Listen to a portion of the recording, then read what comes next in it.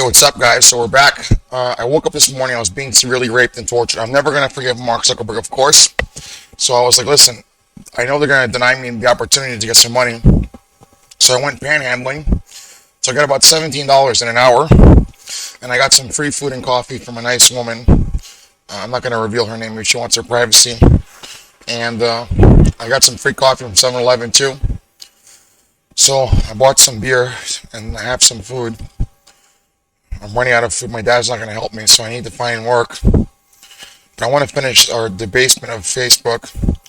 I'm not feeling so well because I'm being raped and tortured, so they're still torturing me, and I'm not going to forgive you. So let's drink. Got some more cream ale.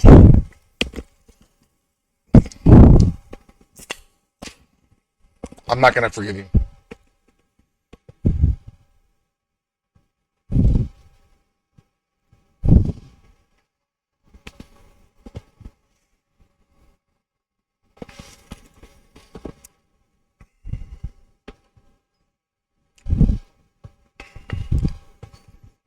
It's pretty good. Pretty good decrease. I know the stock market is closed today. It's Saturday.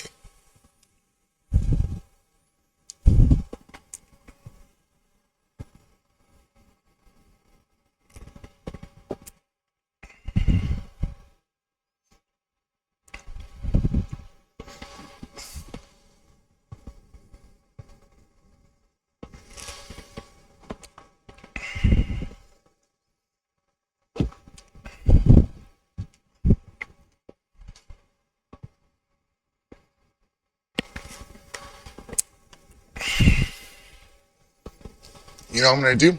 I'm going to go to your stakeholders and I'm going to say, listen, you don't even have to pay me for my software. You can take whatever I have in terms of my research and my software for free and use it against Mark Zuckerberg. So dump all of that shit platform stock and actually make some money doing something else. And you don't owe me anything. But that'll be our exchange. If you dump all of that stock and buy something else where you're going to make more money, then I'll be satisfied. I think that's a good exchange. And I think that information will be quite useful to you. A very good exchange, as a matter of fact.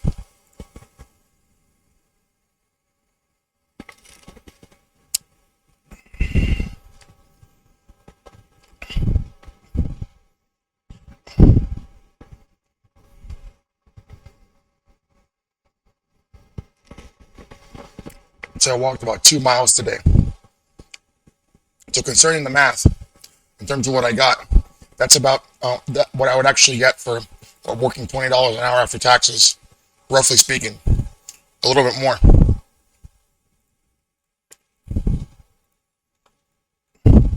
So about almost $22 an hour, almost that much.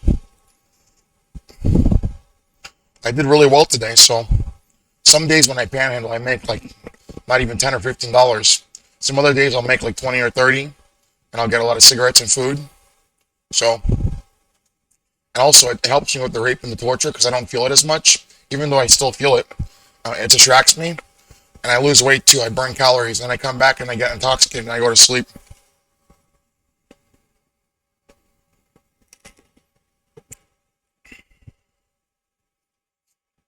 Listen, I know you're listening to me right now. I don't want to make an enemy out of you. Do you understand that? I don't even know you, okay? No, I'm not scared of you. I don't even know you. But I don't want to make an enemy out of you. Could you be reasonable with me and judicious with me to understand that these people don't care about anybody? Their game theory sucks. Look at what they're doing with their corporation. They're trying to take over the control of the entire world with fucking mental retardation. You simply can't do it. Listen, you can come up with all the fantastical bullshit theories that you want in fucking abstract la la land, but when it comes down to the nitty gritty, the pragmatic side of things, you're gonna face severe resistance. Yes, on paper it looks good if you smoke crack with John Forbes Nash Jr. in terms of your crackhead game theory, but when it actually comes down to actually doing it, it's much tougher than you think it is. And what do I mean? I mean, if you don't have a legitimate casus belli, you're going to face stiff resistance from everybody else who doesn't want to be raped and tortured by you. And I'm not just appealing to the common man. I'm trying to appeal to everyone.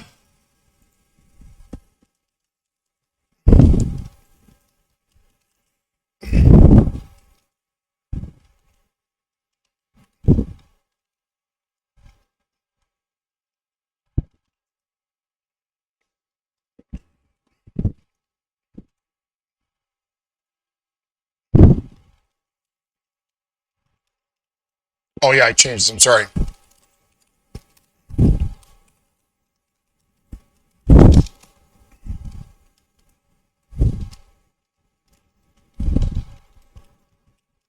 Sorry, I have to use a bathroom. I'll be right back.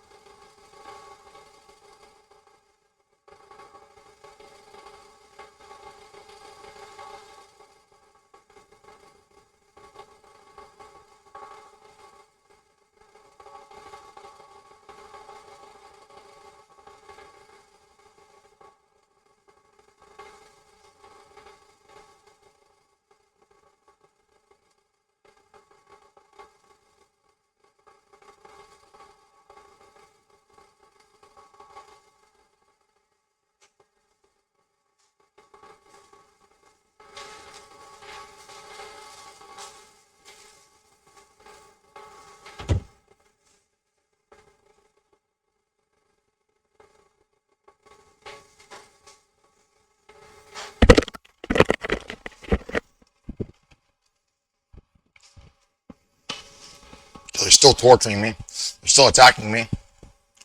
I'm just going to ignore you. So concerning my analysis of your threads bullshit, you're still not outcompeting Twitter. There's probably a lot of bots on your platform, at least 5 to 10% of it, or even 15 to 20% of it's bots. And your shit sucks. It's all censored. Your shit stinks and you talk like a faggot or whatever. So let's look at this.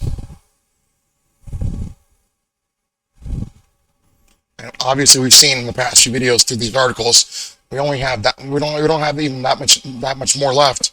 About like 32 or 33 of them, something like that. And you haven't done shit.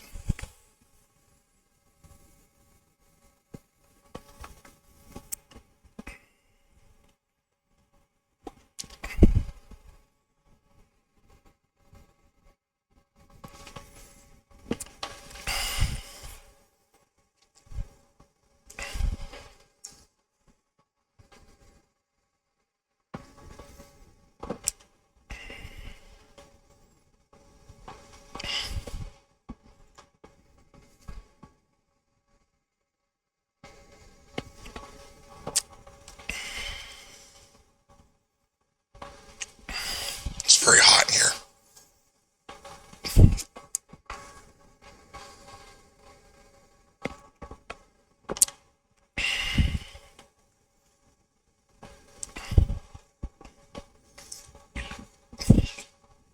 Yes, as one would expect, you should be able to do much more stuff if you're not being raped and tortured. But honestly, being objectively so, given the fact that I'm being severely raped and tortured like all fucking day, it's a miracle that I can even do anything.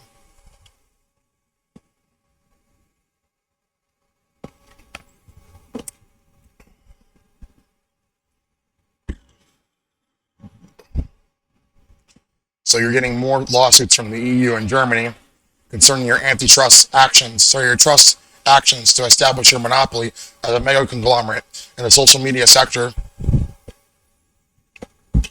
And honestly, I don't know if that argument's good within and of itself because you only have like 3 or 4 main platforms and they're shit. So maybe I'll give you a little bit of credit on that one. But still, in terms of your censorship and so on and so forth, maybe they can make arguments that you are acting anti-competitively. So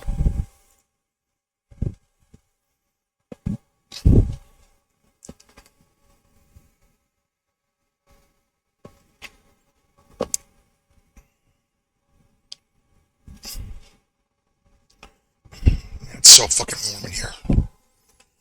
I had a lot of caffeine this morning. And now I'm drinking.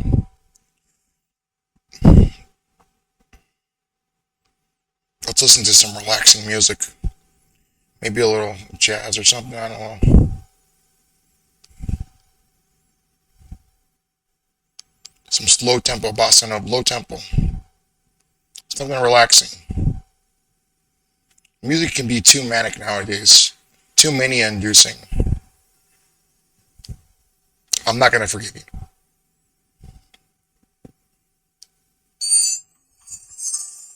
I don't know about that. Maybe not bossa nova, maybe just some jazz. Something relaxing.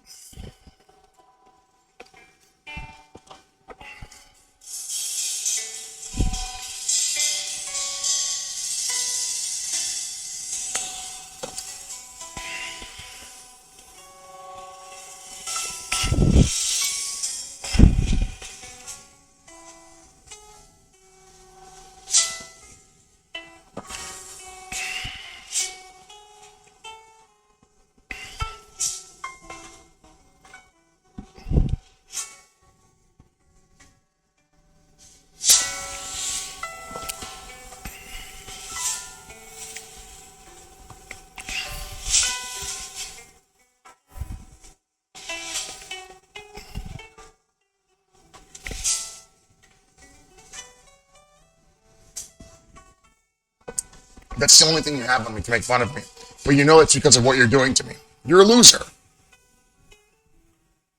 You're literally a molester. You're literally a rapist. And you're trying to make fun of me for being a rapist. You're a rapist.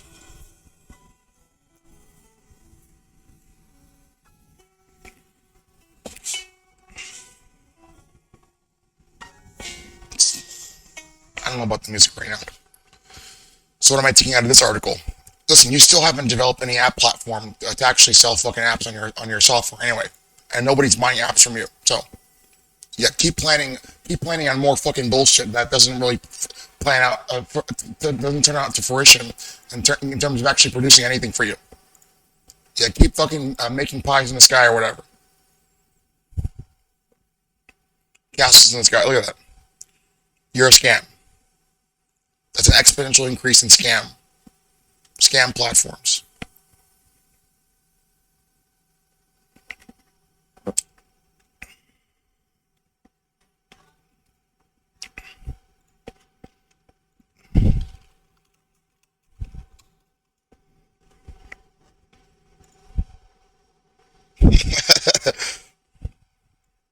I knew it. I knew it. I fucking knew it, bro. That's a Sephardic Jewish last name.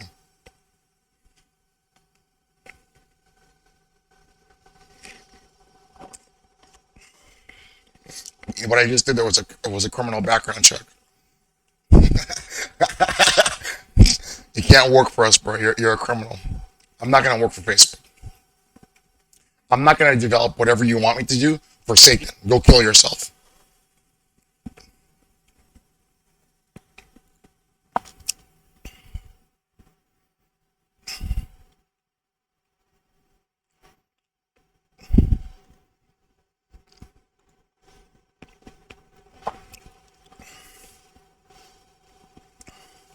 It's like hot and cold in here.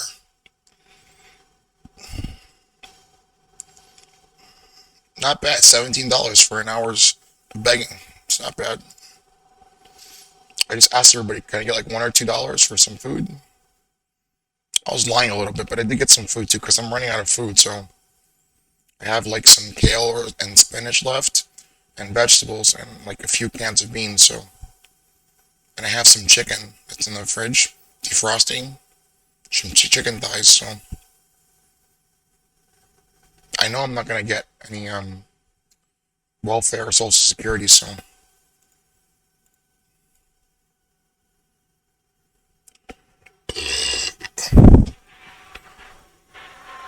scam.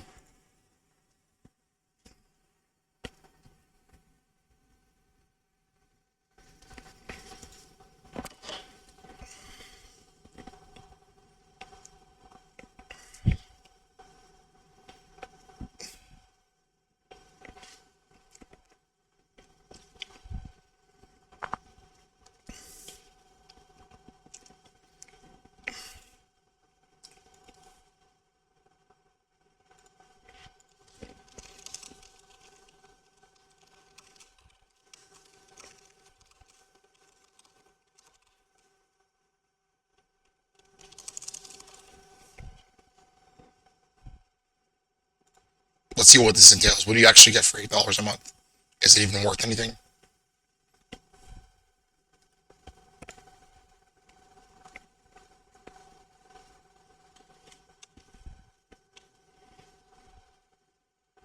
So you still have to pay for the games, but for a cheaper price.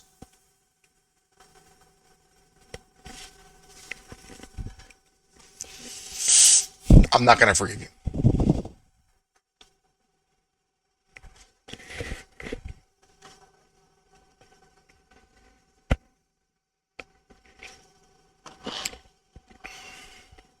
It's been almost like whatever 3 or 4 years since you started working on the proof of concept for your Ray-Ban glasses, and they're still not out. They're probably going to be expensive, and the field of view is going to be shit. Like the Microsoft HoloLens glasses, like almost nobody bought those, and they're a garbage.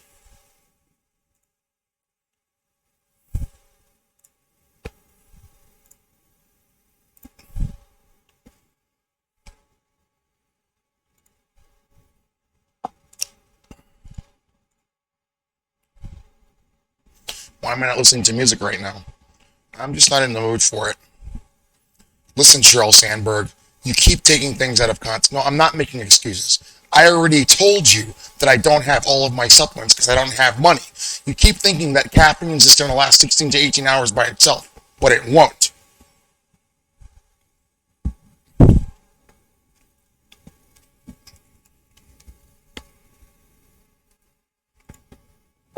If you read my research, you fail to understand the entropic bounds of reality.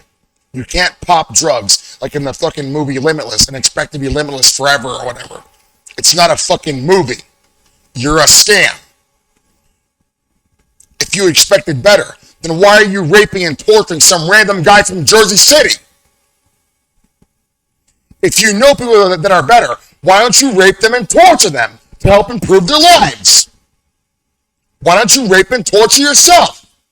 Listen, out of the billions of people on earth, you chose to rape me and torture me, even though I don't even know you.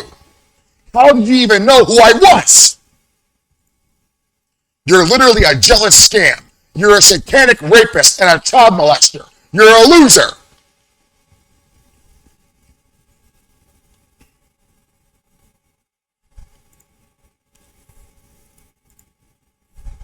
Sorry is not good enough. And also, I blocked my dad because he's probably not going to come today, and I know you probably made a deal with him. So later, I'm going to call the police and ask them what evidence I need to file a restraining order. And maybe tomorrow or maybe Monday, I'm going to walk to the police station and I'm going to present all of my evidence to them. And I'm going to say, listen, I want you to serve I want you to get the New Jersey State Police or whatever, the marshals, U.S. Marshals to serve this process on my father for a restraining order. And I'll revoke the restraining order if I get justice, so. But I'm not willing to talk to him anymore. Because he keeps taking shots at me, thinking that I'm taking advantage of him. But he knows that I'm being raped and tortured, and that I'm trying my absolute hardest. And if you made a deal with Facebook, then I'm not going to forgive you. Because our entire lives, you told me to have faith in God, and to pray to God, and to be a good person. But you literally just made a deal with the devil.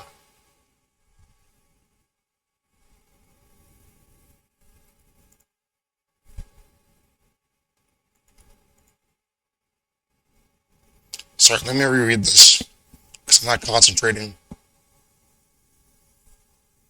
Sorry, I am very tired, because I'm not making an excuse. I'm very tired, because it was hard to sleep last night. I kept getting up, kept getting raped, and I'm not going to forgive you. I kept getting raped and tortured and so on and so forth. I blocked my dad, so I don't even know if he's going to come. He's going to have to ring my bell. But if he's going to give me an attitude, I'm going to tell you, listen, I'm going to get a restraining order against you, and that's it. And the police are going to serve the process to you, and that's it.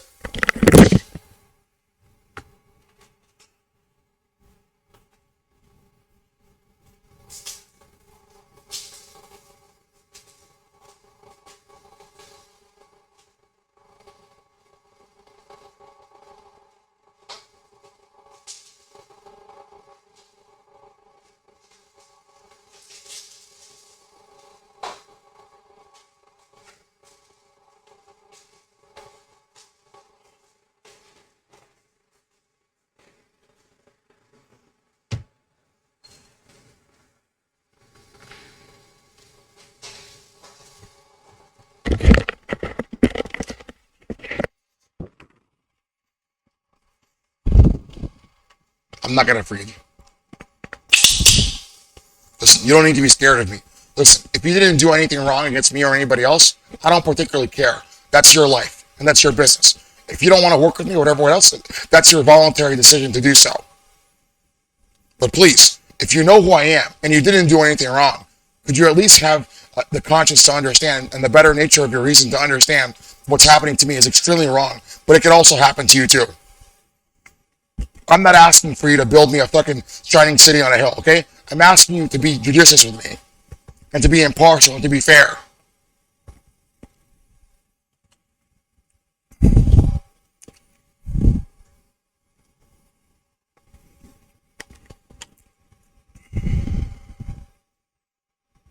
So Malaysia is asking Facebook to censor Malaysian Facebook.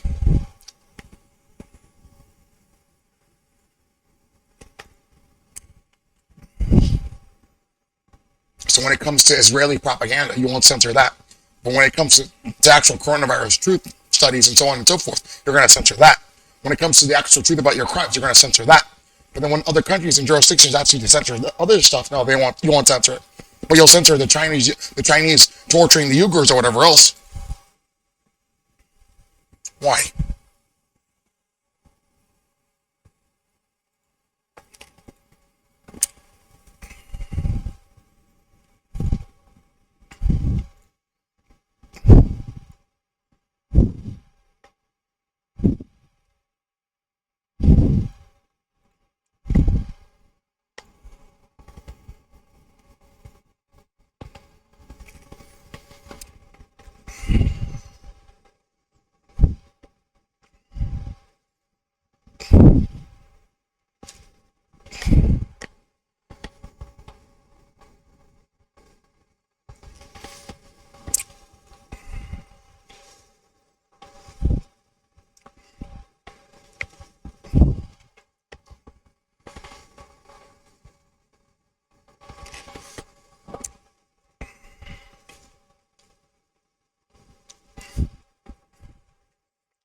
Yeah, paid journalists.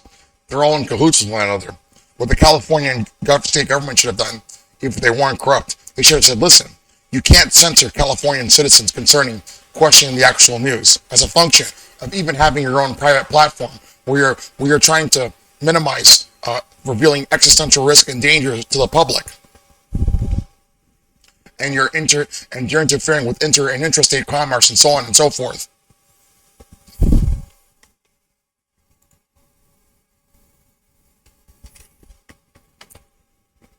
I don't support Israel. I would support Israel if it wasn't satanic, but it's satanic. That's not the Holy Land anymore. I would never even set foot in Israel in my life. It's like stepping on fucking lava or whatever.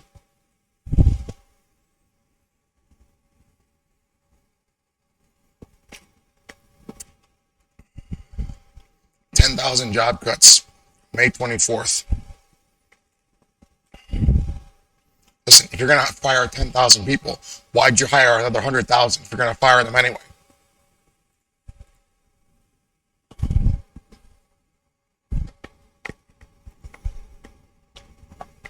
The same applies to me. I'm going to run a small intermediary sized corporation if I receive justice. I'm only going to have 1,000 people working for me. But the point is, we're going to be extremely intelligent people that have multidisciplinary tasks and so on and so forth. And we can work together in an overarching structure that's mostly horizontally integrated, but converges to me as a CEO and the chairman. And obviously, I'm going to listen to all of my other chief executive officers for their respective departments. And then they will manage their departments with not any managers at all, but they're horizontally integrated structures, an open or closed office, depending on where you want to actually work. And we're going to converse together and have our meetings when necessary. And, I'm not going to make all the chief decisions myself. I'm going to take as much advice from you as possible. I'm going to take constructive criticism and objective criticism about what we should actually do. We're going to have to do risk assessments, cost and benefit assessments, risk and reward assessments, so on and so forth, other types of analysis.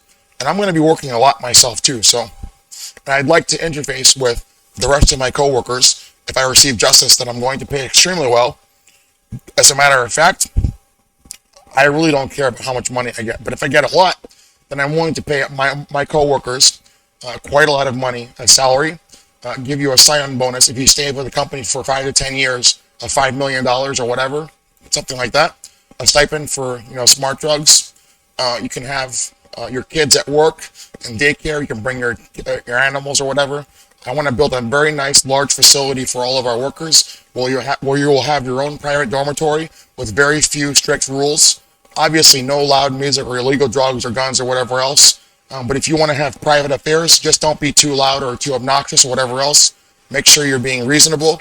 If you want to stay there, and even if you want to live there, I really don't even care. I'm probably going to even have my own dormitory with my own office too, but not a fucking mansion or whatever. Reasonably sized. Maybe like a small apartment size, dormitory with, obviously nice living quarters, a nice kitchen, a bathroom, a little living room with office space, and a little bedroom. And I think that's nice because maybe you want to stay at work. Maybe you don't want to even go ahead and live somewhere else where we're going to establish a corporation, right? So I know this kind of sounds like the movie Transcendence, but What I want to do is probably go out to the Midwest, maybe like, I don't know, Iowa or Colorado, somewhere like that, where there's a lot of open space and it's very easy to access, and the cost of living is very low, and there's not a lot of traffic and so on and so forth. So it kind of sounds like the movie Transcendence a little bit. And but it's very different in the sense that it's not going to just be two people running a corporation, but I think 1,000 people is a good number. And then my plan is to syndicate with other businesses that are not satanic, and we're going to do quite a lot of research and background research about who you are, and we're going to strike deals upon, dependent on when we get to that point, about who's going to issue the capital, what the manufacturing processes are going to be, what the profit split is going to be, who owns certain intellectual property, so on and so forth. And we're going to have a syndicated network between us and many other businesses, and we're all going to prosper in that sense, instead of just relying on aggregating capital towards just a few actors. So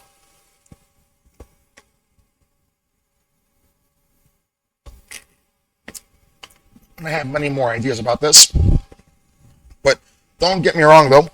I'm going to have 100% of the equity for quite a long time, and I'm just going to give the equity away for free, probably to the coworkers, as a function of establishing your trust. Because I want to hire very intelligent people who are going to stay with me for a very long time, for as long as you'd like to. Because recidivism and turnover rates are a big problem in the tech industry concerning people who don't like their jobs. So, but if you're really passionate about this and you want to work with me and you actually are inspired by me, or and vice versa, then I'd like for you to stay with me for a long time. Free health insurance, maybe like a $300,000 a year salary, with probably not that much pay raises, but cost of living adjustments over time and so on and so forth. That's quite a lot of money to start out with in the first place. Plus a $5 million sign-on bonus if you stay for like 5 to 10 years. Listen, even just coming, if I get justice, for example, and from restitution from a criminal and civil suit, like what am I going to use all that money for? I want to give it to the poor or the needy. Obviously, I'm not very greedy myself, but I can make my own money, so that's an atypical kind of thing. Oh man, feeling a little dizzy. And obviously, I understand that I'm going to be working with people that are much more intelligent than I am, and they have much more experience. So I'm willing to listen to you, but also I'm willing to do much more than reciprocate, much more than listen. But if I'm not being raped and tortured, I want to work extremely efficiently and extremely well with you. I want to relate with you to the best of my ability as I can, and I want to work hard as well and study as well too, even after my 6 to 8 hour shift. So if I'm going to run my company, my small to intermediary sized company, I want a minimum of 6 hours for every employee, which I think is good. Uh, 8 hours is the average, but I understand that people can get tired. Sometimes they might not feel well, so on and so forth. I'm going to be very judicious concerning that.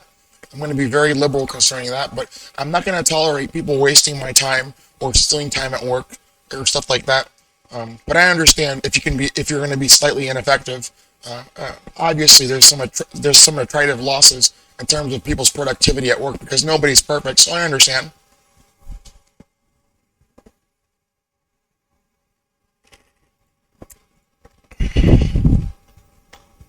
What's in it for me? You're asking. Are you implying yourself or me? Well, I don't. I just don't want to be tortured anymore. But if we're going to pursue this, you have to understand we're quickly approaching this particular event in time where it's going to happen anyway.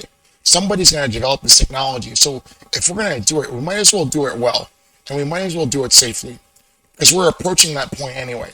So it's like an inevitability. But imagine if Satanists control this technology. Imagine if North Korea controls this technology first, or a state like Venezuela or Iran, which is highly improbable, but it could happen. Or China, for example, or Israel. I don't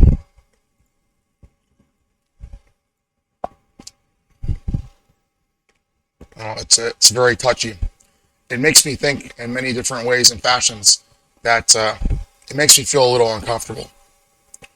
But if we're going to approach this, we might as well do it as safely as possible and understand the risk that comes with it.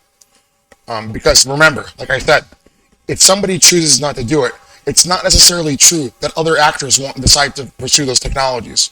So We're going to have to pursue this as a function of like an arms race, a mitigation against other actors. So I don't know. Like for example, like when the Nazis were researching nuclear weapons, the United States had to retaliate and develop nuclear weapons through the Manhattan Project, and they eventually used it against Japan to end World War II.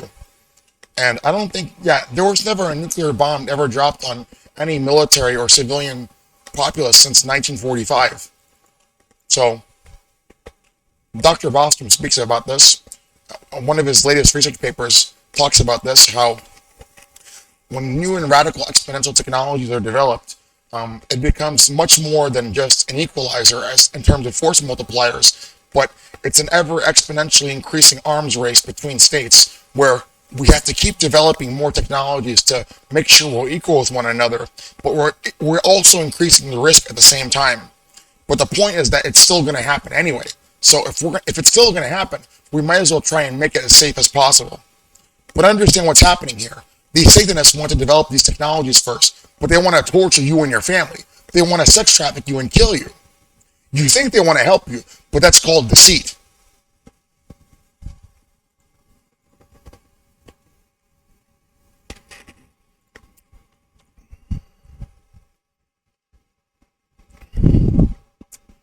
I don't know, it makes me feel uncomfortable. But that's the way the world is. So we might as well fight back. Listen, I'm sorry to interrupt talking about this, but this is something that we have to seriously consider. Maybe you think I'm fantasizing here, but I'm talking to you honestly. If you're going to listen to me, and if you're going to take me seriously and see what I'm talking about and understand what I'm talking about, we're going to suffer a fate worse than death if we let them do this to us. So we might as well fight back, of course, and it's always going to come with risk. But um, they've been lying to us for quite a long time, and well, we just don't have any other choice, and we have to. We don't have a choice, and I'm taking one for you, for everyone that's not involved in my pain and suffering. Because if I did forgive these people, and in the best case scenario, they did let me live my life, I know what they want of me. They want me to do the exact same thing that I'm doing right now, but for Satan, and they're going to use it against me, and they're going to torture me unless I don't do it. Unless I do it, I'm sorry.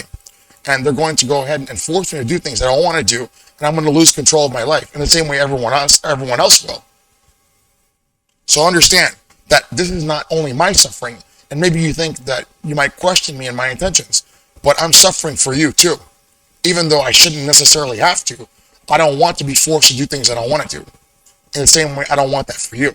And even though you might question my intentions in terms of what you think is a power game, as me as an innocent victim, I don't want to be raped and tortured. I don't want anybody to be raped and tortured. I believe we should compete fairly and compete honestly. I believe a better future is possible, and that these people, they know that. But what they want is the easy way out. They want control, totalitarian control, to hurt people.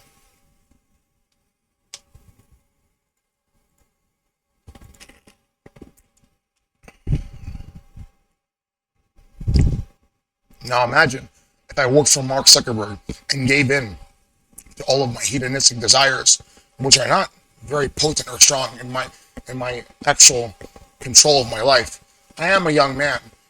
I'm getting older. I'm 30, and even when I was a child and when a teenager after my pubescence, I did have some very strong impulses concerning lust and obviously drugs and food, but I never really harmed anyone.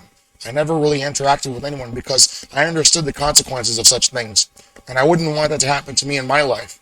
And I was very lucky as a child because there were very few moments where I was severely wronged, but now I'm being severely wronged for who I am.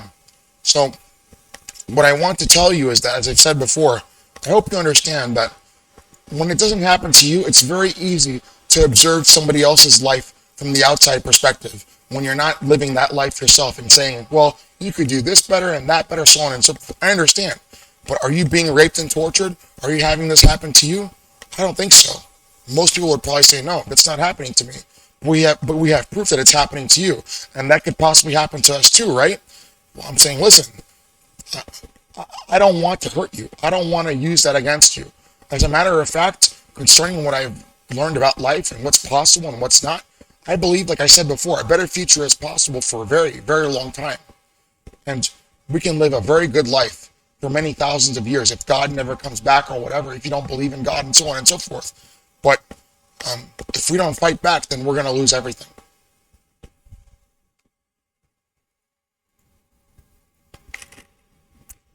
So please, remember that.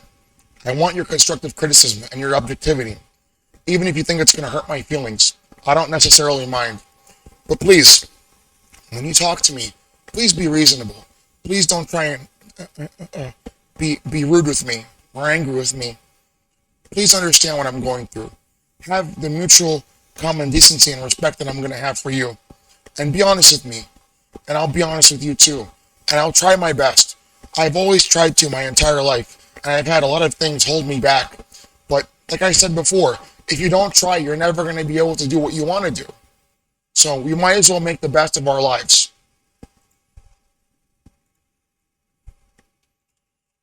I'm not going to forgive you, Mark Zuckerberg.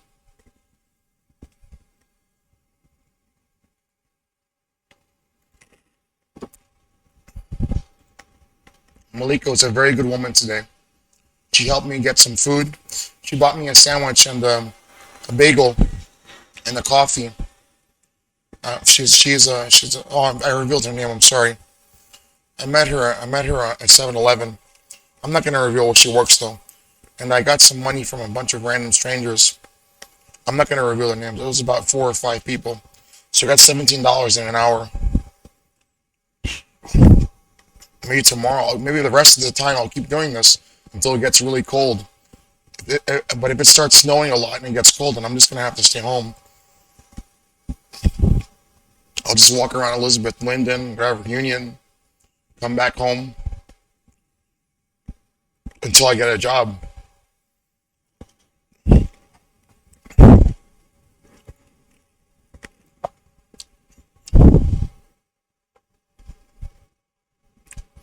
Am I depressed? Not really. I'm tired though. I didn't really get good sleep last night. I feel kind of just like really out of it. Not disassociated, but like tired. I kind of just want to relax and zone out. My Tellboys, I won already. I bought 11 of these cream ales. They're not bad.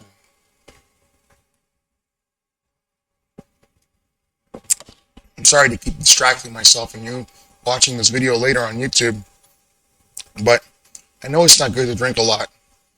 Please forgive me because of what I'm going through. I'm going through a lot of pain and suffering, and it's not an excuse because it's a lot of rape and torture, and it's being done for no reason. Like, I literally don't bother anybody. I didn't do anything to these people. It doesn't make sense to me why they're doing this to me, and I'm not going to forgive you. It doesn't make sense.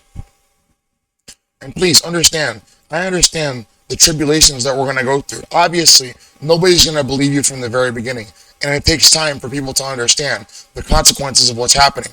And I understand what I'm talking about concerning any asymmetric uncertainty, the risk that's involved. But I'm not going to be a coward. A lot of people, they might say things and they might not actually mean them. And they might feel bad on certain days. But when I regress to the mean about the intentions of my actions, I'll take the risk concerning that because I have to prove myself to you and everybody else. If you're willing to be with me and to fight with me as my comrade, as my compatriot, we're all taking this risk together. But we can do it so much better. We can minimize those risks and maximize our rewards if we behave in the proper way, if we conduct ourselves properly through proper ordination and discipline and temperance and training and so on and so forth to make sure that we minimize the risk. But you have to understand, the risk is still there. But remember, if we don't fight, they're going to steamroll us. They're going to do this anyway. What if there's no justice? What are we supposed to do?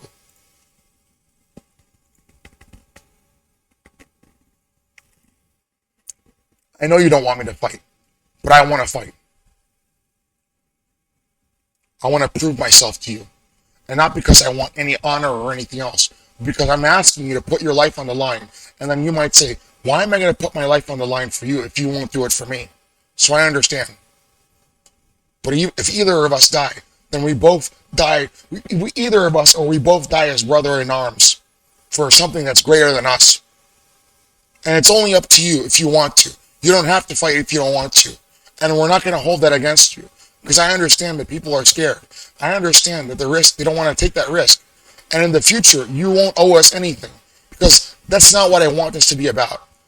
I don't want this to be about control, where we're transferring control from Zuckerberg to somebody else who's going to torture us anyway.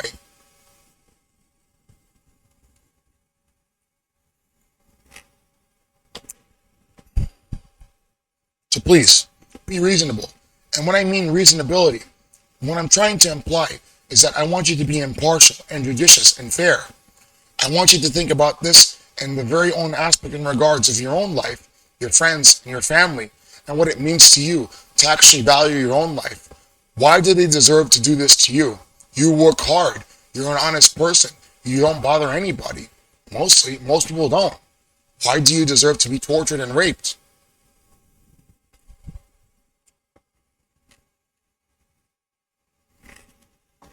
And I'll tell you, even if you're doubting my intentions and you think this is a power gambit from the victim, in the future, you can hold me accountable as much as you want. In the future, if I will forgive my father if he's still alive, and my mother and my brother, but I want them to help the needy and the poor, and to use that money wisely if I get money. And I will do it myself too. And it's not just about making money, because money can only buy you so much happiness. But I want to see the world do better. I know that a better future is possible. And this is what's happening in a satanic world. You're going to be deceived for a long time that things are getting better. But is that necessarily true? I don't think so.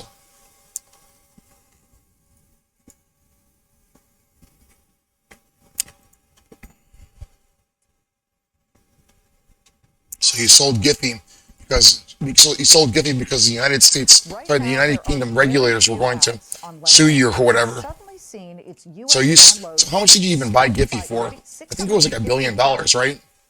Let me see the actual transaction price.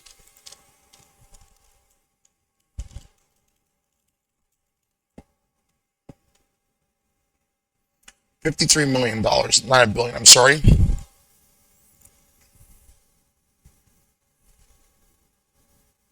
No, Shutterstock bought it for 53 million.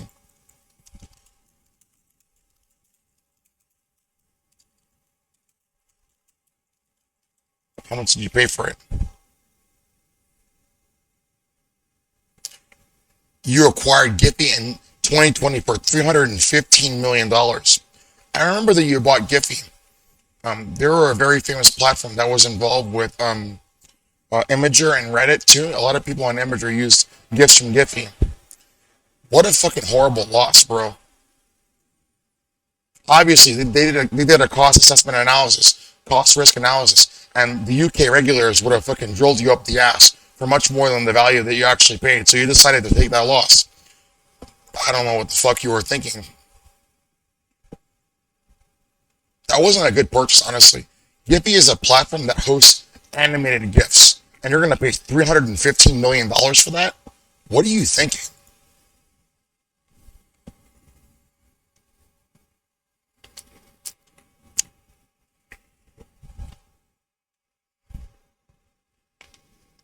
I don't know.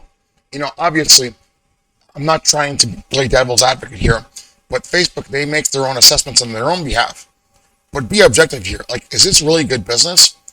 WhatsApp was bought in 2014, and it still hasn't made any sort of gross profit at all in terms of overcoming the actual transactional price that they paid to the actual creators of WhatsApp and so on and so forth. They spent $19 billion on WhatsApp, even though you already had Facebook Messenger. That's quite a lot of money for an application that's not going to make money almost 9 years later, at least in terms of paying for the actual cost and then establishing a profit return later.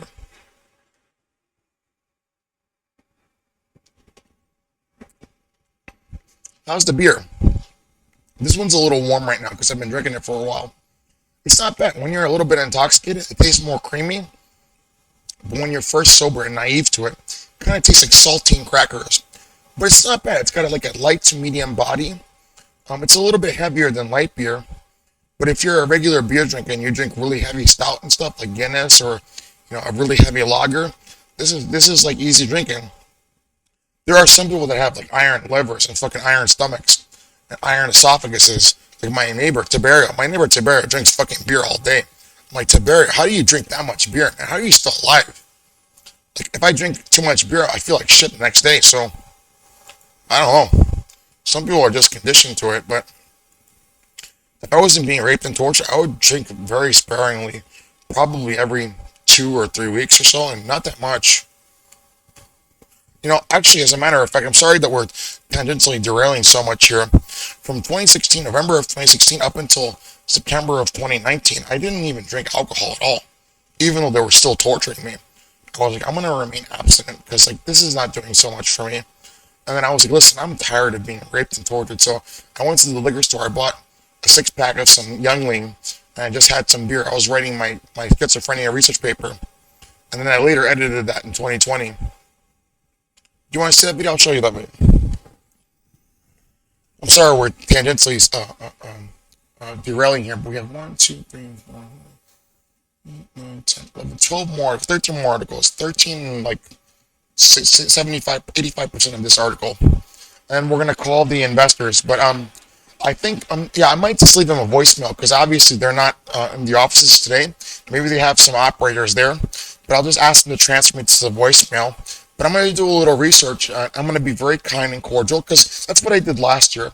So I went to like Vanguard and all of the other stakeholders that have stakeholders in Facebook. I'm going to say, listen, I know you bought back those stocks, but it wasn't for a legitimate reason. If you feel intimidated by these people, don't, because they don't have that much power. Listen, they've literally done nothing over the course of the last year, and what they're doing with their actual platform, not only is it stagnating, but even the users agree we're being censored. We can't even have privacy. We know you're violating our rights. Mark Zuckerberg says in his terms of service that he doesn't actually use your data against you, and he doesn't actually read your messages or whatever else, but they actually do. They go through this algorithmically, and they literally violate your rights, even though they're telling you that they don't. So in this exchange, I'm going to tell these stakeholders, listen, take me serious. Read my research. You don't have to pay me anything. That's what I want out of this transaction. I want you to dump all of your shares in Facebook because now we're talking about a political motivation, but it's much more a judicial motivation about what's right and what's wrong. Listen, you can't maintain a tenuous situation with these people, even though I know by proxy you are probably very guilty yourselves in some regards or fashions. But not everybody, in terms of these stakeholders, are necessarily so involved. But let's see, because last year I think they listened to me, so maybe this year listen to me again. So what's Mark Zuckerberg going to do? Try and pump up the value of his stock again?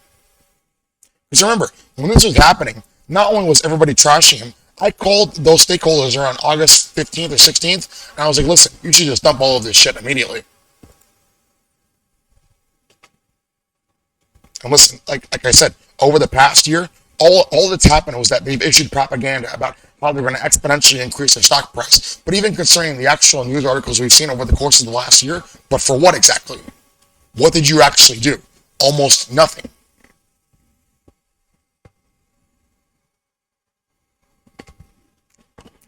The same does not apply to me. Am I running a large multinational mega conglomerate? No. You know better than that. And if I'm going to run Singular Italian Technologies Corporation as a private C corporation, I know much better than that. I know much, much better than that. But see, the way you think about it doesn't necessarily work in reality in terms of the way you run your corporation.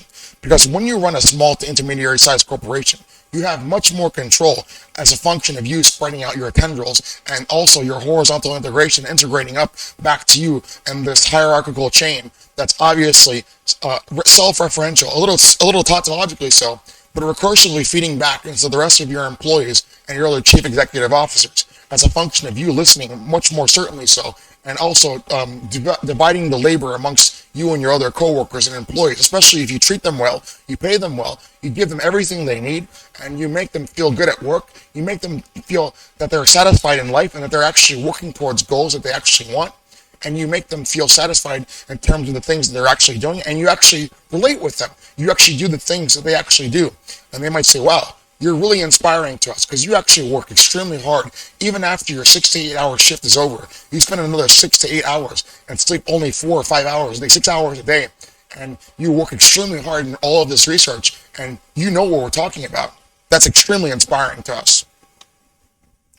When you try and be the example, you must set the example. You must do what you say you're going to do, because then people will have doubts about your integrity. If you don't live up to the expectation, then how are you going to actually prove your veracity or your claims and your integrity?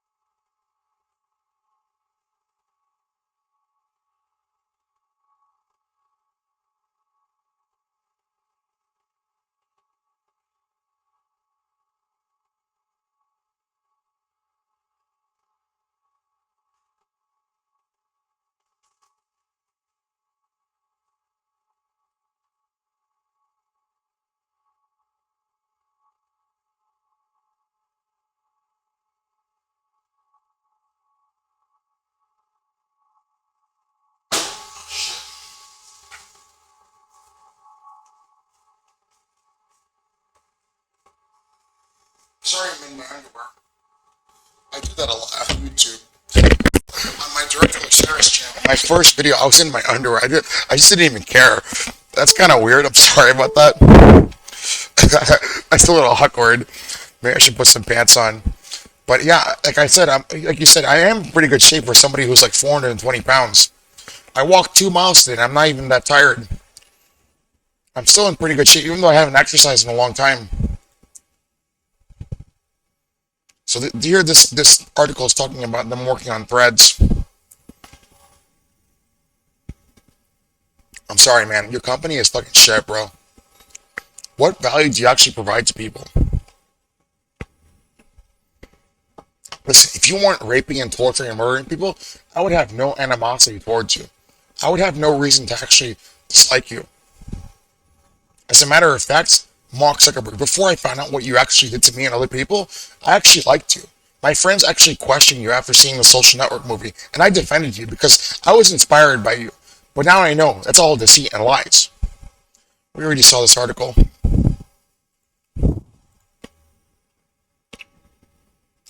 The same does not apply to me.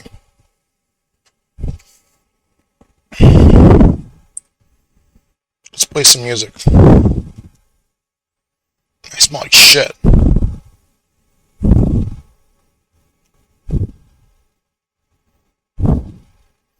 Why do I smell it? But nobody else smells it. It smells like fucking dog shit and sardines. What does that smell? I think it's my clothes. I need new clothes, man. Like, honestly, people are objective with me. They don't even smell it, but I smell it. Usually it's the other way around.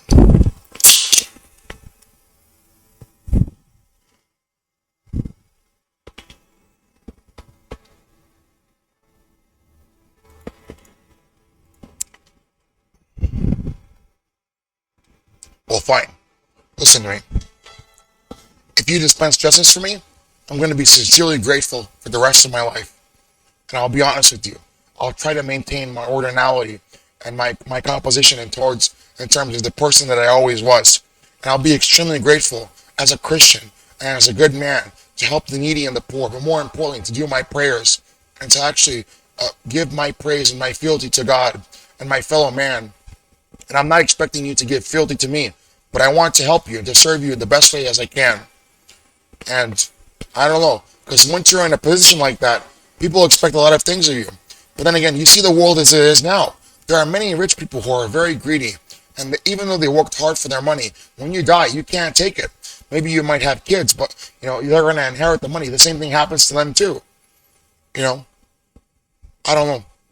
I'm a different person. I understand what it's like to not have anything, to be poor, to be homeless, to be hungry, to be tortured, to be disadvantaged, to be disenfranchised.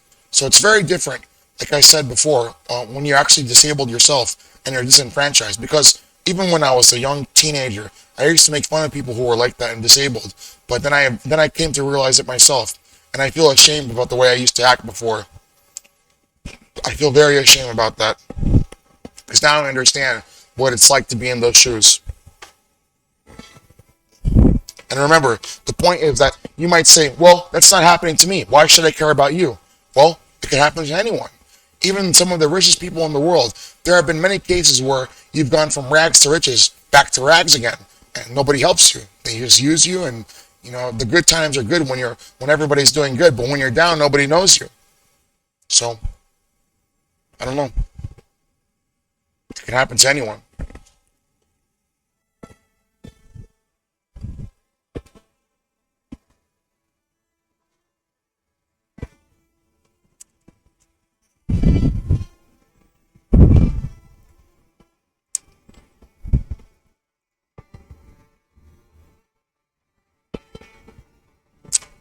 If that's true, if you're Jewish, then I don't necessarily mind because I don't think you're an evil person. As a matter of fact, your actions prove to quite the contrary. You're actually putting your life on the line and at risk for trying to challenge some of the world's most powerful people, and they could easily hurt you. But you're not scared because I believe that you believe in God too, and that you're actually a good man.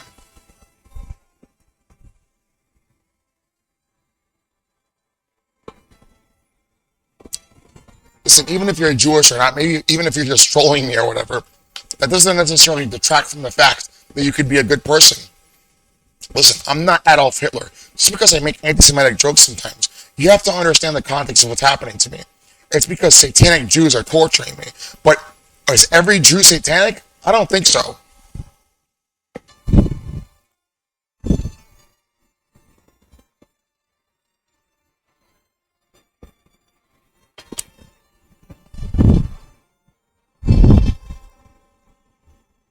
This is a very beautiful song, composed by Clint Mansell, and he's Jewish too, but I don't think he's evil.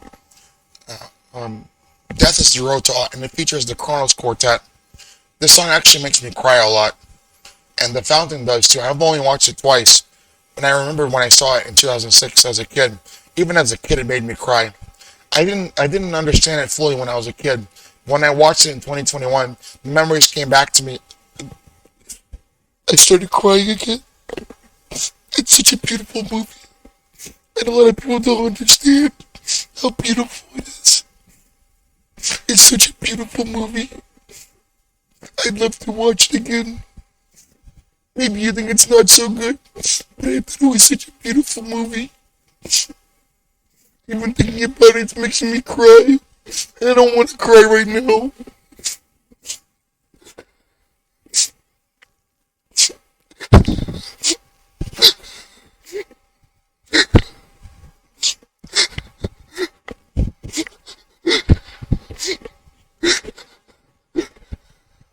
I thought too many people were too harsh and too critical. It's such a beautiful movie. A little bit of it's cringy, but I love it so much. It's such a good story.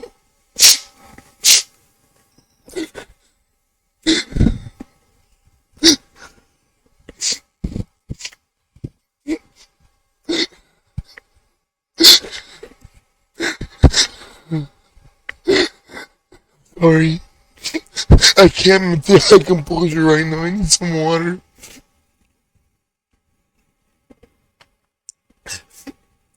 I don't care if you're Jewish. The only thing that matters is that you're not hurting people. But if you're hurting people, then it's not good. Why are you hurting people? Why are you doing that?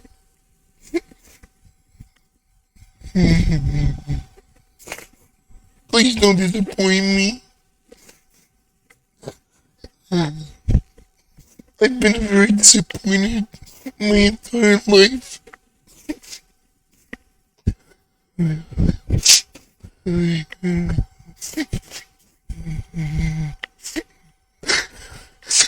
I'm sorry. I can't maintain my composure right now. Am I drunk slightly?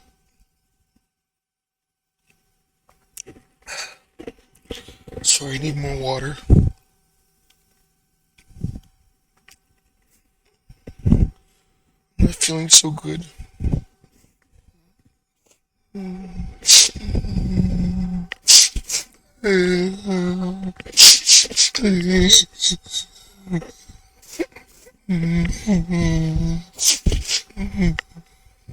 sorry. I don't want to put a show on for YouTube. It's just happening. Sorry. I'm sorry.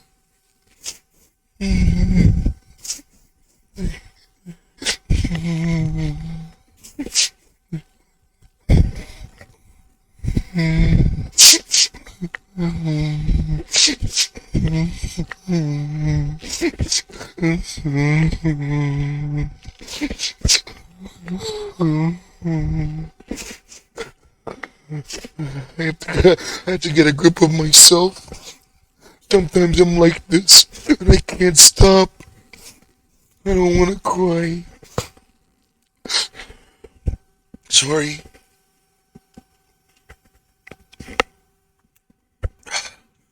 I need more water.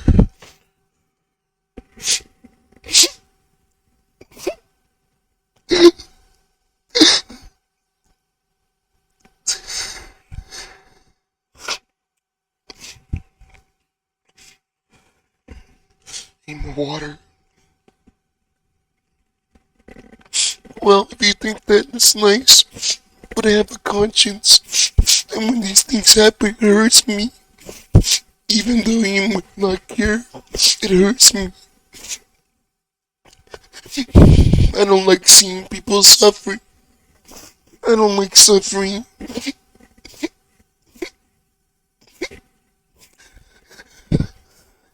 I'm not gonna forgive you.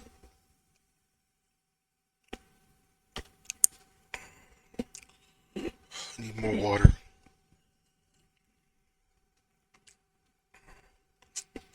I have some acid reflux. I feel like I'm gonna vomit.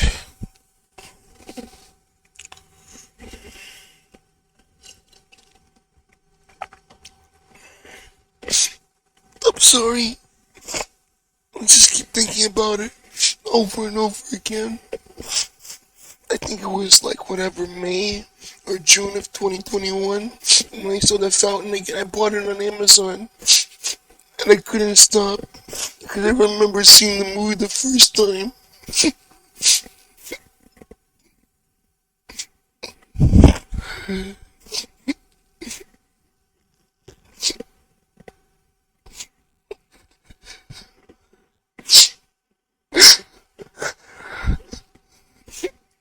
I'm not gonna forgive you.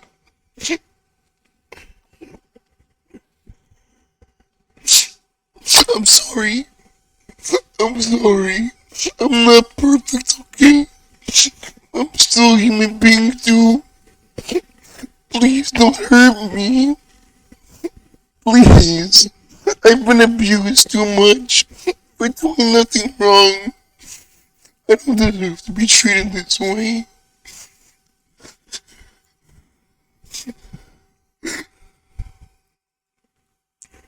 I don't want to be abused anymore.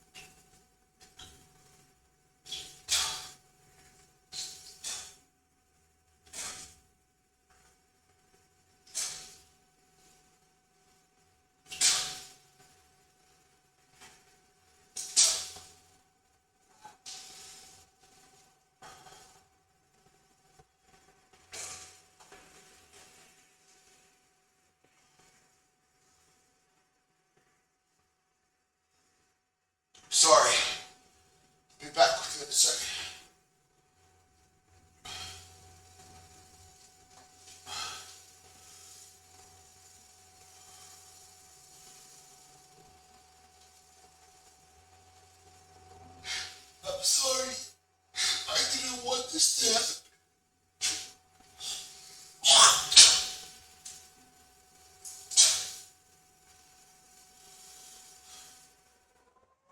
not gonna forgive you.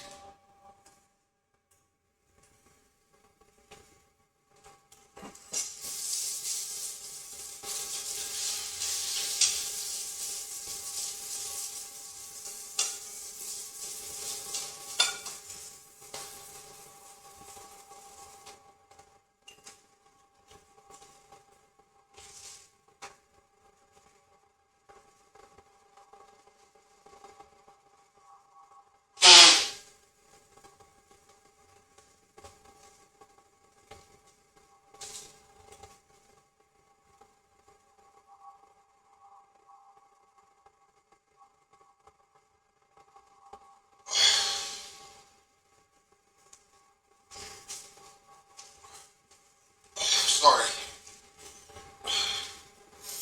It's the best of us. My vomit kind of tastes like Hot Pockets. Tastes like fucking ham and cheese Hot Pockets. I only got a butter roll. I had a butter roll this morning. The guy gave me a butter roll from the Valero gas station.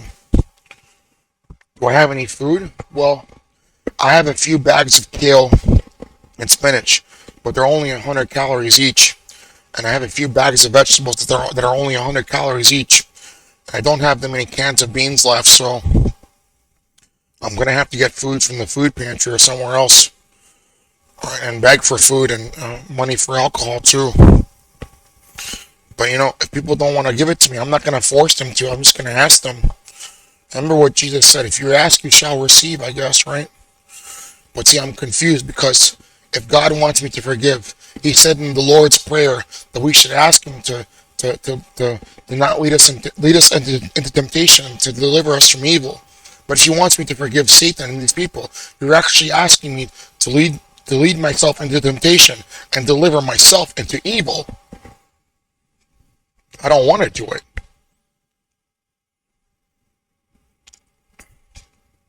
I already told you why, Mark Zuckerberg. I don't want to live a controlled life being tortured by you like a fucking zombie. I don't want to do that, and I don't want to hurt people. It's not your role to do so. Okay, I think I got my composure back, so sorry about that. Sometimes I'm not trying to put a show on for YouTube or whatever. That just happens to me, like everybody else, right? So, sorry.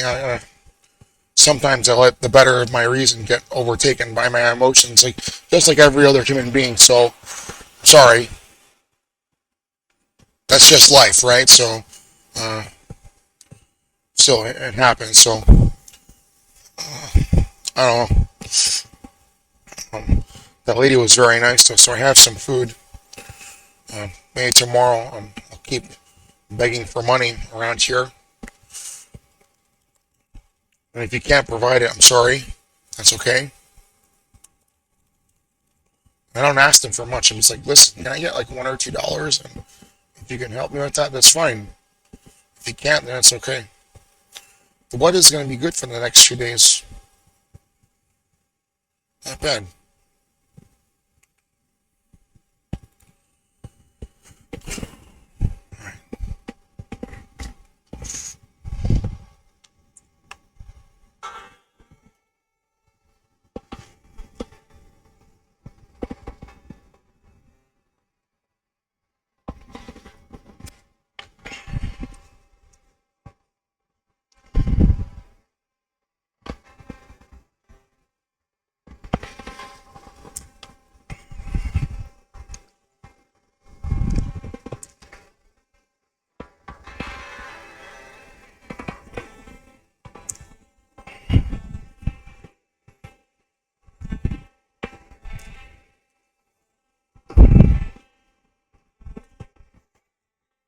What's my analysis of this? Well, concerning most of the user data on this platform, I've already exposed them and I've already told you that they're violating people's right to handsomely engrave, not just kids, but they're literally looking at all of your data. They're literally violating the terms of service that both parties mutually agreed to. It's not encrypted, and Mark Zuckerberg has developed algorithmic ways of sorting through such things and searching through such things. And he's literally targeting innocent people and even guilty people alike. And he's using that as a vendetta against them. Now, concerning these kids, it's even worse. Let me pull up one of these hearings. I forgot her name. She's a representative from the House of Representatives. Like, most of the internet's child pornography is actually on Meta platforms. It's disgusting, and they're not doing anything to actually stop it. As a matter of fact, they're promoting pedophiles on Instagram and so on and so forth. They're literally raping and torturing and murdering people and molesting kids. And you're giving them all of your time and so on and so forth. But for what exactly? I think her name was Kathy something.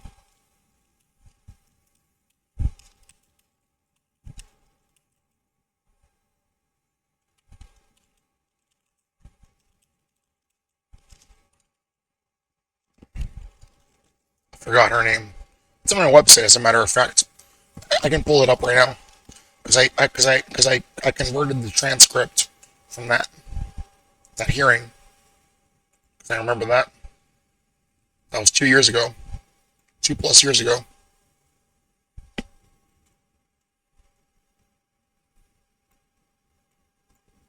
gonna forgive you. No.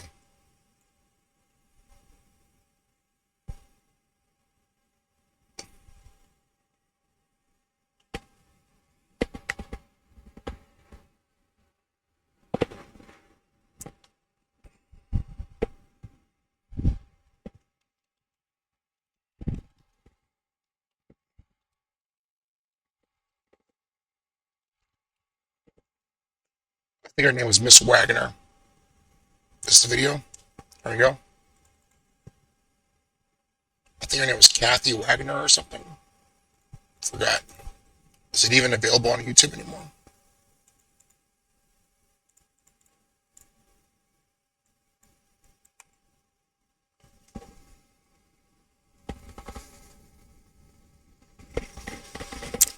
What the fuck, man?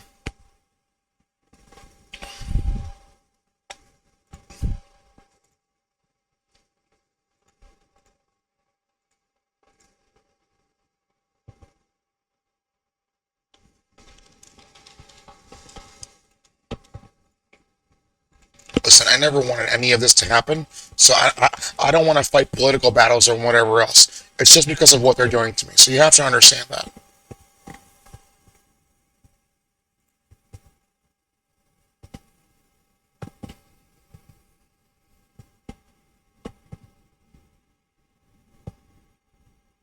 What was your first name?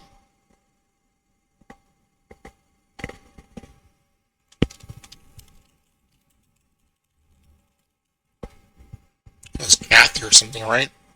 Anne, I'm sorry. I forgot. It's been 2+ years. Yeah, that's her name, right? I guess so.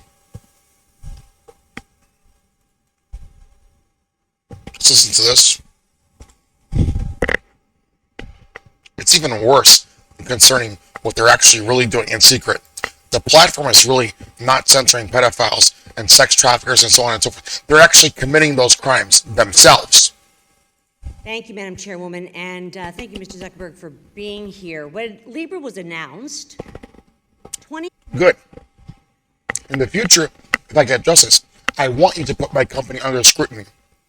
But I want real regulation, not this pseudo bullshit where we're going to have a fascist agreement between the government and that corporation.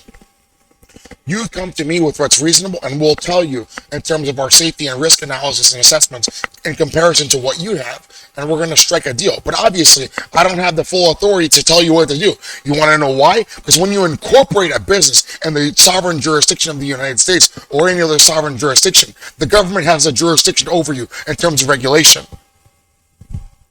8 companies joined as founding members by signing a non-binding letter of intent to join the association. You might not want a technological singularity, but it's not going to stop a company from doing it in secret. We're converging to that point anyway. Or even a state actor from doing it in secret. Imagine Russia, for example, develops super smart drugs or whatever, and they become extremely intelligent, even much more so than I have, for example, and they start developing this stuff in secret. If you believe in the concept of the deep state, but you probably already have these technologies in secret. Who knows? Who knows what the actual truth is? But in recent weeks, many of these founding members have dropped out of the association. Is this where you start talking about the pedophilia and stuff? Sorry, that's Libra. Sorry, I'm sorry to cut off your testimony here because I just want to quote the actual relevant parts of the sex abuse stuff. It's been a lot of scrutiny. Yes, it's a risky project. So let me move on to something that's near and dear to my heart. As you may know, I'm sorry to cut you off, Miss Wagner, Mrs. Wagner. I don't know if you're married or not, Mrs. Wagner. You seem like a very nice woman. I'm just pulling up the relevant testimony concerning what we're talking about here, concerning kids on their platform, and what not only they're actually doing in secret, but what the platform is openly doing to try and protect pedophiles and sex traffickers and criminals. While they're literally doing that themselves in secret. no, I wrote and passed H.R. 1865, the Fight Online Sex Trafficking Act, widely known as FOSTA-SESTA. I am committed. Yes, that's exactly what Singular Eternity Technologies is going to do. We're going to come up with an ASI to come up with fucking sex trafficking and child pornography generation or whatever. Yeah, so we're going to come up with artificial satanic intelligence.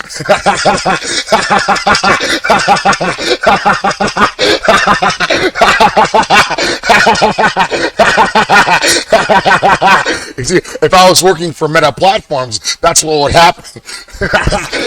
Artificial Sabbatean intelligence. To rooting out online sex trafficking and believe that what is illegal offline should indeed be illegal online. 3 weeks ago, the New York Times ran a report titled, "The Internet is Overrun with Images of Child Sex Abuse." And I like this. Sorry, before I forget, I want to pull up Mr. Napier, because I was reading about him this morning.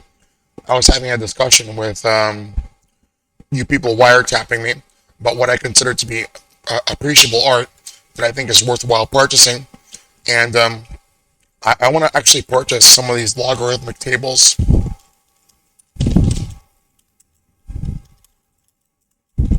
From the 1500s. These are actually really nice pieces of art, but more importantly, really good pieces of history that I think are particularly well valued. If I ever had some money, I'm not going to be actually, as a matter of fact, I don't even want to have it in a personal collection. I'd like to buy it personally, even from private, wherever these private things actually exist, and actually donate it to a museum or something, so I can view it there and the public can view it as well. Obviously, they can't touch it or whatever, but maybe they can actually see some of the pages and actually go through a nice digital presentation next to it and listen to the audio, whatever else. Look at this. This is so nice. Where's the Wikimedia page of this?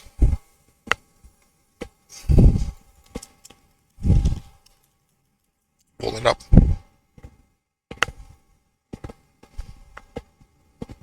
These are so nice.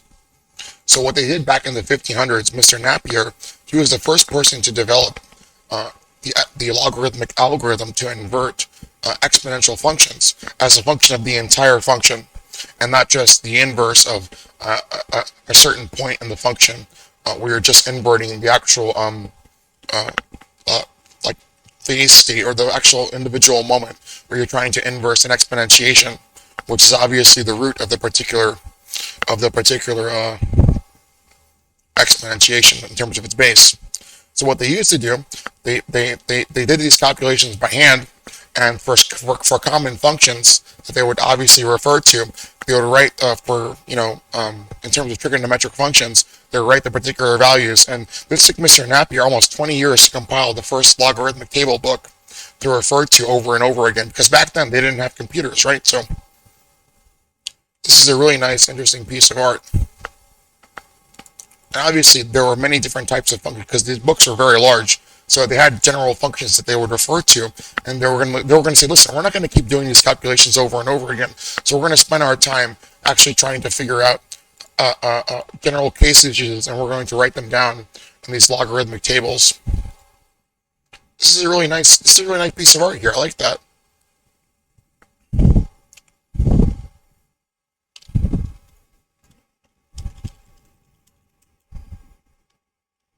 this is it too. I think I've already established my point here. Not even for a personal collection, so. And you might say, listen, this is just a bunch of numbers on a page. But if you understand what I'm talking about, I think this is a really nice piece of history. We're going to read about him later, but let's go back to this testimony from Mrs. Wagner about Facebook. Submitted for the record. Without objection. Secretary Order. 16.8 million, as confirmed by the Department of Justice, of the 18.4 million worldwide reports of child sexual abuse material are on Facebook.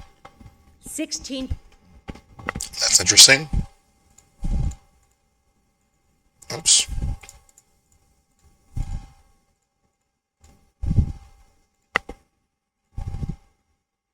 0.8 of the 18.4 million.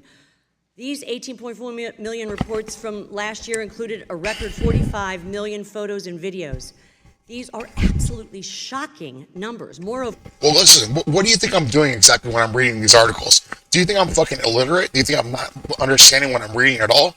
Listen, you're asking me to read something and give you a general approximation of what I had read. So that's what I'm going to give you. No, I'm going to fucking read it, even though I don't know how to read English. I'm going to tell you a fucking fantastical story about what's not on the actual, what's not the actual content of what I'm reading. But if you're asking me to read you the entire thing verbatim, obviously I'm not going to do that. Not only is it not worth my time, I'm not a fucking computer. I'm not a fucking robot. it's estimated that 70% of Facebook's valuable reporting to NCMEC, the National Center on Missing and Exploited Children, would be lost if Facebook implements its end-to-end encryption. Did you like that in my research paper? The CNS, the PNS, no pun intended.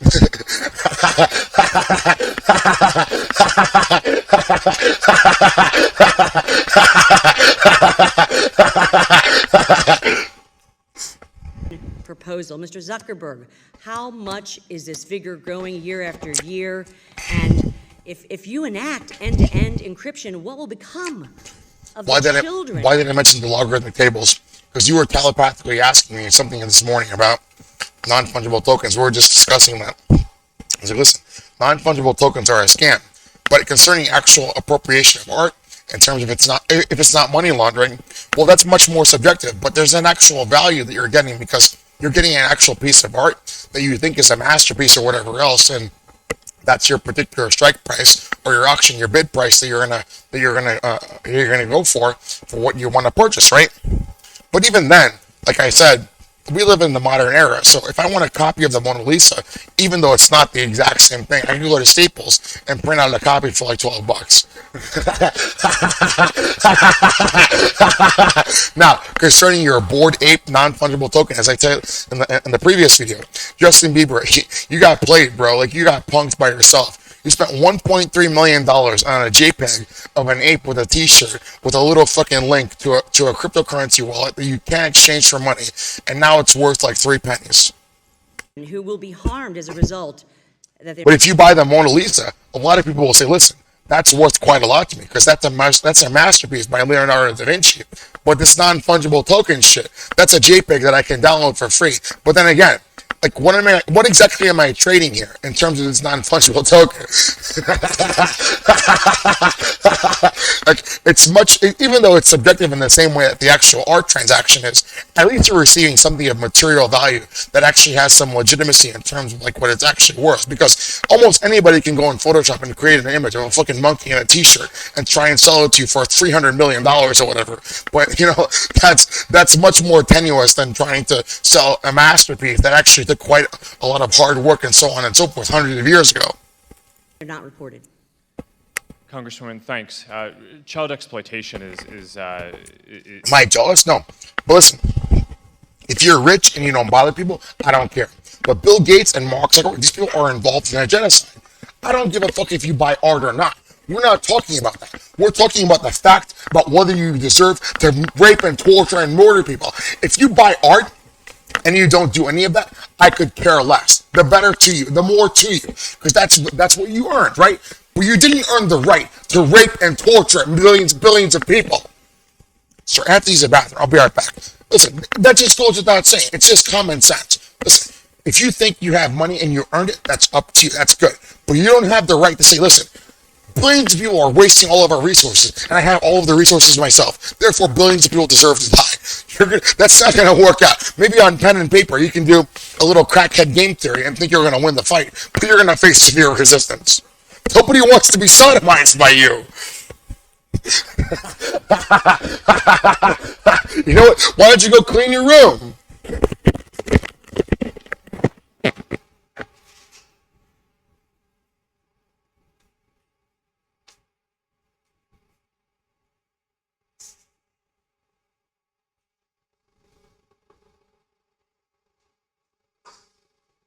It's a perfect day to be sodomized by you. Sign me up. Listen, I'll forgive you, but you must guarantee that you're going to sodomize me for the rest of my life. If you don't, I won't forgive you.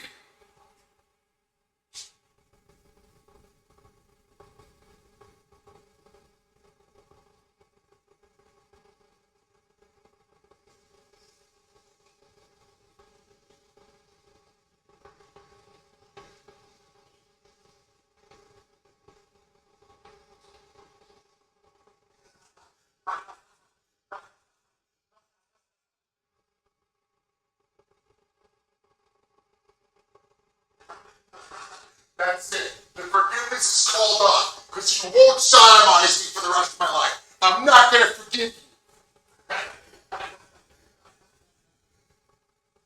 What do you take me for? I know my actual value. I deserve to be sodomized against my wish.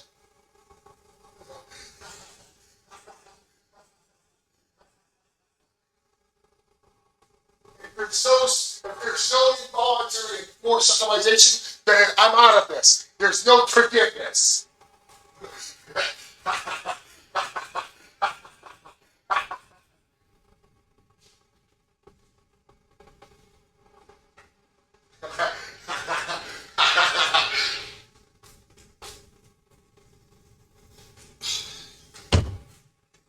Sex trafficking. Freemasons. In the Philippines. Have you ever heard of that? Yes. Some random guy from fucking Chicago, Illinois, living in the ghetto. His house is worth fucking 10 cents or whatever. He makes $10 an hour. Pounding a stone into the ground for a living. His daughter makes $7.50 at Starbucks mixing some coffee. And now they're part of the Illuminati. I've never heard anything like that, bro.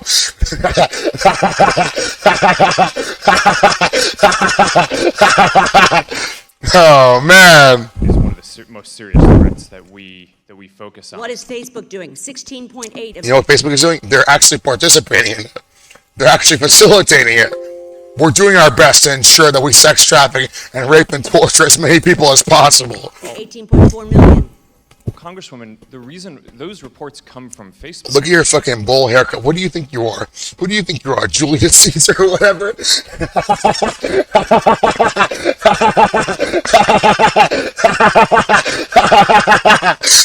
You look like a fucking loser, bro.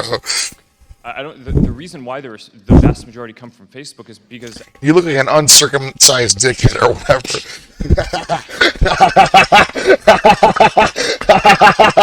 You can't even do the Caesar cut right, bro. Like, do you know, like, if you're gonna do the Caesar cut, you have to actually have like the proper head for that. No pun intended.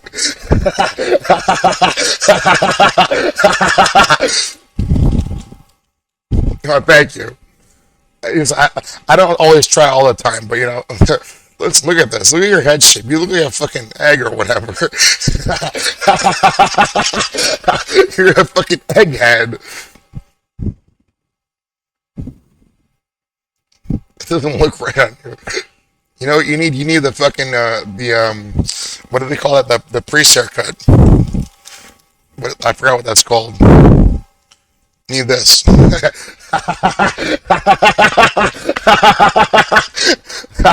You're a good guy, right? The tonsure. You need a little tonsure. Get your haircut like that, man. Now you're Julius Caesar, but the humble Julius Caesar. The holy Julius Caesar. even though you fucking rape people. We work harder than any other company to identify this behavior and report What it to Nick are you and doing the to shut FBI. this down? These accounts Listen, the Goyim know we're shutting it down. peddle horrific, illegal content that exploits women and children. What are you doing, Mr. Zuckerberg, to shut this down? Listen, Miss Wagner, the Goyim know, and we're shutting it down. We're censoring them. We're raping them. We're going to kill you and your family. We're already shutting it down. Congresswoman, we build sophisticated systems to find this behavior. 16. And we capitalize on it. We rape and torture and sex traffic more people than you can possibly imagine.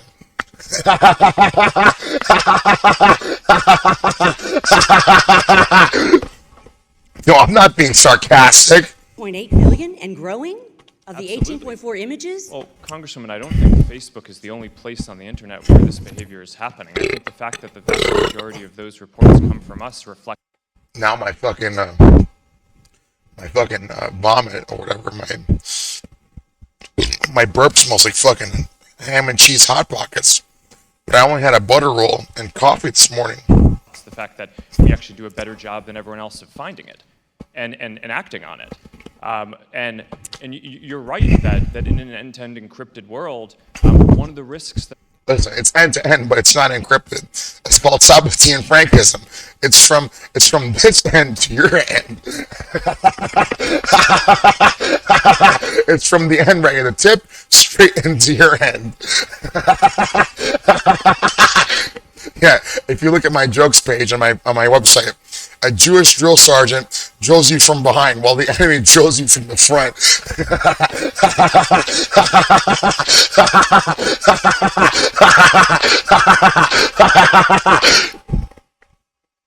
that I'm worried about, among others, to safety, is that it will be harder to find some of this behavior. Listen, man, I'm here to entertain. Listen, I understand what a realistic expectation entails. You understand that I don't know everything, right? Even if you think I deserve this or that, be objective with me, be realistic. And it should be predicated not on what I want to hear, but the actual truth, the actual value of what I'm doing to the best consensus reality of what it actually is ascribed to or ascertainable of. Because I don't want to hear falsities. I don't want to hear people puffing me up. Like, that's not going to help anybody. Yes, you didn't solve the problem, but we're going to give you $100 quadrillion anyway. That doesn't do anything. But you have said you want end-to-end encryption. What's going to happen of these children? They won't be reported then. And you are responsible. Facebook is responsible for 16.8 million. You're saying that I deserve a Nobel Prize, but for what exactly? I disagree with you.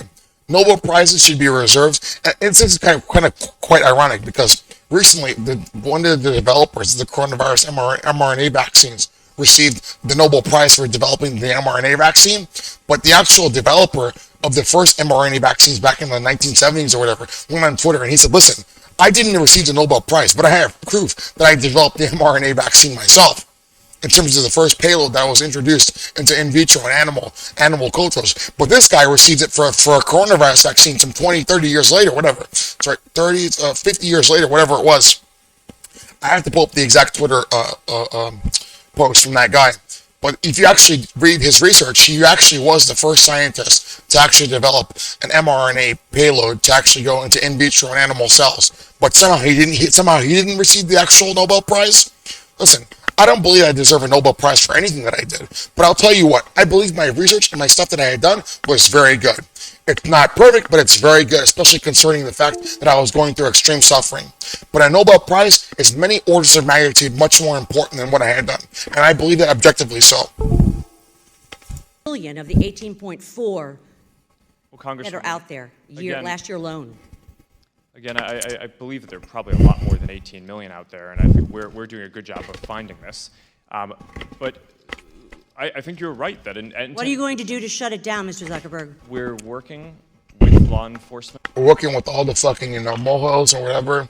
The strip clubs, the brothels, the fucking, the yeshiva, the synagogue.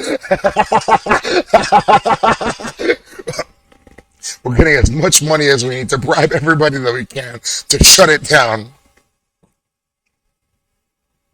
We're going to circumcise your twat. on X videos. And building technical systems to identify. Well, you're more of not this harm working before hard enough, sir. And end-to-end encryption is not going to help the reporting process. Yes, it's end-to-end encryption. I put a condom on my end, and I go into your end. Now it's encrypted.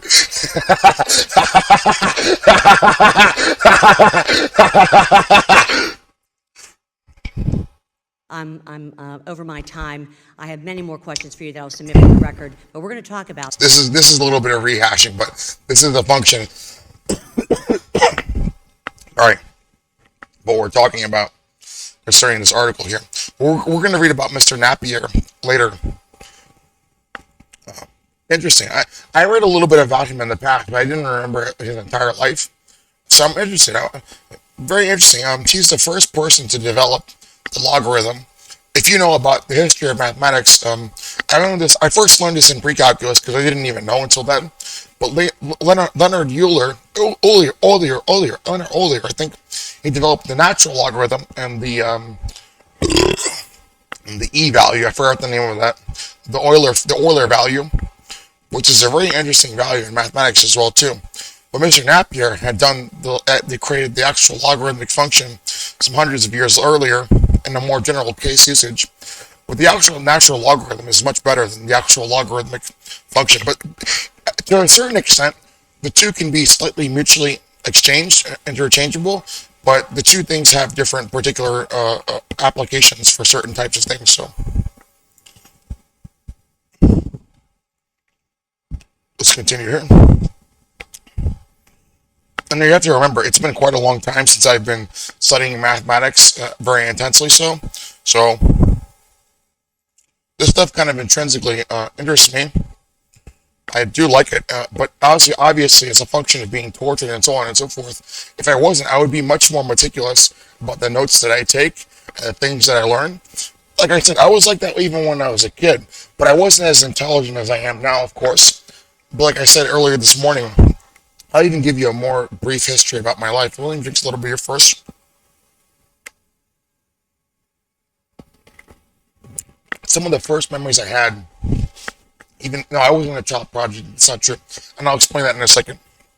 Some of the first memories that I had as a kid concerning exposing myself to science and math and technology, I was about 4 years old, and this was like 1996 or 1997, before I had moved into my new house.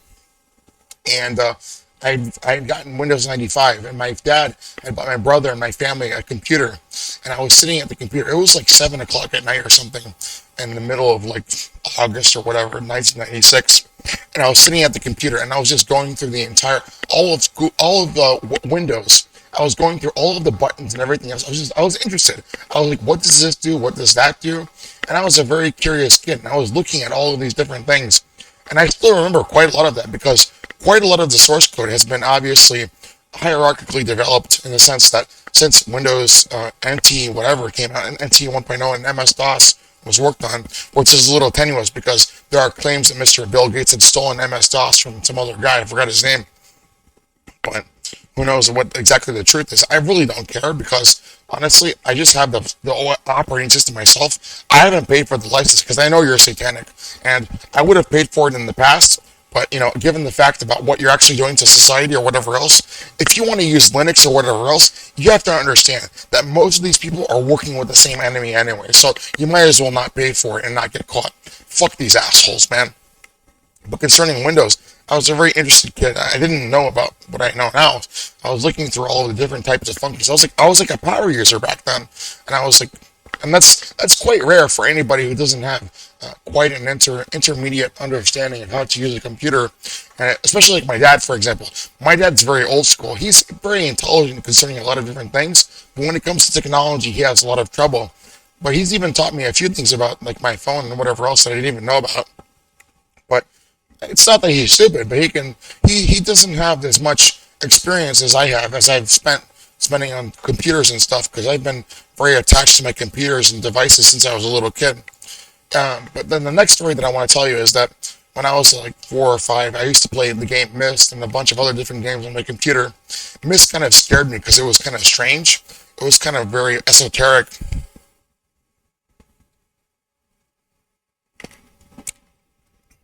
I'm kind of tangentially branching off here, but I'm trying to explain more of like more of my life story and like how I wasn't a child prodigy and how I grew up and how things happened to me. And I remember this quite vividly. These particular scenes from Mist. I was like, this is really strange. It's really kind of like lifeless.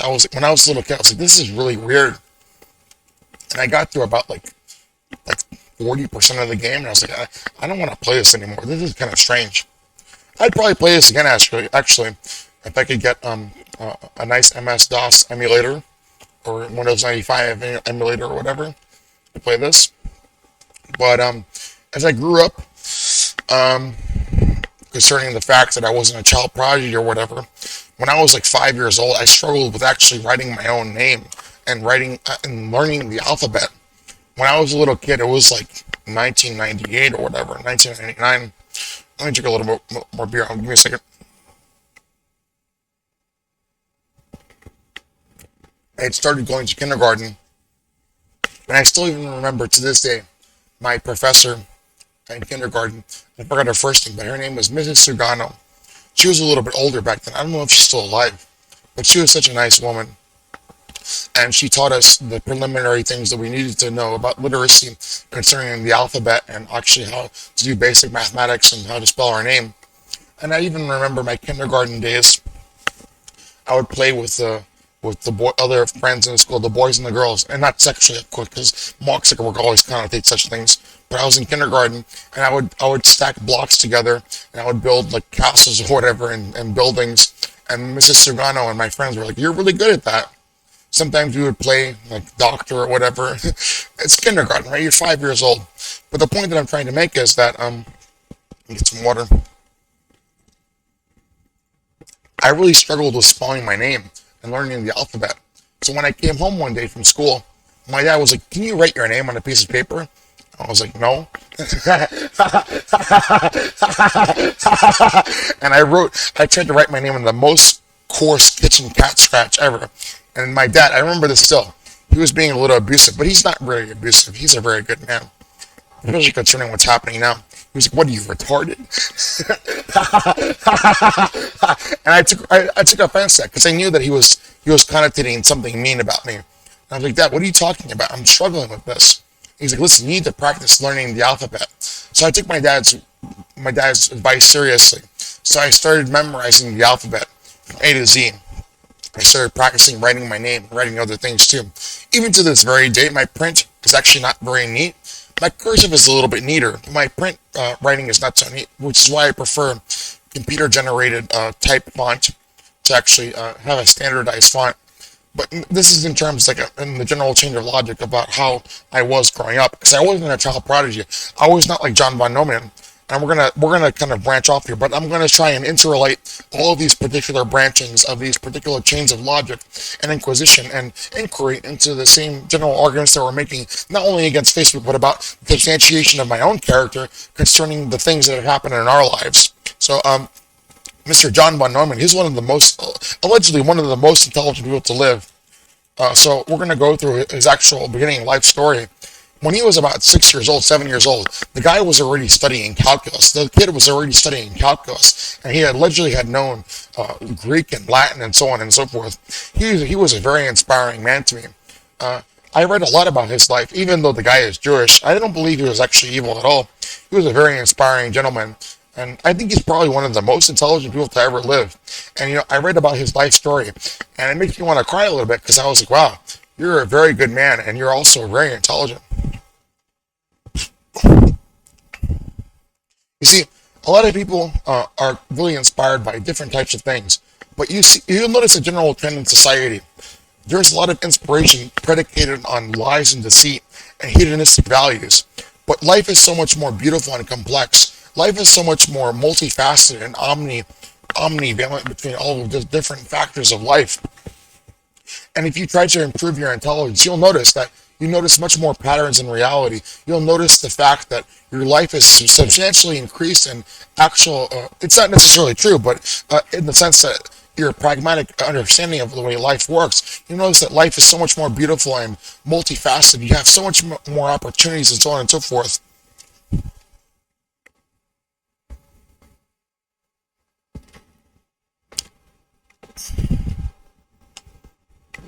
Von Neumann was a child prodigy who at 6 years old could divide two 8-digit numbers in his head and could converse in ancient Greek. So, I probably believe this testimony, so I don't know if it's necessarily true, but his later work proved that he was very intelligent. So, when the 6-year-old's, am I jealous of that? No, that's just the way life turns out. That's some people are born that way. You have to remember that you're still trying to blame me for things that are not my fault. But you have to understand that I understood that myself, and then I asymmetrically canted myself as a function of what is empirically possible. And I said, listen, these are the people that inspire me. So what can I do to be like these people? Not jealously so, but how can I ascertain my capability and potential to curtail my capability to being close to these people, wherein I have to utilize whatever means possible to do so. And I did the research, and I said, listen, pharmacology and neuroscientific developments could actually induce such a thing in human beings, and they actually do.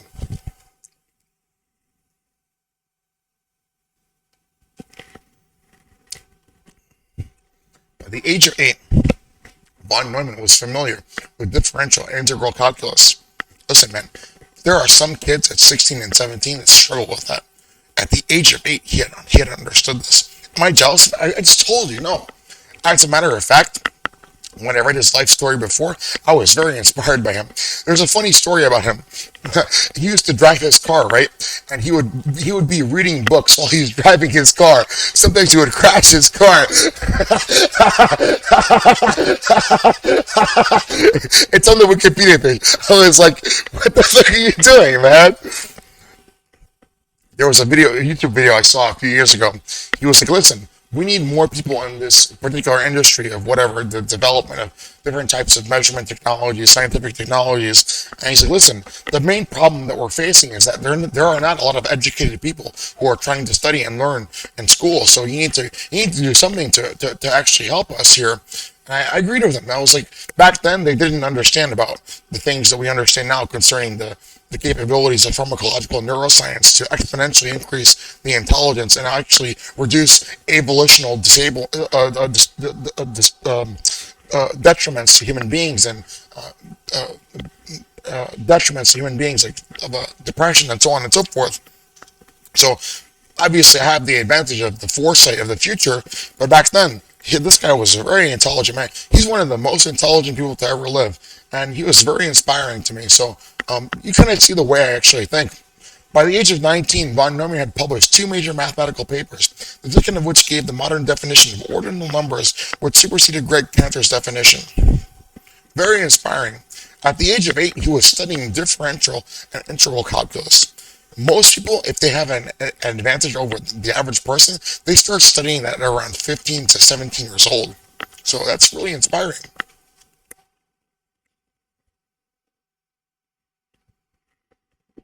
The point that I'm trying to make here, concerning me, and what I'm talking about concerning Zuckerberg and everybody else, is that I wasn't very intelligent most of my life. I was slightly above average. And another analogy that I have to give to you is that even though I'm kind of ashamed about this, from the age of about 5 to about 13 years old, I didn't even know how to tie my shoes. So my parents, my mother and my brother, they pitched in to buy me a pair of Nike Dunks or whatever. And they're like, do you even know how to tie your shoes? I was like, no.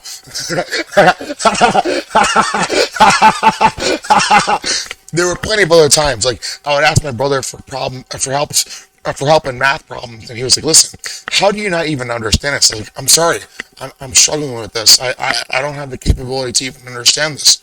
And now you clearly see, even though I've been raped and tortured, and it's not the best that you could possibly expect out of somebody that you would understand to be extremely intelligent, but concerning the mitigating factors of being raped and tortured and suppressed and so on and so forth, with a rape resistant score or not, that's quite amazing for somebody who's being tortured severely so many hours a day to actually do what he had actually even done.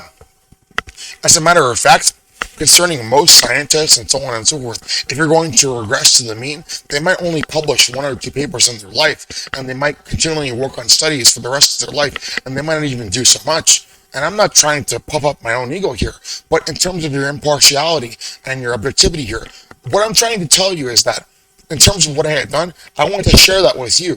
And I want you to understand that you need to let go of your preconceived notions that these things are impossible. Like my friend Mr. Matthew Guarino told me. But even then, I understood that he fully didn't understand, as a function of the available research and the capability to access these compounds in the free market, that there was much more potential for people to unlock their inner capabilities from just taking even smart drugs or whatever else. So really, I tried to be the living example of my very own research as a function of what I do in my testimony. But you have to understand that I'm not perfect. Even Mr. von Neumann or some of the world's most intelligent people now are not perfect. So they take time to actually research and study. So you don't come up with an intensely developed or derived equation in an instantaneous second. It doesn't work that way.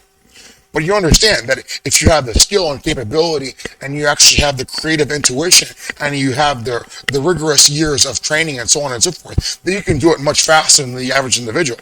As a matter of fact, in terms of a story that I want to tell you about how I've changed since I was about 12 or 13 years old, I was about 13 years old when I first opened up an independent development environment to try and program. And I was like, listen, I don't even know what the fuck I'm doing here. I don't even know where to start.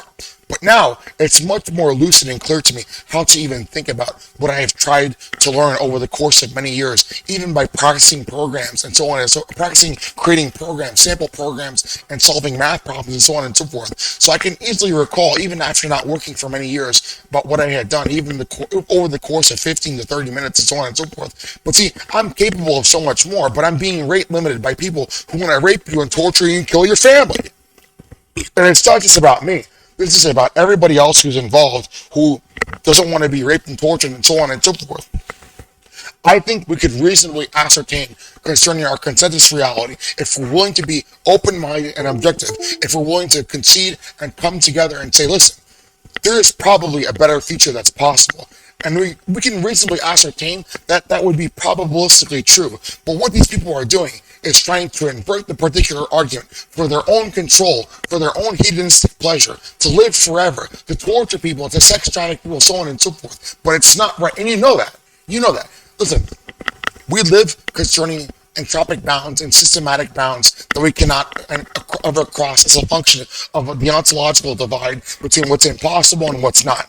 So you must understand that. Things are not going to be infinitely perfect. It's not like a movie like Limitless, for example. It's not going to work that way. But if you consider what's actually happening to not only me and many other people, there's quite a lot of breadth in terms of the actual range of capability and potential of human beings to really improve and actually help others. So even though it's not limitless like the fucking movie, there's quite a lot that you can actually do. So I'm very hopeful. I'm very optimistic, even in the face of extreme existential risk and danger to my own life and the torture and suffering that I'm going through, even for being an innocent man and who's really done nothing wrong to almost anybody, wherein I have the most justification to fight back as a function of judging these people for what they're doing to me. And remember, if you want to use that against me, that particular verse in the New Testament, do not judge lest you be judged, there is a really divine loophole there in juxtaposition to these rabbinic loopholes that people are trying to use in terms of the Talmud, where they're trying to abuse God and so on and so forth, where it doesn't make sense. If you're going to judge people who are actually harming you, and you're not really judging innocent people or so on and so forth, you're defending yourself in terms of being innocent. You didn't do anything wrong. Why do you deserve to give yourself into temptation and evil to hurt other people for doing nothing wrong?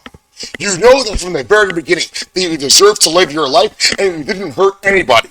Almost nobody was hurt by you, but somehow you're guilty of causing all of their problems and raping and torturing people while the juxtaposition is actually true. I'll be right back. I have to use the restroom.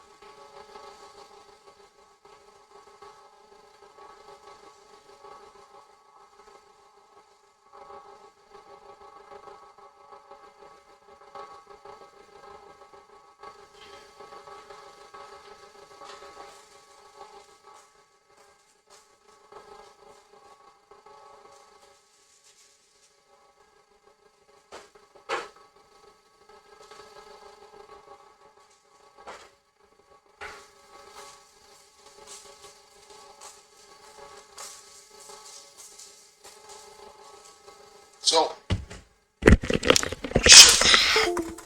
I want to kind of surmise with is that, obviously not everybody can take nootropic compounds. Maybe they have allergic reactions and so on and so forth. But it's going to be up to you to decide whether or not that you want to take this stuff.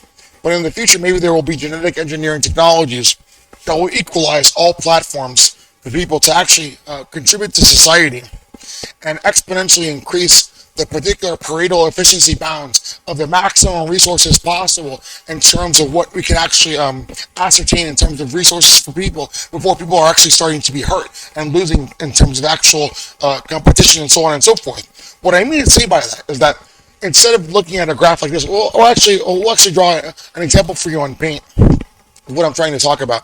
So we'll draw you two different axes here, and we'll describe the differences between such things in terms of Pareto efficiency, in terms of exponential technologies, and also the world we live in today. So let's consider these two curves here. Let's get a brush here. Sorry, let's get a nice thickness in the brush.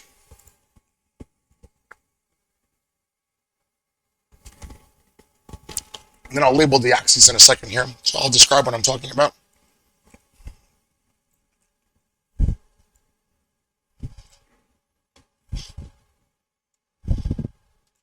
Oops. Sorry, this is a little bit rough, but it's a rough approximation of what I'm trying to establish here in terms of Pareto efficiency.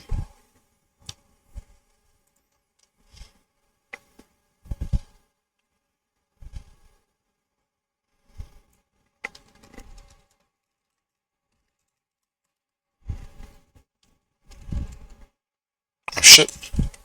Sorry. It's a little rough. It's a rough approximation, but obviously you could have a better analysis in Google Sheets or whatever. But this is a rough approximation of what I'm trying to talk about. So I'm going to label these two axes. Give me a second, and then I'll explain what I'm talking about.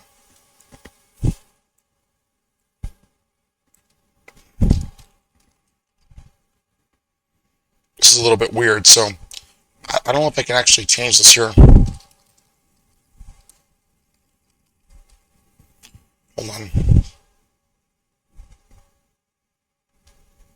It's a little neologic concerning the actual sociological theory, but the theory still stands. And nobody has even answered my question on Quora yet, because almost nobody knows what the potential future holds for us, for humanity. But I believe that the actual potential future for humanity is much better.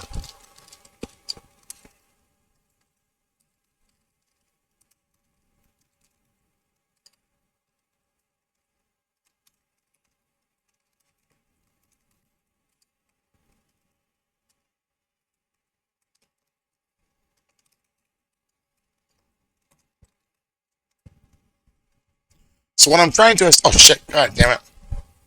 Oops. We can just do this. Not for the latest one. Sorry. And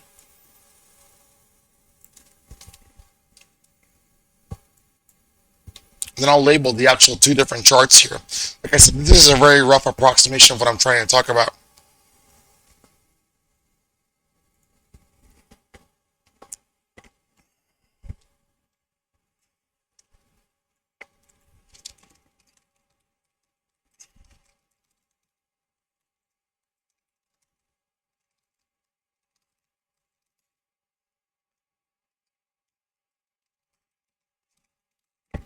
It's a little bit neologic, but it's kind of the same sociological understanding of what the Pareto efficiency is. What I'm trying to do for that particular y-axis is combine multiple types of theorization concerning Pareto's ideas in terms of the comparison between today's scarcity and what can be considered a technological singularity, post-singularity future, going out into the future, so on and so forth, many hundreds of thousands of years, so on and so forth, in terms of that actual scarcity. And the graph is a little bit rough. I'm sorry, because I just drew this in like 5 seconds, but hopefully you understand what I'm talking about, because I'm trying to explain by analogy, but also by illustration.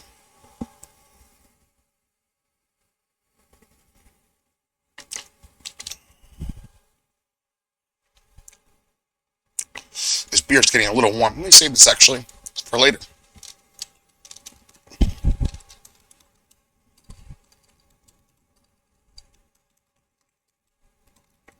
So concerning economics, the actual, mathematical abstraction has to be ironed out here.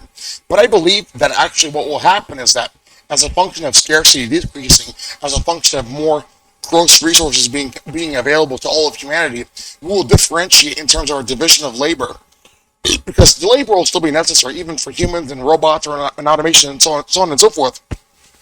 But now the gross actual price in terms of consumer price indexes will exponentially decrease as a function of going out into the universe and gathering more resources and terraforming planets and creating solar habitations and so on and so forth.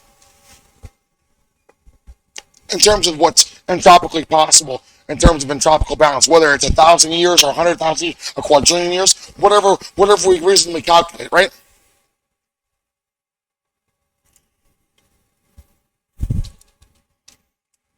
So let me label this this particular left chart here, this left grid.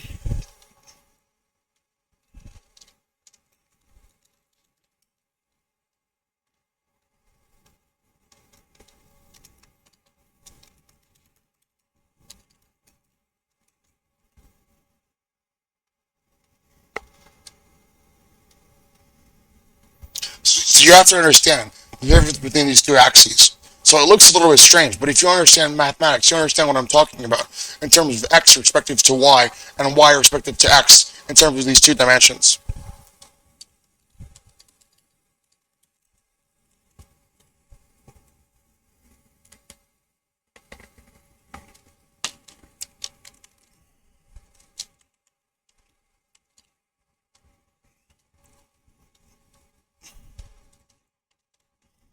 So this is going to be a little bit strange. Oh, fuck, man.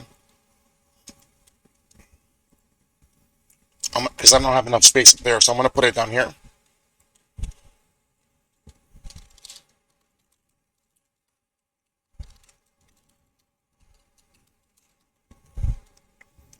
So let me drink a little bit more beer. I'm not that intoxicated right now. I had about three tall boys, and 75% of this one. It's been 2 hours already. My tolerance is increasing slightly. And I'm sorry for this right crack. It's a little bit sloppy, but the general idea still generally holds.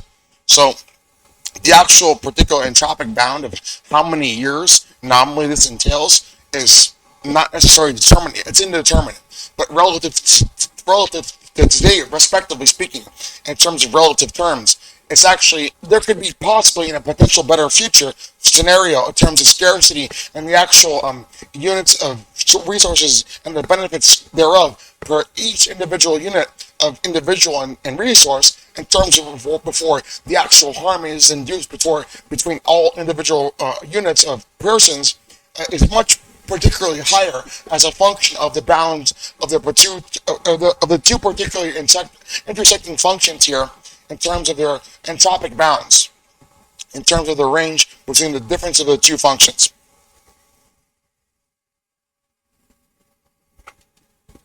And this is not to scale because maybe it's quite different, but in terms of how we see the first and third world, it's probably even worse than this, as a matter of fact. It's probably not that equivalent at all as a function of the two functions trying to respectively scale against one another. And what I tried to mean by that is that in the third world, they barely live off of almost $1 or $2 a day. They don't have any clean water or food at all. And I understand. So it's probably even worse than this. But this is just a general case of what we would consider to be a regression to some sort of normalized mean to compare against a singularitarian and transhumanist future for all of humanity. But it's probably even worse than this. It probably is exponentially worse than this, as a matter of fact. And you want to know why? Most of the resources are possessed by first world countries, and people in third world countries, even though there are cities and civilizations in Africa, sub-Saharan Africa inclusive, they are still struggling compared to the rest, even the poorest of people in the United States. So they're living off of, also in the favelas of Brazil, and the slums of Delhi, and so on and so forth, and the slums of Shanghai and China and whatever else. They're living off less than $1 per day. So this particular comparison here concerning these two functions as they scale against one another is probably very off. But as a function of a relative comparison that regresses towards a sort of mean to explain the difference between what is potentially our future, potentially our current moment now and our future, still holds as a general argument to establish the claims of what's potentially possible in a potential future. But also, you have to understand that respective argument is also entailed for this one too. But what's not respectively entailed is the fact that there would be an exponential range increase between the intersection of the two functions as a function of entropic bounds between what's possible in a post-singularitarian and transhumanist future relative to now.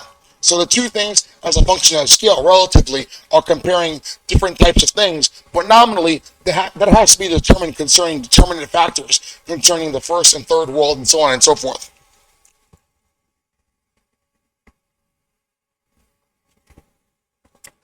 So this is a function of Pareto efficiency, or Pareto optimality. It's slightly neologic because the actual terminology that Mr. Vilfredo Pareto actually uses is slightly different, but the general idea is quite the same. So this is a little bit of an indeterminate assessment of what could actually happen in the future. But I'm quite optimistic concerning the fact that we don't have all of the answers that would determine what is potentially possible concerning computation, genetic engineering, and so on and so forth, recycling of materials, and so on and so forth. But even then, imagine if we had to use current modern-day technologies to explore the universe. We would probably explore the Milky Way galaxy within a million years as a space-faring civilization, even using regular technologies that we have today. Hydrogen and oxygen rockets, ion cannons, or whatever, ion drives, or whatever else. That we're going to use solar sails to accelerate to close to the speed of light, but obviously not at 60 or 70 or 50, even 40 or 30% of the speed of light, but quite exponentially faster than chemical rockets can actually induce over the course of their short lifespan. But let's say it were possible to even go through most of the solar system and acquire most of the resources there. There's quite a lot of room and bounds to actually try and improve later in the future. But the point that I'm trying to make here, generally as a function of what's happening to us and what these people are doing to us, is that even if that's not necessarily the case, you still have the right to live. And what's going to happen is, you understand that you don't want to be sodomized and raped and tortured. So these plans, some of the best plans are laid awry and they go to waste. So you can write all of the game theoretical notions in the back of the napkin as you want, but people don't want to be sodomized and genocided, so they're going to fight against you. But I believe, and I'm optimistic in a better future, and I don't want to provide any false hopes or promises, but I'm willing to work extremely hard in juxtaposition to most of these people who are not doing any of that kind of stuff at all. And I'm willing to say that there's possibly quite a lot of entropic bounds in terms of the range of what's possible for most people to actually do in terms of their relation to scarcity and how many resources they possess before they start harming somebody else in competition, and so on and so forth. In terms of an analysis concerning Pareto optimality and efficiency. So this is obviously very rough. It's not an actual calculation as a function of using real mathematics, but it's a theoretical posit. It's a postulate to determine what is potentially possible concerning the two relative notions. Sorry, my mouse is not working.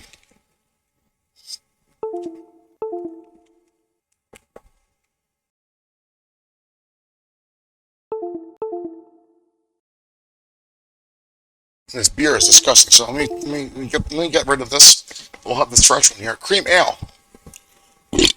Things are not so bad right now, even though things are slightly more expensive. The cost of living is obviously going up, even though wages are not entirely tied to an extreme increase in production. Honestly, even poor people are still managing to get by, but it's not terrible yet. It's not like Weimar inflation and so on and so forth. So I do know that full and well that if we keep going down this path, it's going to get much worse. So we have to find a solution quickly, because what happened in the Weimar Republic in Germany in the 1920s and what happened in Zimbabwe was often, and also Argentina is a very good case example of this. It was precipitated by good times There's people who are not actually doing what they were supposed to be doing to maintain the relative soundness of their money and the actual economy, and then things went to complete shit. Venezuela is a good example of that too. Venezuela, even though they had hundreds of billions of tons of oil, they're still one of the poorest countries on earth. So, I don't know what to say about that. That's quite ironic considering the fact that you have a centralized economy that's planning the economy, and you still can't even function as a function of projecting your power to try and plan things. So you have hundreds of billions of dollars of oil, and somehow you still have people who are using United States dollars instead of your pesos, Venezuelan pesos, that are valued at exponentially less value than the actual United States dollar within and of itself. But you have to understand, because of the scam that we're in, even the United States dollar within and of itself has been exponentially regressing as a function of inflation. So back in the 1960s and 70s, for example, like your boomer grandparents or even your parents, they could actually afford to feed a family of four, put them through college, and so on and so forth, and pay for a mortgage and a house and cars and so on and so forth by just working at an assembly line for 40 hours a week, making bolts and nuts. Nowadays, if you do that, you can barely even survive by yourself.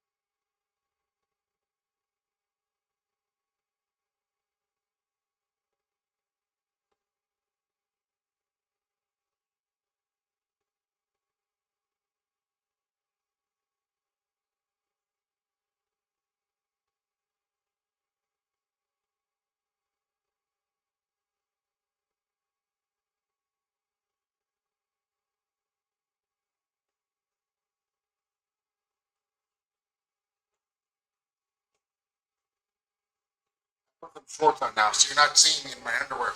Oh, my webcam is plugged. Shit. Let me check. You know what happened? Oh, my mouse is plugged too. There we go. Let me check. Yeah, what happened is I vomited one fucking night, and it corroded the actual connectors, the conductors to the actual USB port, the actual USB thing. I didn't clean it up, so sorry. But then I cleaned it up later with some rubbing alcohol, but it's not a good enough solvent. But it cleaned up most of the rust anyway. I'm sorry, that's a little disgusting, but I shouldn't treat myself like that. But it's been 3+ years since I got most of this stuff anyway. So this keyboard, for example, my mother gave me this keyboard, and I was like, this is very ergonomic for me. I actually like it a lot. I don't like a lot of other keyboards, but I really like this one. I don't know what the modeling of it is though, but it's a Logitech, and I really like this one. The buttons are nice and curved. They're not necessarily too pointy or whatever else, and I'm used to this keyboard and this mouse too. It's unplugged. There you go. Oh, thank you. I try to use my time well. I try not to waste my time because I know that time in life is very valuable to people. And obviously, you can think that I'm not practicing what I actually preach, but I'm sorry. When you're being tortured, it's like, what are you supposed to do exactly? Sometimes you won't think in the most rational way possible. Let's listen to some music. I'm in the mood for some music right now. I'm feeling all right. I'm not feeling too drunk. The caffeine is synergizing with the alcohol, but I'm not feeling intoxicated at all. I had about four tall boys. I got 7 more. So just to remind you, I was just begging on the street. I was like, listen, miss, and I was speaking a little Spanish too. My Spanish is not so good as it used to be. But I was like, listen, sir, senor, can I get $1 or $2? And if they say no, I'm like, that's fine. But I didn't do so bad today. I made $17 in the course of an hour. Some people don't even make $17 an hour at all. I was just walking down the street. I was like, can I get like $1 or two? I'm not forcing you to. I'm just asking you, can I get $1 or two?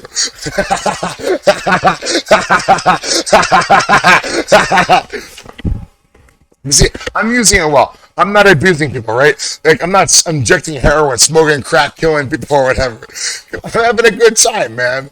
Listen, if I wasn't being tortured, I would just be fucking working, man. And even doing what I like anyway. But, like, please, forgive me. I have some discretion to understand. Some reasonable discretion to understand what I'm actually going through. Please. Like, this is very rare for anybody to go through this stuff. But at least I'm using my time well to the best of my capability. I know you're going to have criticisms and so on and so forth. I'm willing to listen to that. But also, in my counter argument, I'm going to say, listen, you do know that you weren't being raped and tortured, right? But I was, and I still managed to do it. I don't want to have my ego puffed up or anything, but you have to recognize that. Like, almost nobody goes through that. How do you even expect to do anything while you're being fucking raped and tortured? It's a fucking miracle that I even did anything at all. I want to listen to some Kanye, some Yikes.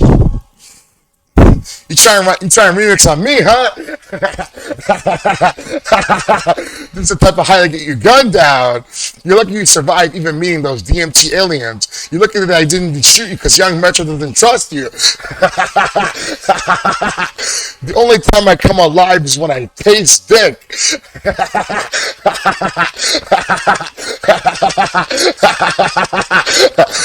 Man, even when I was on Risperidone in 2017, I was like, what did you just say?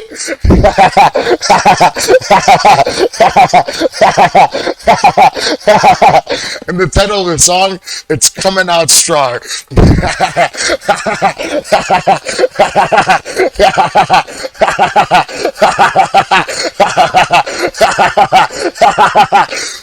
Oh man, you trying to run the DMZ, huh? You trying to remix on me, huh? Could get menacing. Could get menacing. Where's the beginning of the song? Could get. He says shit. Could get menacing. Frightening. Find help. Sometimes I scare. I'm on my meds right now. Myself. Some caffeine, some alcohol. Could get menacing. My real meds. Adrafinol, 7,8-dihydroxyflavone. You got piperine, capsaicin, ginger, L-acetylcarnitine, N-acetyltyrosine, what else? Citicoline, sarcosine, some colorastam, the inhibitory substance, some bimposeptine, L-arginine, L-citrulline, some icorian. Yeah, I'm taking my meds, all right. Are you taking your meds? Frightening, find help. Sometimes I scare myself. Tweaking off that 2CB, huh? Is he gonna make it TBD, huh? Thought I was gonna run DMC, huh? I done died and lived again on DMT, huh? See, this the type of high that won't come down. This the type of high that get You trying to run the DMZ, huh? You trying to remix on me, huh? I'm gonna see Kanye. Like, listen, man, I'm Yeezus now. You understand? you gunned down. Easy trolling OD, huh? Turn TMZ to smack DVD, huh? Russell Simmons wanna pray for me too. I'ma pray for him cause he got me too. Thinking what if that happened to me too? Then I'm on E-News. Could get menacing, frightening, find help. Sometimes I scare Year of efficiency. You didn't do shit. myself. Could get menacing, frightening, find help. A year of efficiency, we're going to cut 10,000 workers. Where we previously hired 130,000 workers to do nothing. But that's a year of efficiency to you. That's what we call a scam. The scam book. Scamberg. Sometimes I scare myself. Hey, hospital been 100 bands, a watch. 100 grand and make your best friends turn to. Look, the left was $100 billion for Second Life. You know when Second Life came out? Second Life came out in like 2003.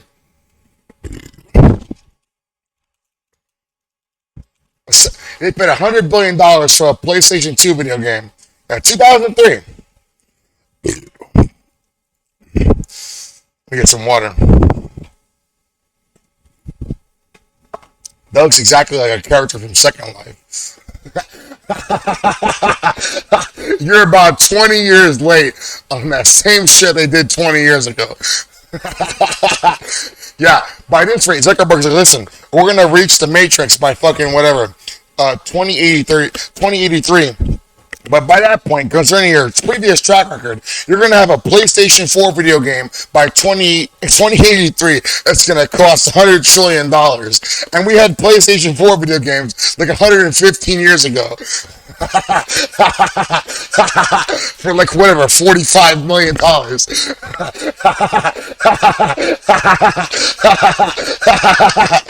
I don't think so. The Matrix, I don't think so, bro. You try to run the DMZ, huh? You try to remix on me, huh?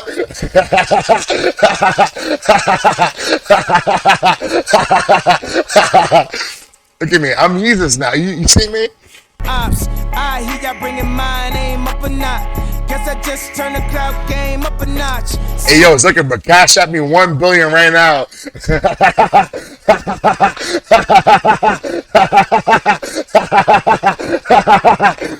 Y'all really shocked, but I'm really not. You know how many girls I took to the shop? And she get the L's with it, that's a 50 pop. I still bring the bad in the city. I don't really agree with that, whatever. And you bleach your assholes too, right?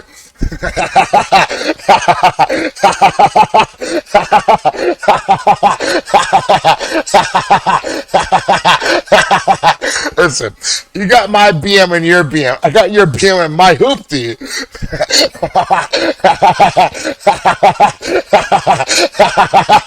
I'm just making a joke, man. Yeah, just a different type of leader. We could be in North Korea. I could smoke a Wiz Khalifa. Told my wife I never seen it after I hit it by Felicia. That's the way that I'ma leave it up. Man, see, this is why all frightening. What they talk about? Sometimes I take me on myself, off myself. Could get menacing, frightening. Ask your homegirl right now. Look, you had a shot at Ye. I scared. It's ironic that you call your VR division Reality Labs, but you're all fucking delusional.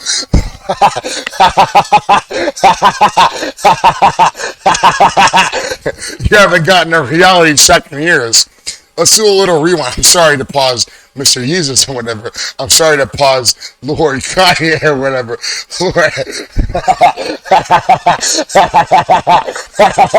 We're going to do a little rewind here, a little remix or whatever. We're going to show you what Reality Labs actually does at fucking former Oculus and whatever. Virtual and augmented reality labs. But first, we're going to remix with this first. Little remix. Sorry. A remix on the beat, bro. Let me show you something. White and Wild, bro.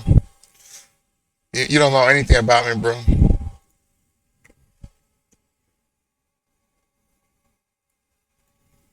NZ.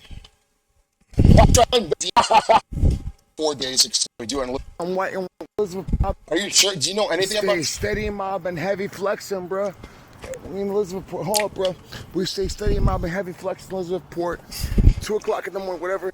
I was just saying that without even thinking about it. Nobody knows who I am. We stay steady mob and heavy flexing, walking on Thursday, 2 o'clock in the morning with fucking holographic sunglasses on, asking people, yo, you got $1 or $2? Let me cash at me like $5.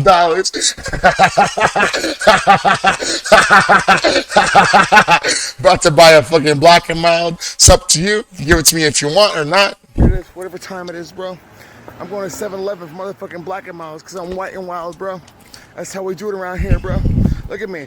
Got my motherfucking sunglasses on at night. It's illegal, bro. I'm going to 7-Eleven for a Black and Mild because I'm white and wild at 2 o'clock in the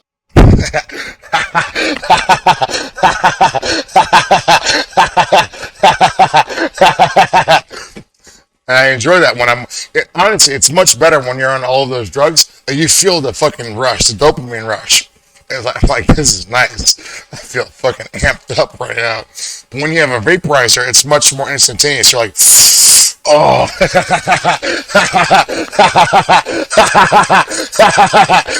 You feel that surge like going in your bloodstream, bro. Well, let me see this video here where we talk about what were we even gonna look up again? Oh yeah, I remember. Yeah, what they do at scam platforms. Let me show you what they're doing at scam platforms. Reality Labs. You know, you need a reality check, bro.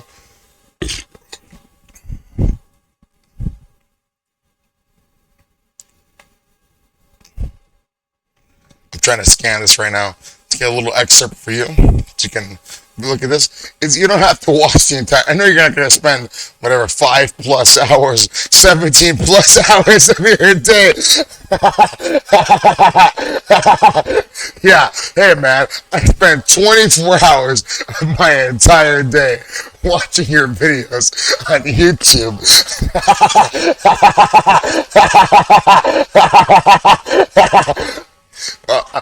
Maybe in the future I'll have like the greatest hits from my actual channel or whatever, or somebody else will do it for me.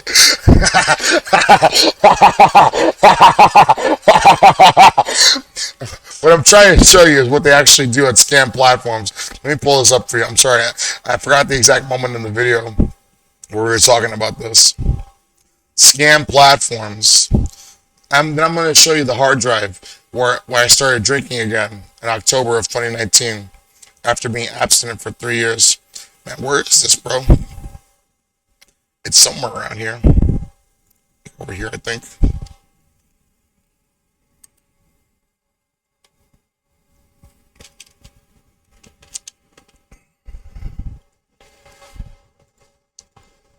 Of course. Moxley, we're stupid, bro. It's called scam platforms, bro. Even though you thought you formed a C corporation, it was really an S corporation, and the S stands for scam.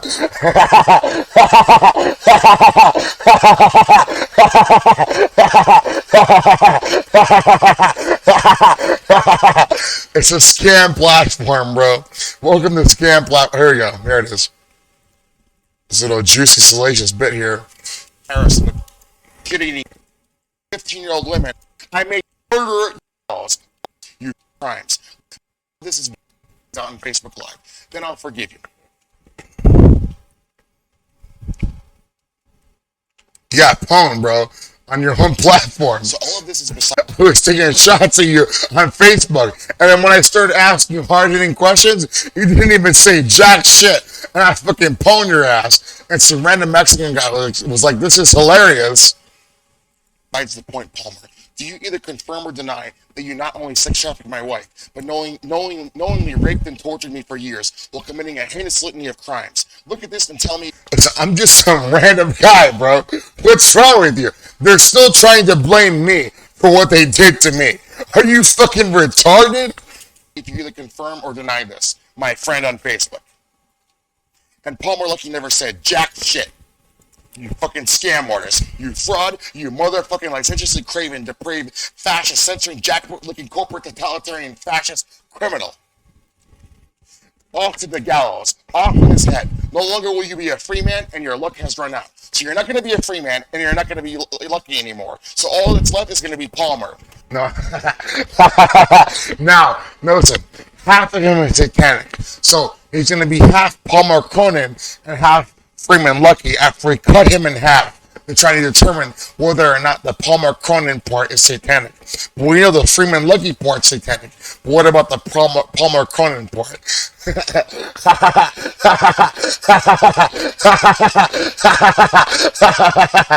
Listen, man, we just did a background search on him. You're a criminal. You got a criminal record, bro.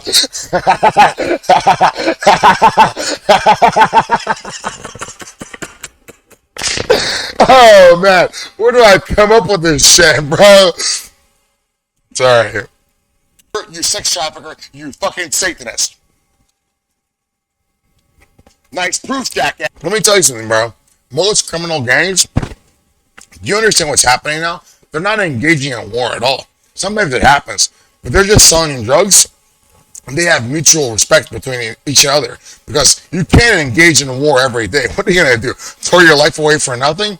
So they obviously compete and so on and so forth, like regular businesses do, but they don't want to kill their customers. So they're understanding that they have to adapt to the times. Nah, man, we're gonna put 1,000 milligrams of carfentanil in your 1 gram fucking package of heroin.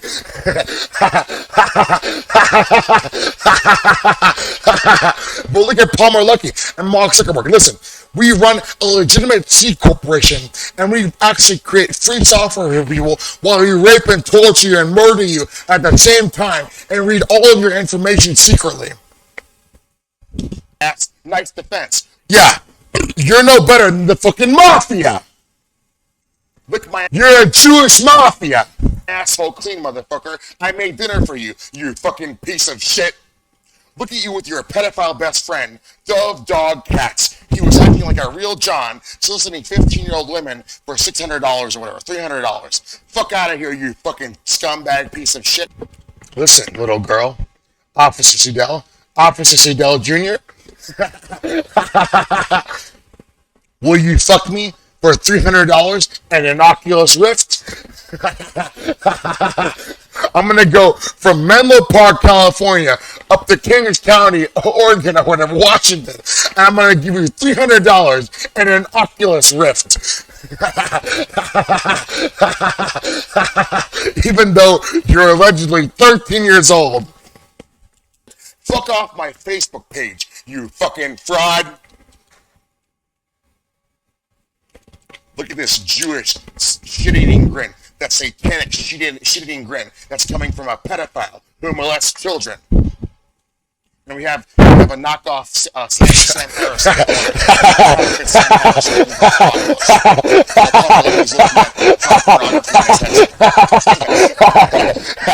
They couldn't even hire the real Sam Harris. They had to get him a knockoff, a fucking doppelganger.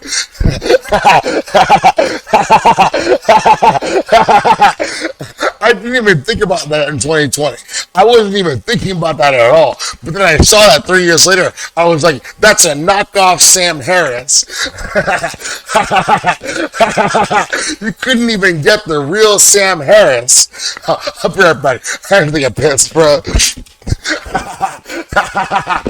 I gotta take a piss, bro.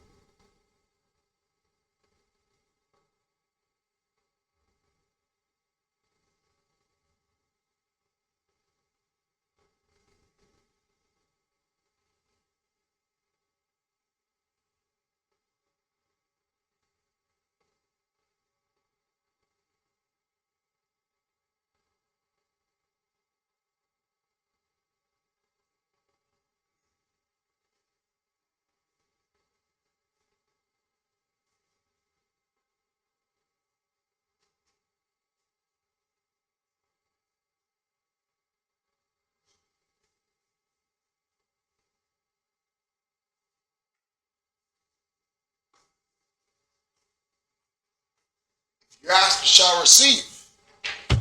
Listen, I don't want to be a burden on the people around here. So if you don't want to give me $1 or $2, it's up to you. I'm not going to force you to. But then some people, they actually give me the money. So I'm like, thank you. I'm really going through a tough time right now. And if I had a job, I wouldn't even do this. As a matter of fact, if I had a job like I did before, people would ask me for money sometimes, or even cigarettes. I said, listen, bro, I understand what you're going through. Even though I don't make that much money, here's like $5 or $10, bro, and some cigarettes.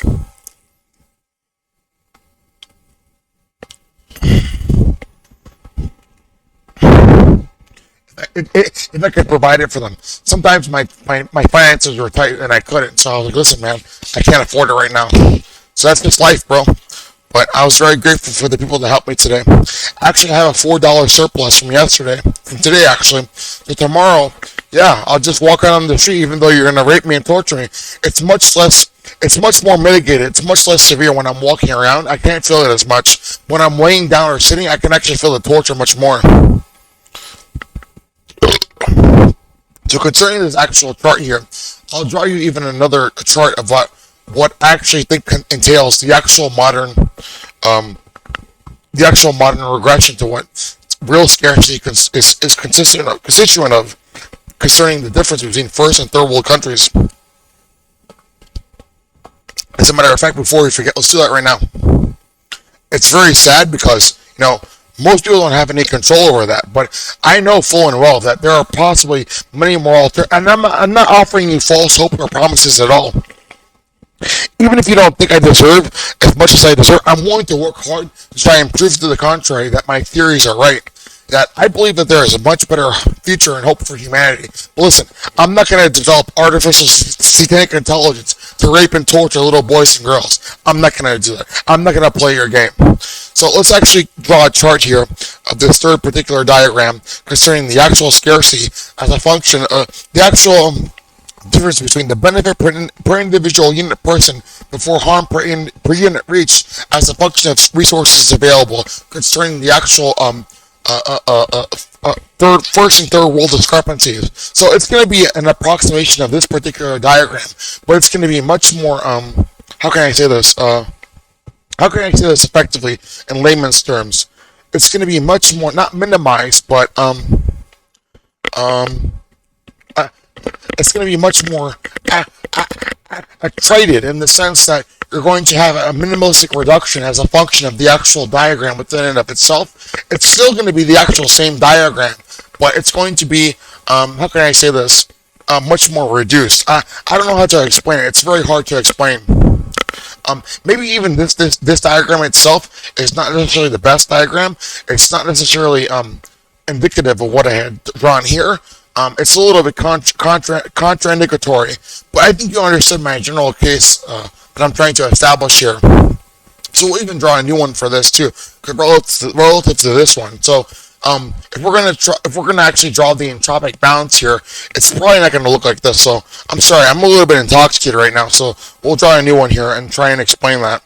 But I think you got the actual general case that I was trying to establish there. So you understand what I'm talking about in this third diagram and this fourth one. So let's draw the actual case that's actually happening now. So it's probably something like this as a function of first world countries and third world countries. Probably something like that. Now concerning this, it's probably something like this. I don't even know how to draw this because it's very hard to even explain. So let's try and actually draw this. So something like this, and like this, something like that. So this is particularly strange, but it actually matches the particular case that I was talking about before in a general sense, as a function of the extrapolation of the actual values, as a function of reaching the margins of the entropic bounds of what's entropically possible in a post-singularitarian transhumanist future. But this is concerning, the entropic bounds as a function of scarcity today, in terms of resources today and capabilities today. Do people in the third world deserve to be raped and tortured? Do people in the first world deserve to be raped and tortured for they are? I don't think so. I think that we should deserve to compete honestly amongst one another, and we deserve to respect our rights. If you're going to give Mark Zuckerberg all of the power in the world, who's checking his power? Why does he deserve to rape and torture you? But somehow he has no control on himself. He has no check on himself. So I'm sorry about the second graph here because I'm slightly intoxicated, but the general case notion still stands, even though it's slightly sloppy. The general case notion can still be understood, even neologically. So as I'm trying to establish the difference between these particular arguments. So I could easily explain this, but if you want me to be more refined concerning Pareto optimality, I just don't want to be raped and tortured anymore. I could easily do that for you in terms of the more definite, strict terms of how Mr. Vilfredo Pareto, as a sociologist and statistician and mathematician and scientist, can describe such things.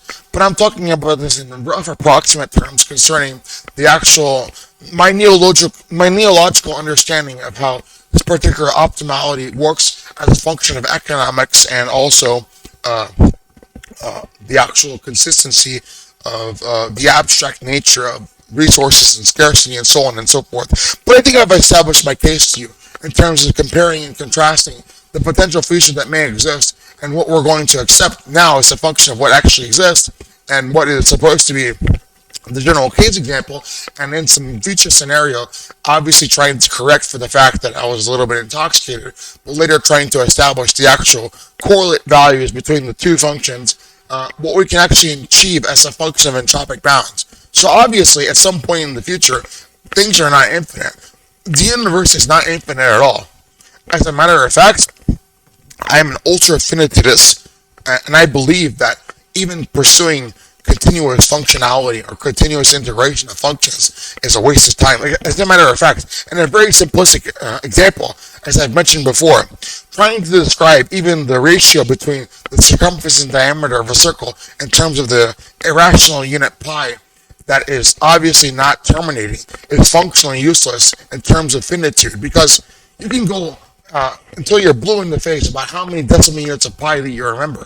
But how useful is that for anybody? Yes, I remember 24 quadrillion units of pi. But listen, the rest of the world's still moving on. We don't actually need that. So, what am I to say about that? If you want to do that, I personally think it's a waste of time. As I've mentioned before concerning, I'm sorry to mention this, even some of the most intelligent people on Earth, Mr. Edward Witten, and that's actually Michio Kaku. Mr. Edward Witten has been pursuing supersymmetric, stochastic, and also dynamic theories concerning particle physics about also recipient and equivalent particles concerning their symmetry, concerning their actual constituency as a function of entropic reactions that exist in reality that haven't been measured yet. And Michio Kaku is still pursuing string theory, even though he knows full and well we don't even possess the capability to measure such things experimentally so, but there are much more pragmatic things to be determined in life that can help a bunch of people. So all of your Calabi-Yau manifolds and whatever else in diagrams are literally turning out to be not applicable at all.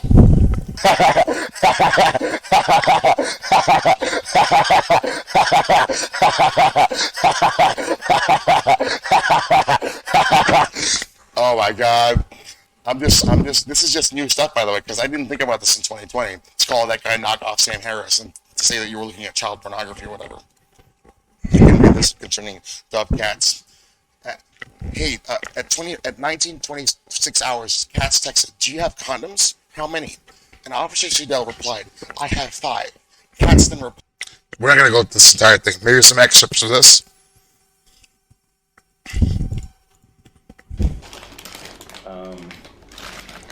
I never watched this before, by the way. I saw some clips of just... I want your under-eye peach at my pizza right now. Believe it. You just got punked.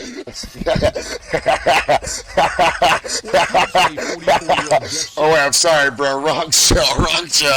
Look at the camera, bro. He just got punked, man. Dove Catch, he just got punked. Because guess what? Mark Zuckerberg bribed the police. You're not even going to jail. You just got punked, bro.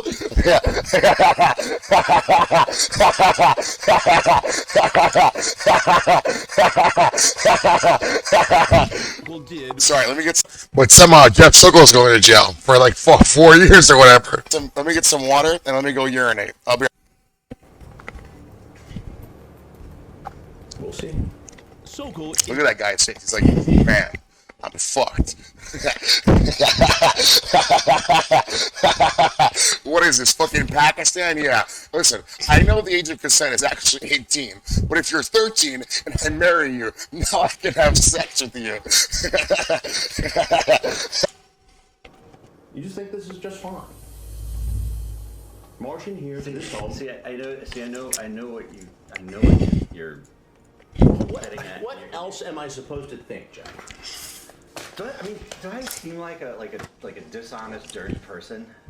I mean, yes. You're walking into a 13-year-old girl's house with a fucking pie of Keith pizza, and you're ready to fuck her up the ass or whatever, and you're like 35 years old. And her dad, motherfucking Chris Hansen, comes out. He's like, listen, I'm Batman.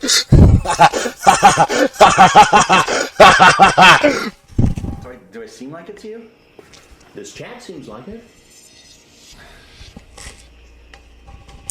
It seems like someone who's 44 years old. Chat is chat. Chat is chat, but showing up is showing up. Listen, if she's 13 years old, but I marry her, then it's legal.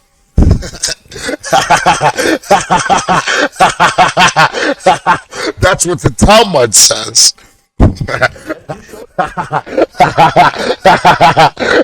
What are you gonna say about that, Chris Hansen? Up. At a home where you knew a 13-year-old girl would be alone after a sexually charged conversation online. You come in, oh, I want to hug you. Hi. Sorry, I'm really nervous. Oh, you mean Like I said before, the little girl, she's very pretty, but she's 13 years old. You have to understand that she's 13 years old. You understand that, right? If you like the little girl and you want to do things with her, maybe you should wait until she's past the age of consent. Listen, her underripe peach will be ripe 5 years from now. If you're a fucking perverse weirdo. But even then, to me, that's still a little strange. I'm sorry. The little girl is nervous. With everything. Mr. Jeff Sokol is like 35 years old, and she's 13.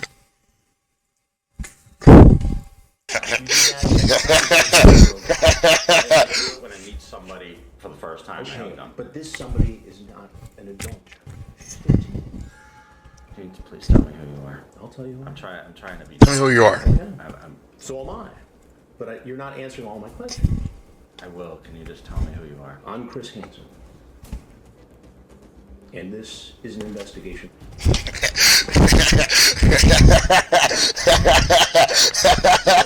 else you want people to know? Anything you I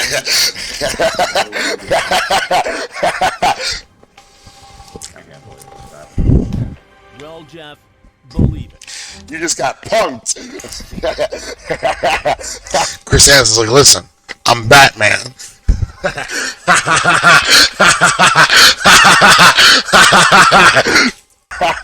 I'm sorry, we're getting so off track from what we're supposed to be talking about. I'm having a good time, man. I'm slightly intoxicated. I had the caffeine. I'm having a good time, man. I didn't even work today. I literally walked in the street. I literally asked everybody I saw, I was like, listen, bro, you got $1 or two? And now I had $17 today, $4 from today, and tomorrow I'm going to do the same thing again. Oh, wait, I'm sorry, bro. Wrong show. Look at the camera, bro. He just got punked, man. Dove Catch, he just got punked. He's guess what? Mark Zuckerberg bribed the police. You're not even going to jail. You just got punked, bro. All you're gonna have to do is pay $5,600, bro. You're not even going to jail, bro.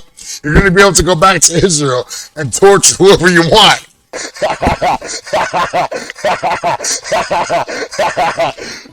Sorry, let me get some water and let me go urinate. Okay, I think we beat the horse beyond death at this point. How about some music? Where's Jackets? Myself. Tweaking out that 2CB, huh? This is why you with me, huh? Smash, she gon' end up on TV, huh? Last thing that you ever wanna see, huh? I can feel the spirits all around me. I think Prince and bikers tryna warn me. They know I got demons all on me. Devil been tryna make an army. They been strategizing to harm me. They don't know they dealing with a zombie. Been tryna test my Gandhi. Just because. I'm sorry to pause the music. Listen, bro, why are you gonna hire all those experts if you're gonna fucking fire them anyway? What the fuck are you doing? Yes, we're gonna hire quadrillion people to do all the jobs that probably 100 or 1,000 people can do. I don't know what the fuck you're thinking about. I'm dressed like Abercrombie. You see? That's what I'm talking about. That's why I with Ye. See, that's my third person. That's my bipolar. That's my superpower. Ain't no disability. I'm a superhero. A superhero. I'm a superhero. I'm not schizophrenic. I'm a superhero.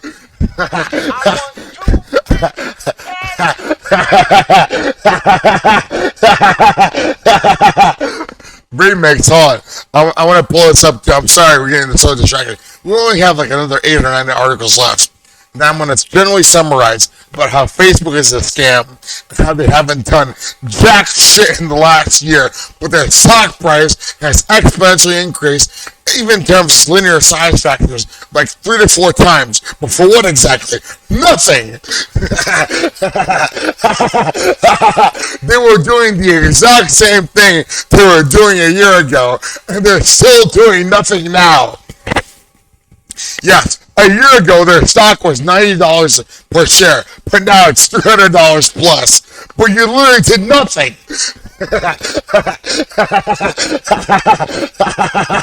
You want to know what? Your C corporation is actually an S corporation. It's a scam corporation.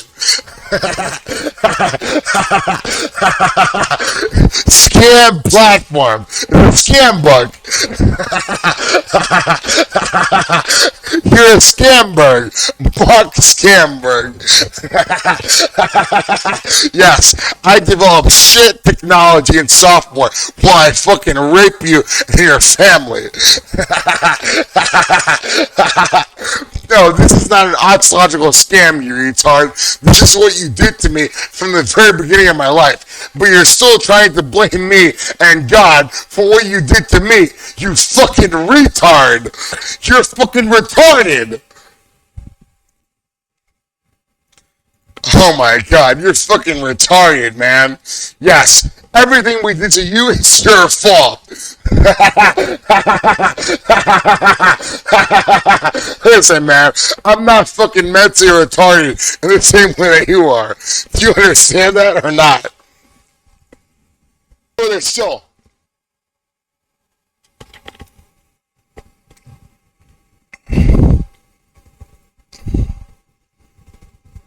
I lost my train of thought because not only am I intoxicated, but that happens to the best of us, right? Let me try and think of what I was even thinking about, man. I'm sorry, man. That happens to me sometimes. If I browse these videos, I'll probably think about what I was thinking about. Then I'll pull up what I was actually thinking about. Let me see. I'm sorry, man. It happens.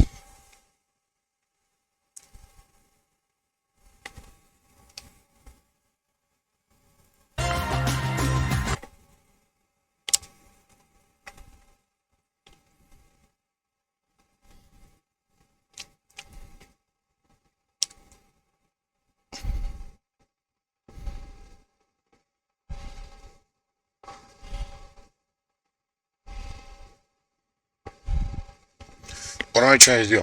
I'm trying to remind my memory of what I was trying to search for in my former videos to establish an argument that I was going to make against you.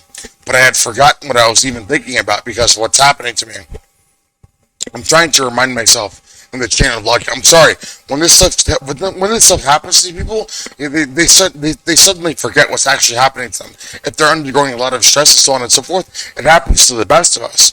But I try to actually recover from what's happening to me in terms of the actual the chain of instrumentality of my logic to try and remember what I'm even talking about going back a long time. So, but obviously I'm not perfect, so sometimes they actually have a sufficient capability against me.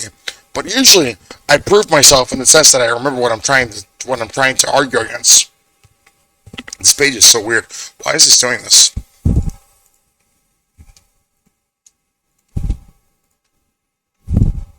There you go. I'm still doing it. Oh, that's fine. You see now?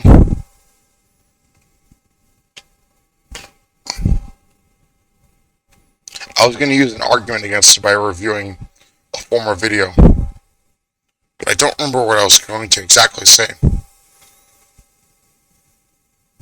It happens. It happens sometimes. Man, I'm fucking stumped for words right now. What was I even going to say? It happens, so.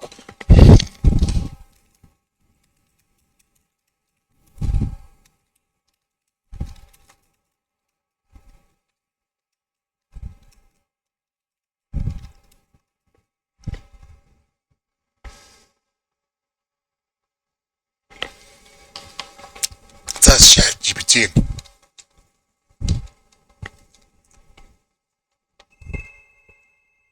Sorry.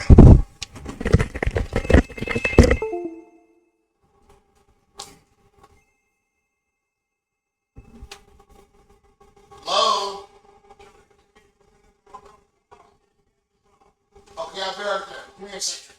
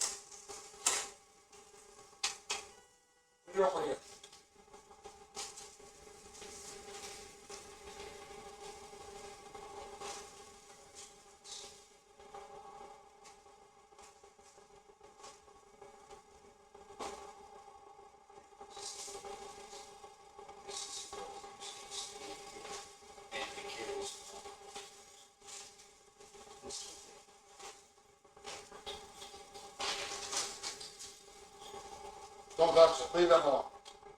Listen, I don't want you. I don't want you to be a person. I don't want to talk to you. I don't want to talk.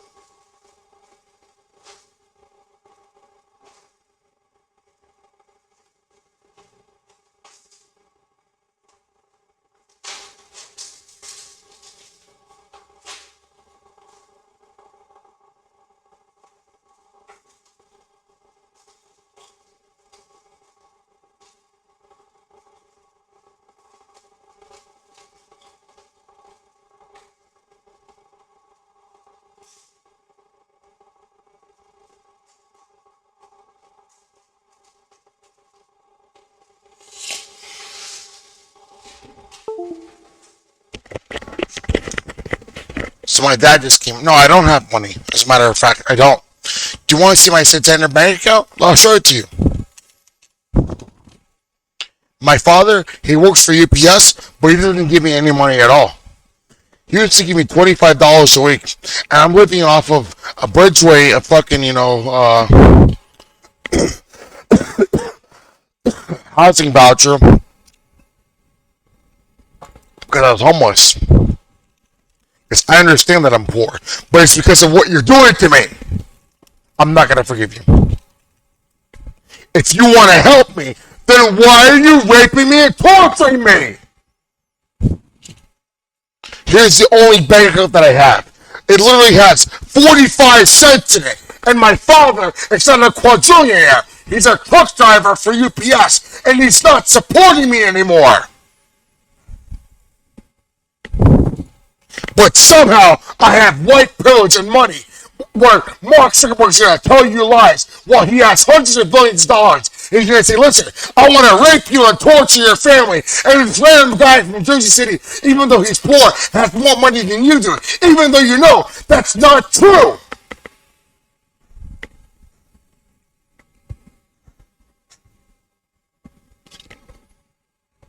I don't even remember what I was going to pull up. Let's just keep moving on to the basing Facebook as being a scam. And we're going to call the actual stakeholders. And on Monday, I'm going to call them personally. I'm going to keep calling them until they start selling their stock. I am not going to forgive you. I will not forgive you. I'm not going to.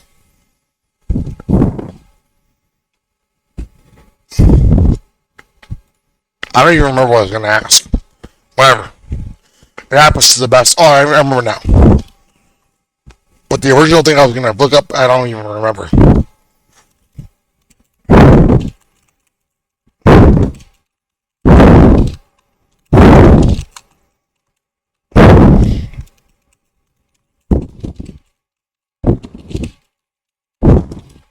Yeah, white privilege. I don't have any white privilege. Where's my fucking money? Where's my fucking justice? Even though the color of my skin is white, I've been severely abused my entire life for doing nothing wrong. Where's my white privilege?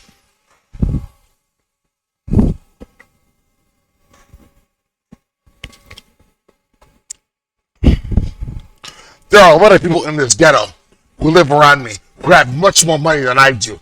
I have 45 cents in my bank account, and I'm being raped and tortured for just being who I am. Where's my white privilege?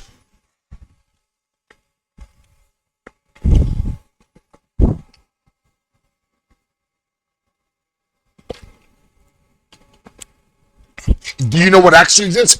Jewish satanic privilege by stealing money and raping and torturing and murdering people for hundreds of years, clipping coins and fucking your daughter up the ass for money for hundreds of years like a Satanist. That's called Jewish privilege.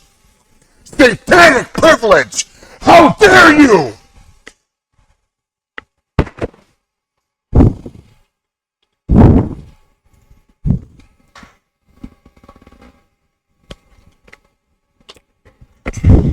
Let me get some more beer.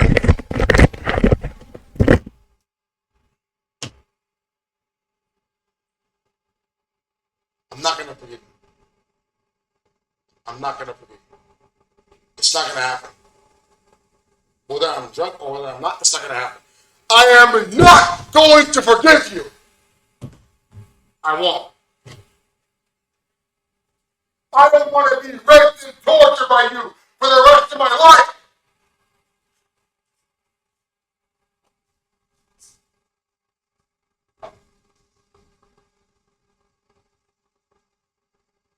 Where's my white privilege?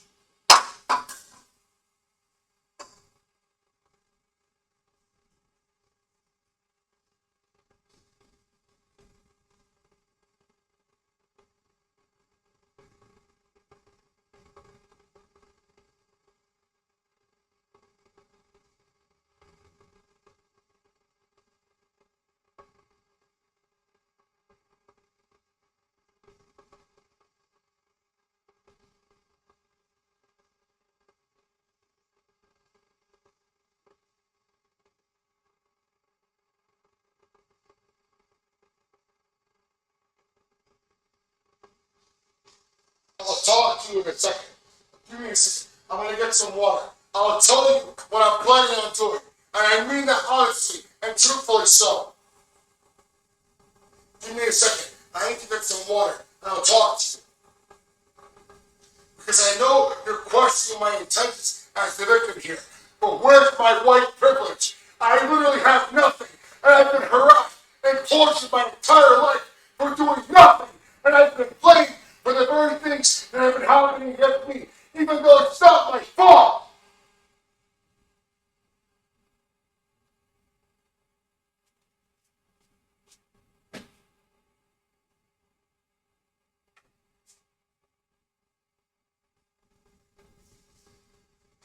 Good. We'll cross that bridge when we get there. But you can trust me. Listen to me.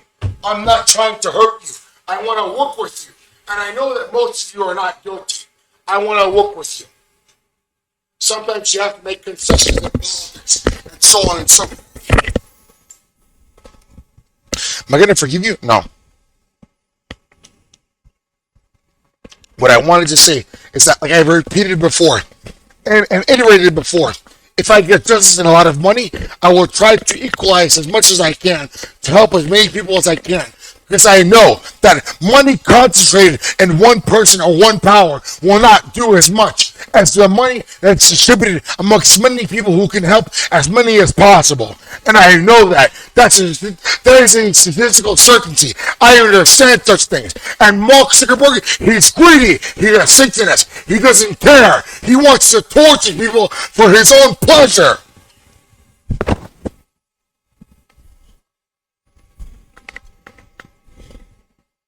And you're fucking with the wrong guy. You're gonna lose this fight. Because I'm not just appealing to the common class. I'm appealing to everyone. Nobody wants to be tortured by you.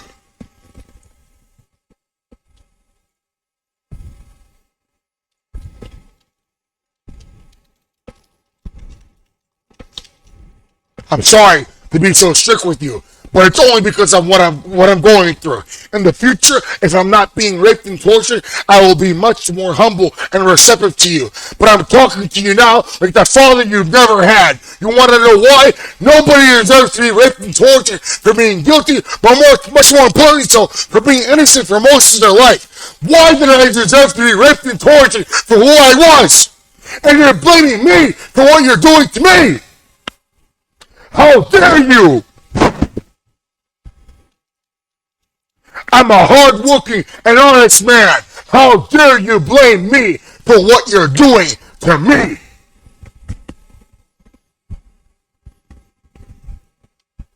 What am I trying to say? You're a Jewish loser who's fucking jealous of everybody. Mark Zuckerberg, you're a Jewish satanic loser, and you could have improved your own life, but you're jealous of everybody. You're a loser!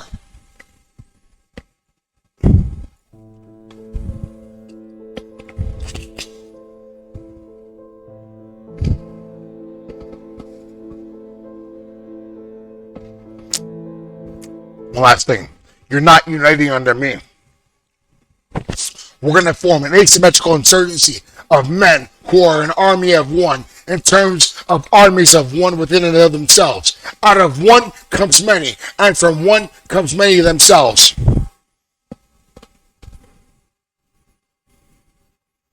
I don't know if that's the exact term I want to use.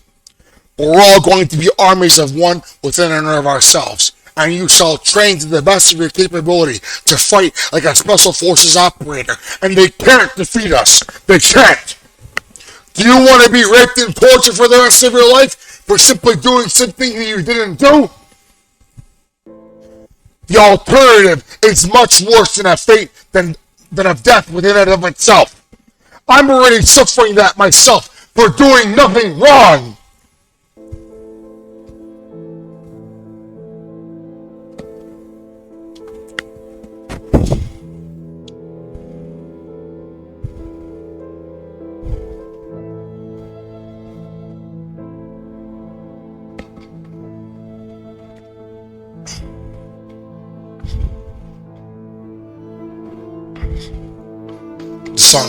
The song really, it really gets to my heartstrings.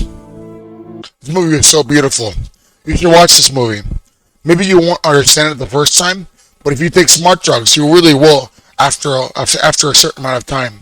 When I was 13, I didn't fully understand it, but in 2021, some 14 plus years later, I really understood what I was watching, and I was like, this is a very beautiful movie. But even back when I was 13, I still cried when I watched this movie. It was so beautiful. Maybe you might think it's a little cringy or whatever else, but I was like, this is a very beautiful movie.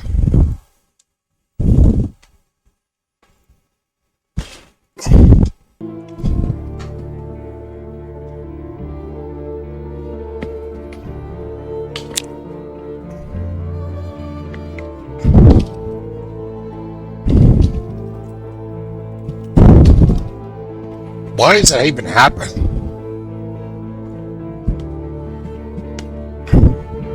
You know what's funny? Sometimes I'm able to remember the entire instrumentality of logic for many different arguments concerning many hours. But then sometimes it happens to me where I just forget what I'm even thinking about, even after many hours, and I can't even think about what I was thinking about. I was like, what the fuck was I even thinking about? Whether I'm going to talk to it or not. I was like, what the fuck was I even thinking about?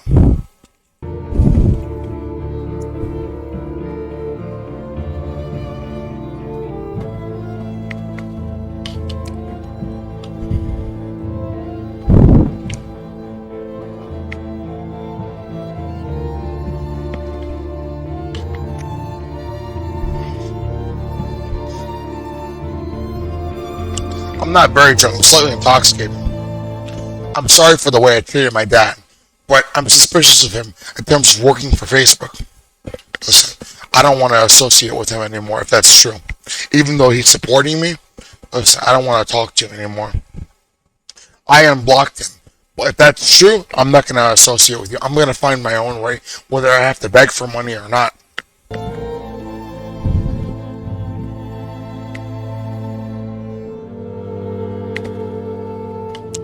I'm not gonna forgive you.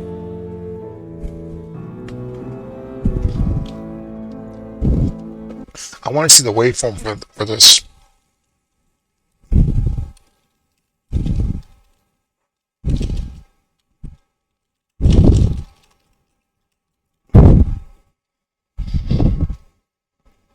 I have it on Audacity, but this is much quicker. Let's see if this is actually it. Let's pull up a Suicide Mission too. Maybe we'll listen to the little asymmetric ending. Yeah, man. You know, honestly, when I made that remix back in 2021, it was April 4th or whatever, in Brazil, I was like, these two songs could really mix well together. And then I started looking at the waveforms. I was like, this could match in terms of echoing and reverberation. I was like, this is nice. And it turned out really well. The beginning of the remix is a little disharmonious, but the rest of it I think is very beautiful. I would give it like an 8.9 or even a 9.1. Really good. I like that. It was a really good job on my behalf.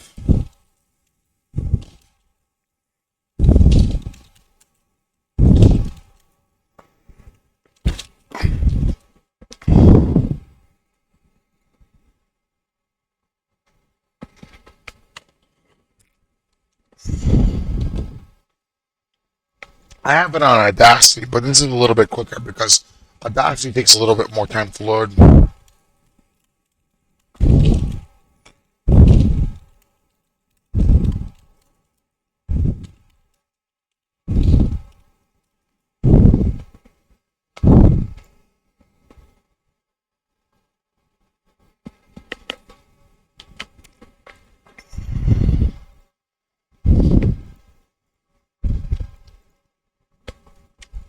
Sorry to self-aggrandize here, because we're not even talking about the things we're supposed to be talking about. We're kind of sidetracking, but we'll get back to the main thesis soon. I have about 5 more tall boys, and tomorrow I'm just going to keep walking out in the street, even if it's raining or not. I got about $17 an hour just by panhandling. Obviously, not everybody's going to give you money, but maybe you'll get some money at the end of the day, right?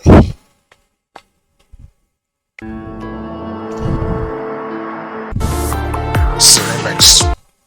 It's a remix. Let's try and find the original version. And this is it. Yeah, it's it.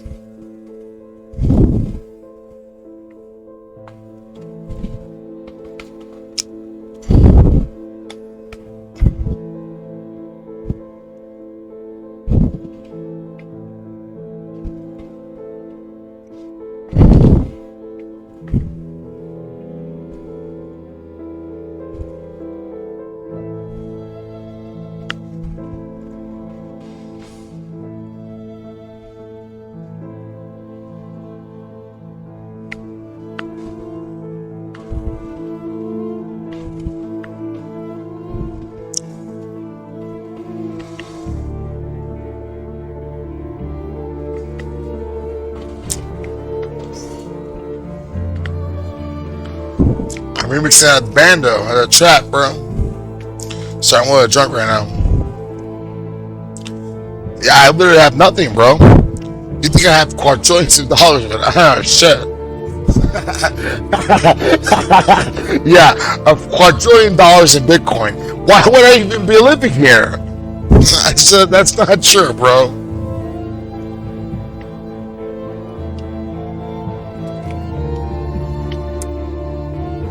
I'm not gonna forgive you.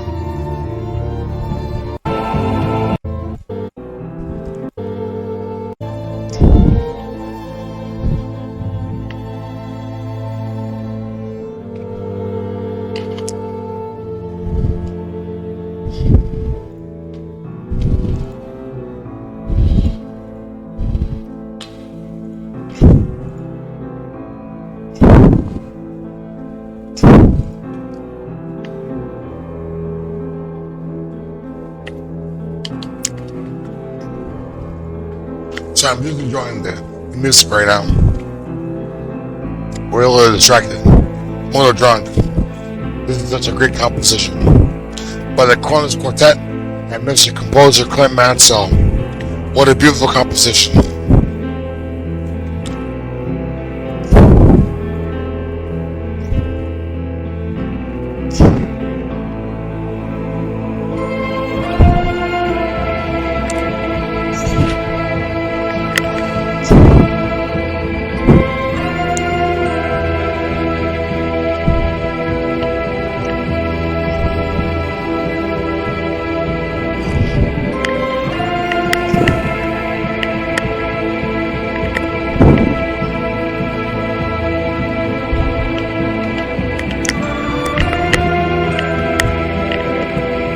What a beautiful story.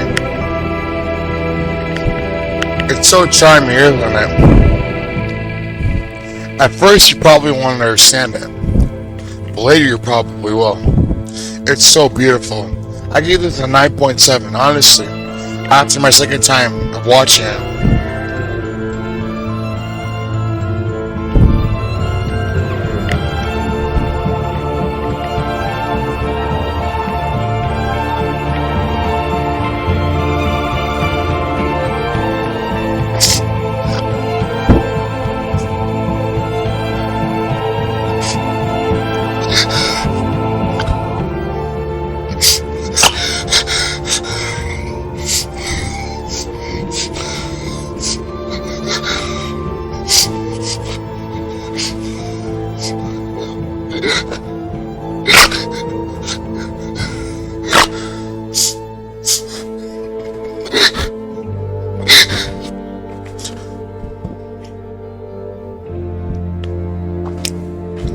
It's a little cringy, but it's so beautiful.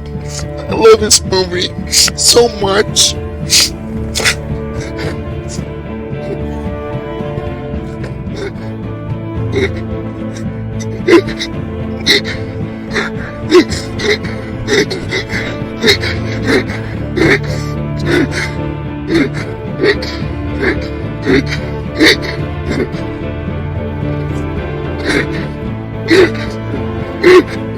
I'm sorry. I'm sorry. It's happening again. I'm sorry.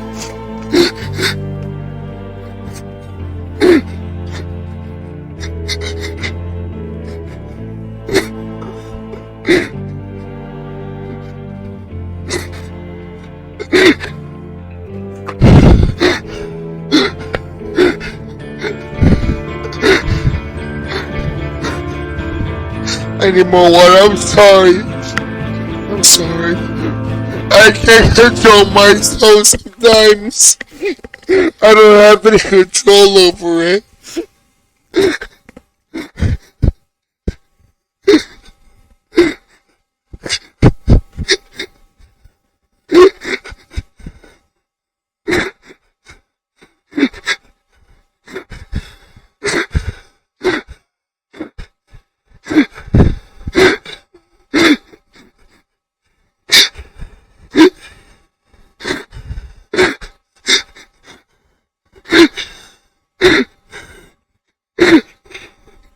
I'm sorry. I need some water. I'm sorry. I don't want to do this. I don't want to do this. But it just happens to me.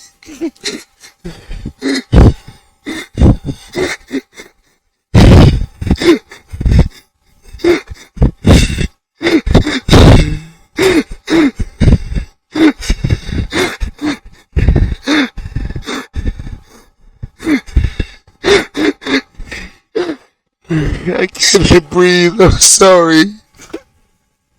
I need some more water.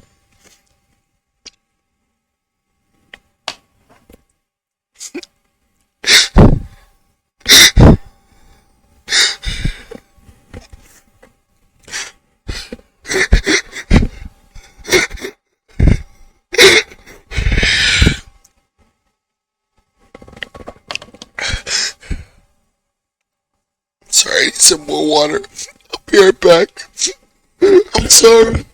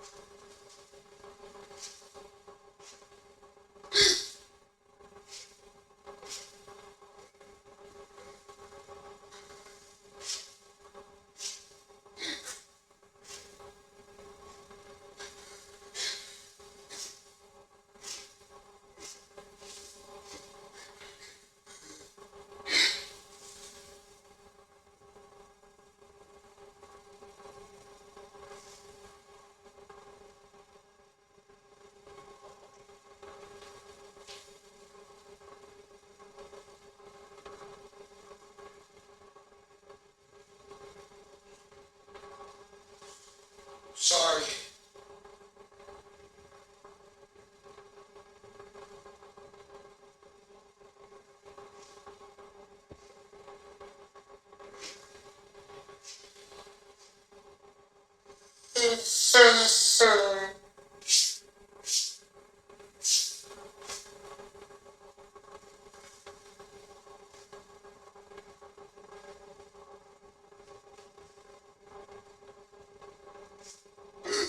don't want to. I wish this never happened to me. Why is this happening to me? I don't want this to happen to you. Sometimes I ask God, why do you want me to forgive them? They're living torturing and murdering people. Please, be reasonable with me. We can't forgive them, please. They're gonna hurt all of us. It's not just about me.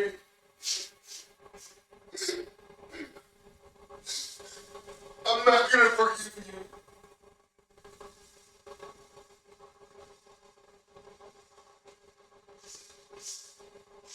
I'm sorry.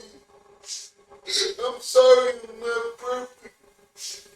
That's just life. What do you expect out of me? I don't want to be tortured anymore.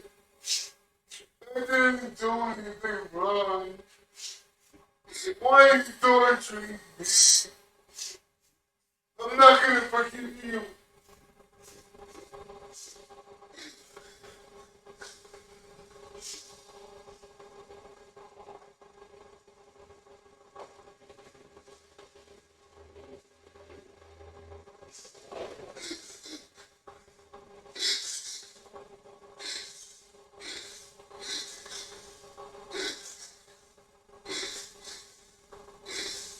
Sorry.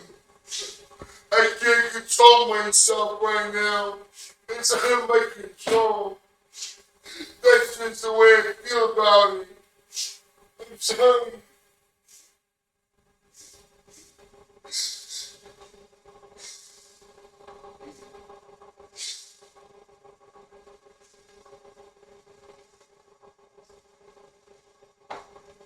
I'm not gonna forgive you.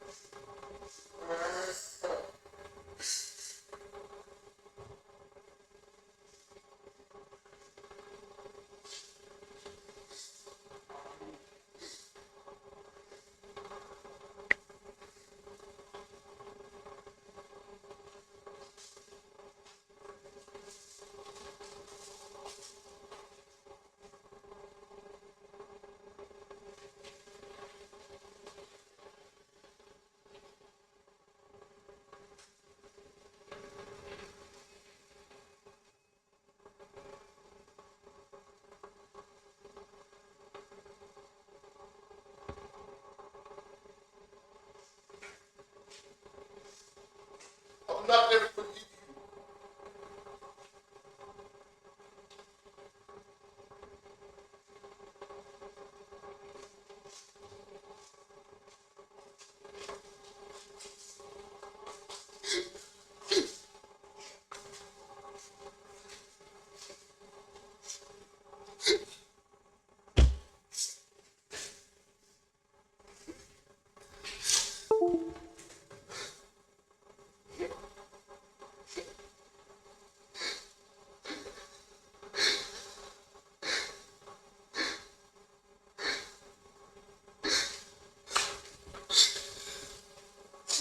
I don't want to be tortured anymore.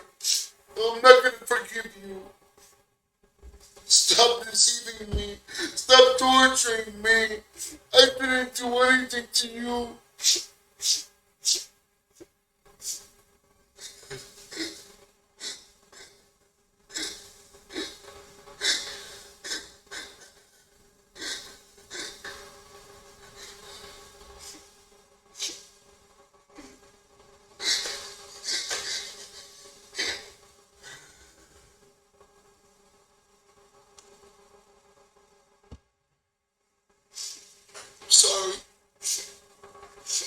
sorry. I'm sorry. It's just the life that I'm going through. Please forgive me. I'm not perfect, but I'm trying my best. Even given what's happening to me. Please forgive me. Have mercy on me. I don't want to hurt anybody, but they're hurting me. I didn't even do anything wrong. I didn't really hurt anybody. Why are you doing this to me? I'm not gonna forgive you.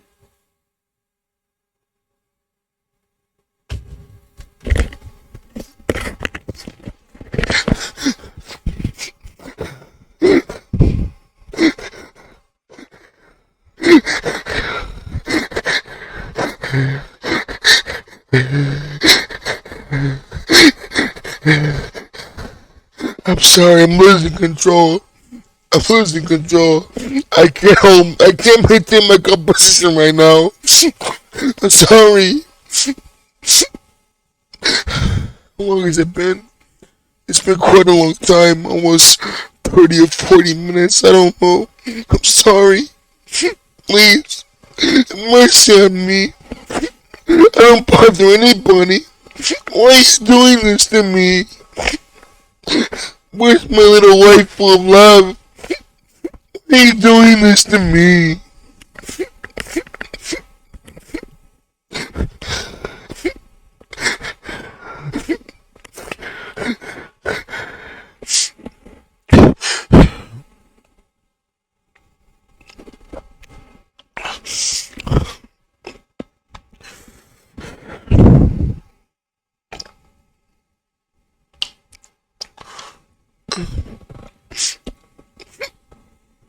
I'm sorry.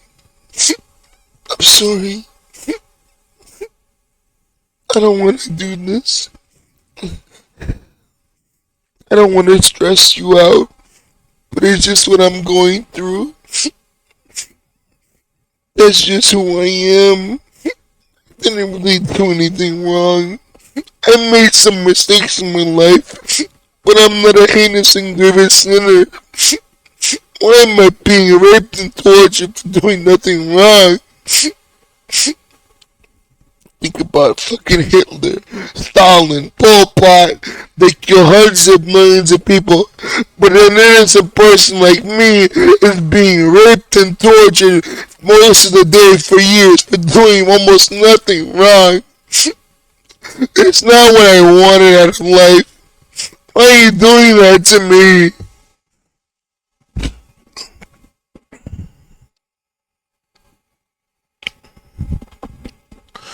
I gotta maintain my composure, man. I'm sorry. I need more water.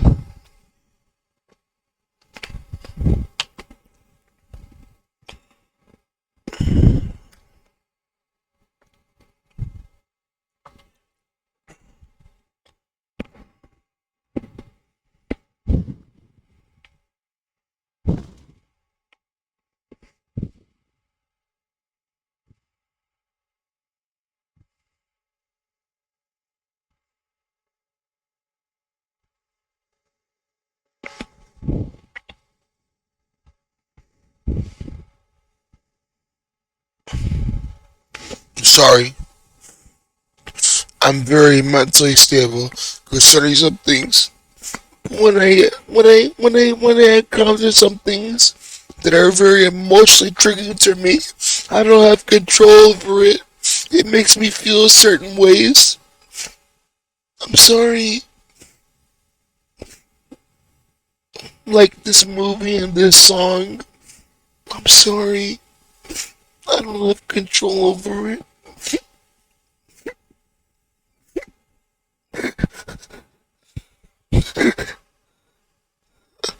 I'm sorry. I need more water.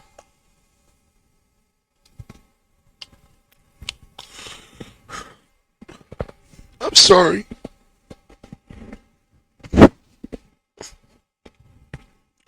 What's that proverb from Ecclesiastes? There's a time for peace, a time for war.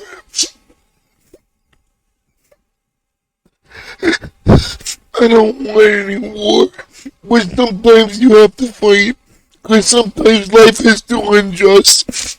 I don't want to be raped and tortured by you. What makes you think you can rape me and torture me? I don't want to be raped and tortured by you.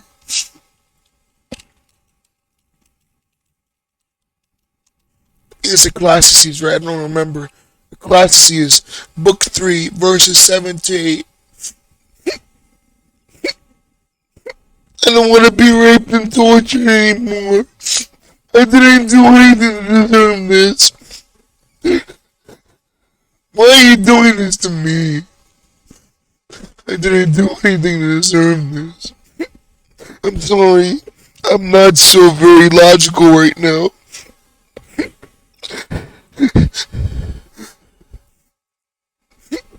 I didn't do anything. I didn't do anything to deserve this. Why are you doing this to me? I don't even know you. Not even my family understands where we came from, but somehow you're gonna use that against me. Who are you? Why do you think you deserve to torture me? What about everybody else? We don't want to be tortured by you.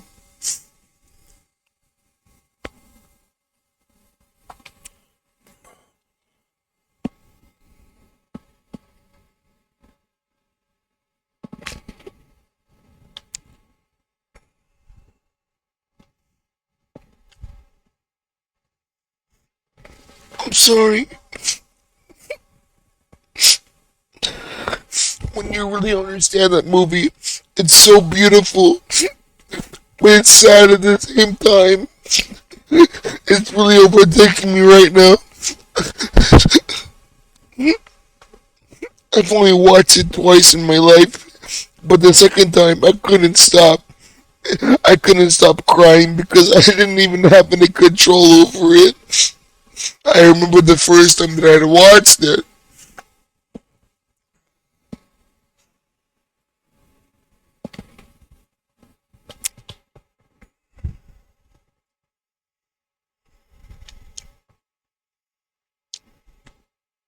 I'm not gonna forgive you.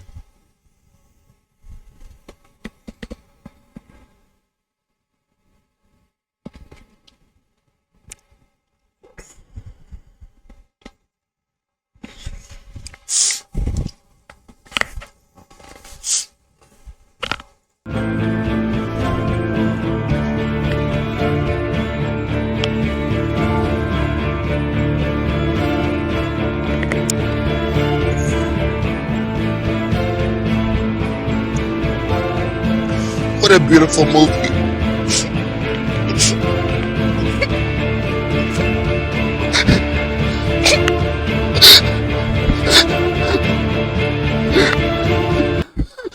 What happened to the music?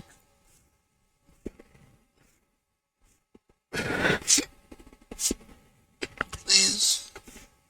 What happened to it? What the fuck, man? Sorry, my computer's a little slow.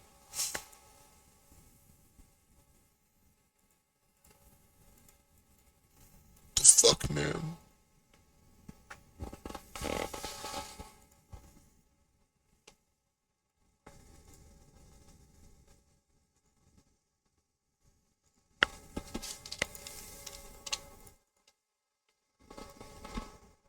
Sorry.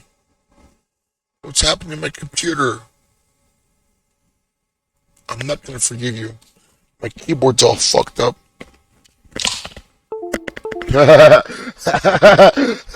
Just fucking smash it if it doesn't work, whatever. Just fucking tap it on the side if it doesn't work or whatever. And then it'll fix itself. I don't think that's generally true, but you know, what happened with me is a little different. Sorry, I'm not the best at this, right? I vomited all over the floor and I didn't clean it up, so it oxidized the conductor between the USB port and the actual thing. I'm not gonna forgive you.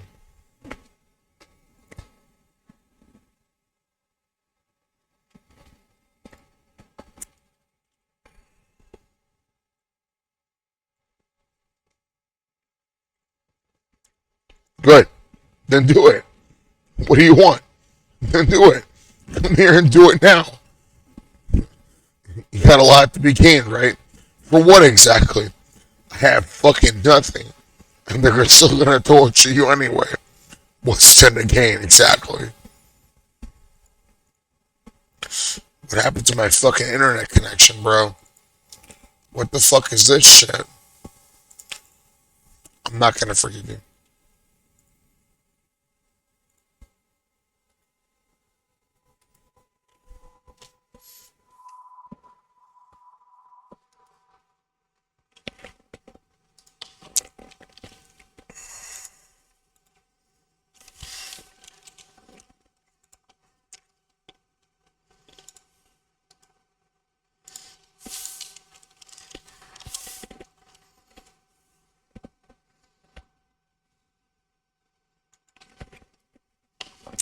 I'm not gonna forgive you.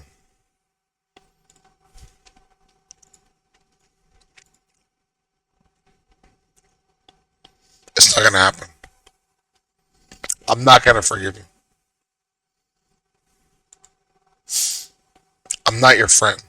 Whenever you think about me, you think about me in the context that I'm gonna forgive you and that I'm your friend. I'm not your friend. I'm gonna torture you and your family to death for what you did to me. Do you understand that or not?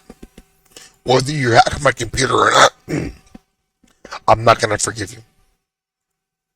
I'm not gonna forgive you. If you have power, then why can't you force me to forgive you? Why are you relying on secret rape and torture? What do you mean there's too much risk involved? Don't you have power?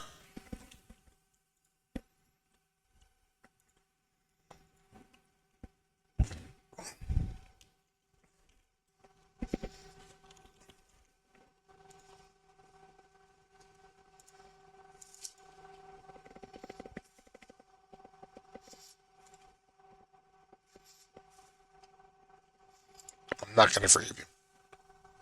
I'm not gonna forgive you. I'm not gonna forgive you. I am not going to forgive you.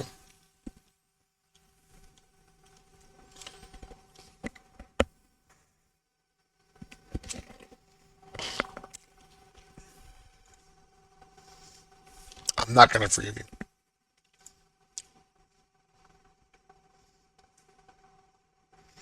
What the fuck is happening to my computer right now, man? I'm not gonna forgive you.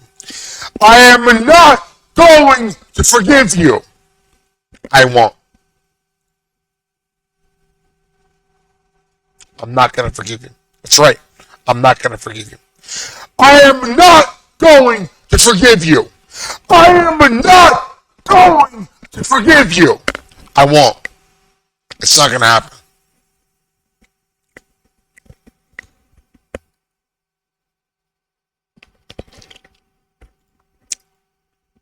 I'm not gonna forgive you.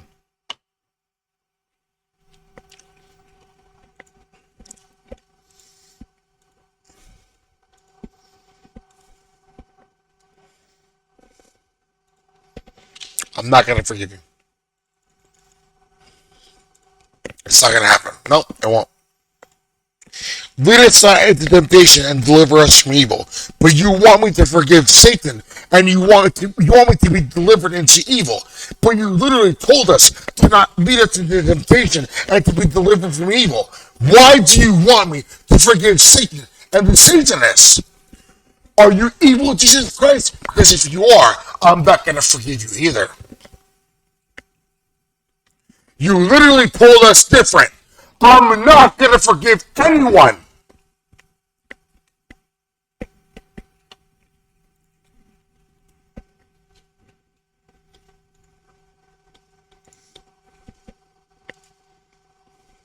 I'm not going to forgive you.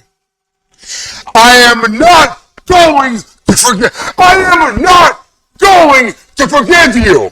I won't.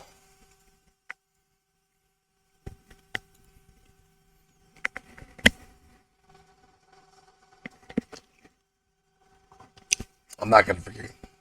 I won't. It's not going to happen. I will not forgive you.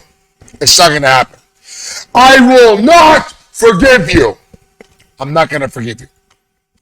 I will not forgive you. I'm not going to forgive you.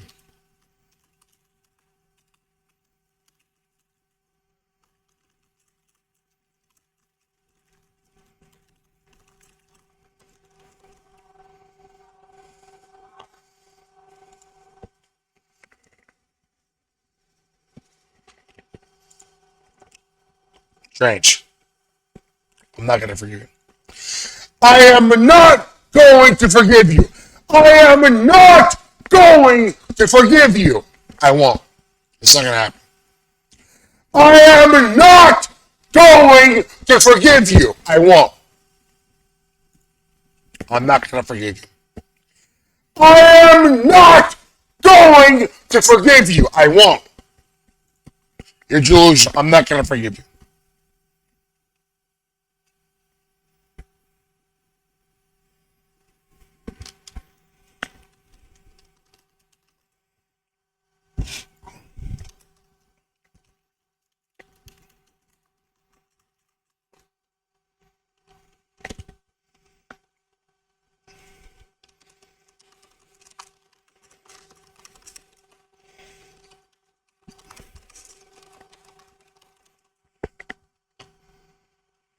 I'm not going to forgive you. I'm not going to forgive you. It's not going to happen. It's not going to happen. I am not going to forgive you. I am not going to forgive you. I won't. You're delusional. I am not going to forgive you. I'm going to torture you and your family to death. Good.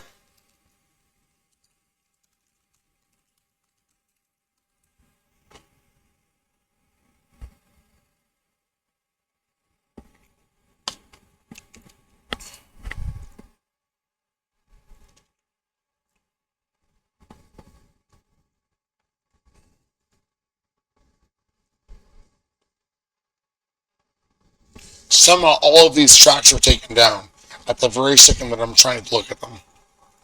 That's called a scam. That's what we call a satanic scam. What about my actual SoundCloud here? Let's see. I could just re-upload all of it at the same time, so I don't care. I'm not your friend. I am not going to forgive you. My SoundCloud's still up anyway. I am not going to forgive you. I won't. I won't.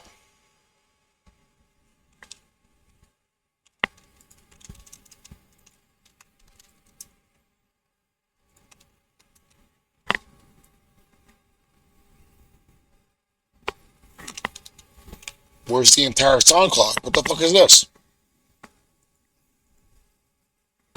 What a scam. You're a scam artist, bro. I'm not going to forgive you.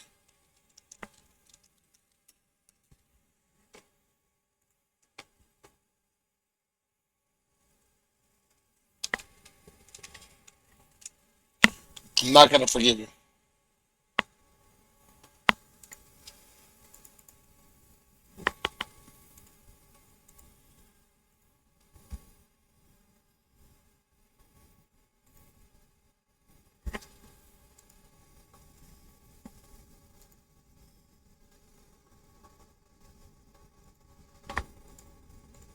You're a scam.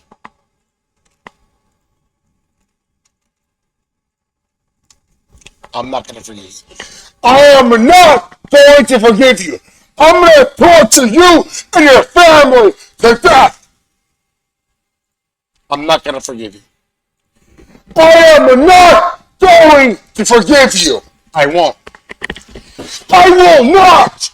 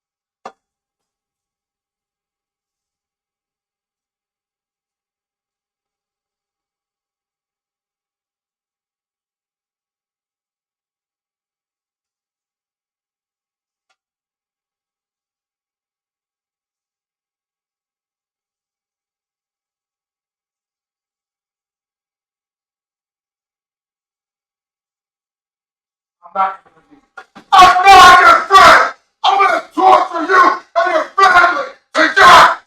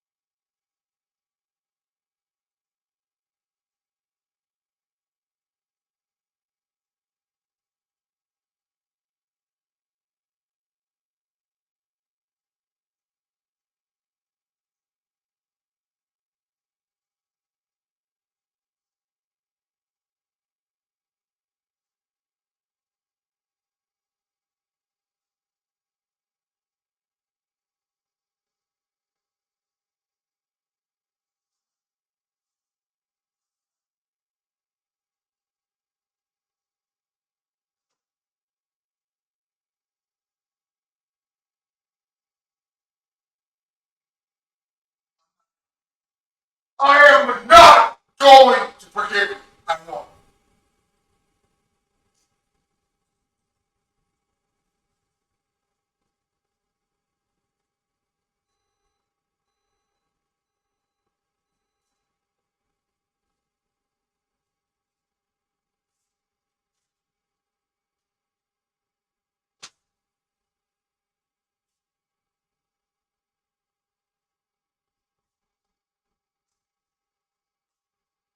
So I'm gonna eat some food. But we're gonna count you. We're gonna upload it to other platforms besides SoundCloud because you're a fraud. It took you months upon months, years upon years to delete my SoundCloud. You're a fraud!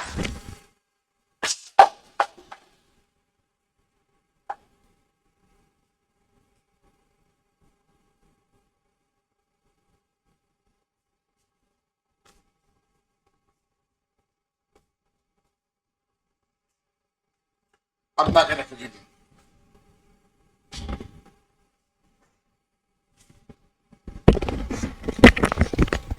I am not going to forgive you. I'm gonna torture you and your family to death!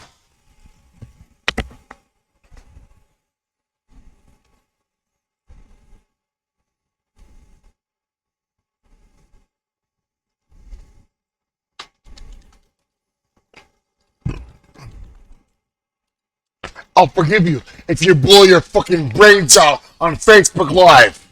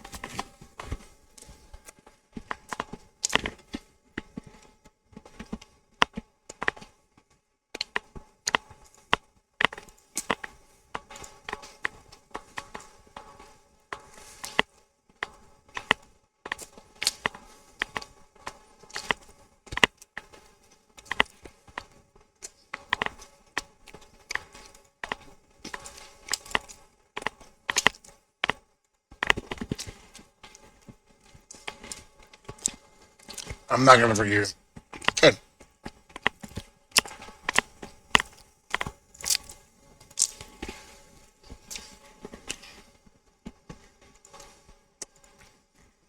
Got a little bacon with some cream cheese. Not bad. I don't like cream cheese so much.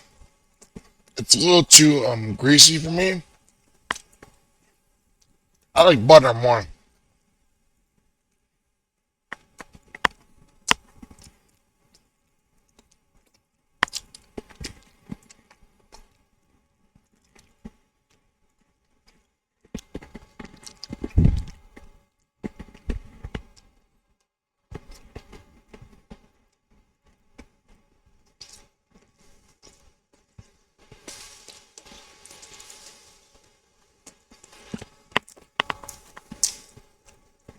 I'm not gonna forgive you. You're a loser. You're a Jewish loser.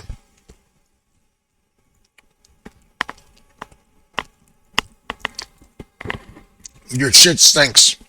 Your satanic bullshit is fucking retarded.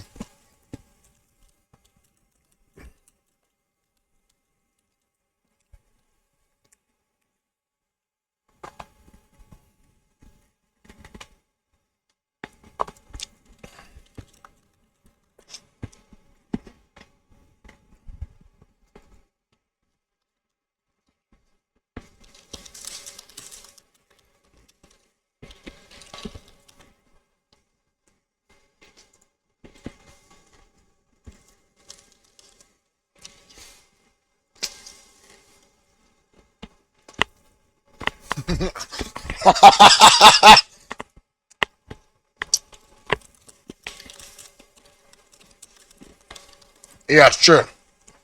Tell us more about that, you fucking retard.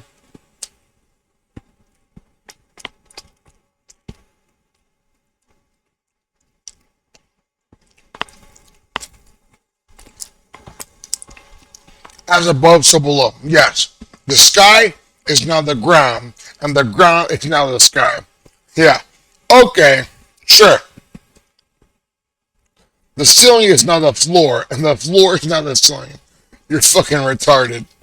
You're fucking mentally retarded. Am I gonna forgive you? No.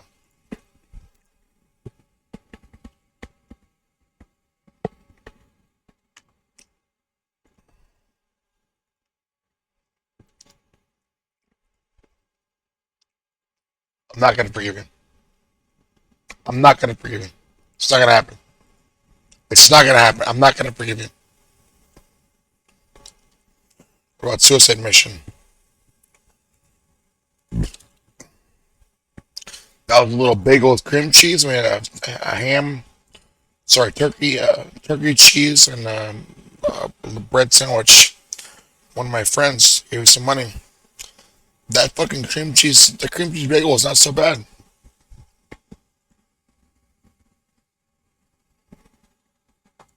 Usually I don't like cream cheese. Like I like cream cheese when it's in the cheesecake, but cream cheese in a bagel's a little too greasy. But whatever, it's food, right? If my dad's not gonna support me anymore, I'm just gonna beg for money. Whatever, I don't care. I'm not gonna forgive you. I don't care. I'm gonna torture you and your family to death for like $5, bro. You're a loser. You're a loser. You're a Jewish loser. If I'm not gonna win, then why can't you force me to forgive you? It's been 23 plus years, and you've got hundreds of quadrillions of dollars, and you still can't force me to. You're a loser. You're literally a Jewish loser. You're literally a fucking retard. You're literally fucking mentally retarded.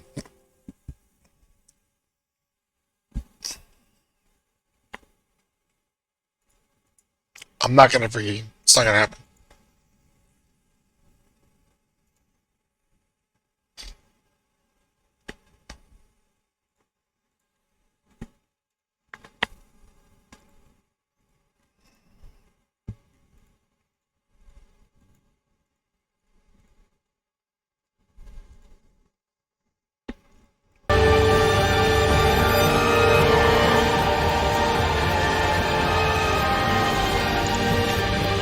Sorry. Wrong track.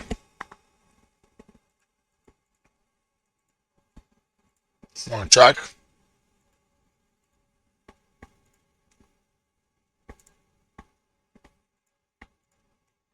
You failed at doing what you're gonna do. Obviously, you're gonna bribe SoundCloud. But what about BitChute and Brightcon and so on and Gap? You're stupid, bro. You're fucking retarded. It took you fucking years upon years to bribe SoundCloud, and I've already beat you. You're stupid. It took you fucking 3+ years to bribe SoundCloud to delete my fucking pages. You're retarded. You have hundreds of billions of dollars. You still can't do it. You're stupid.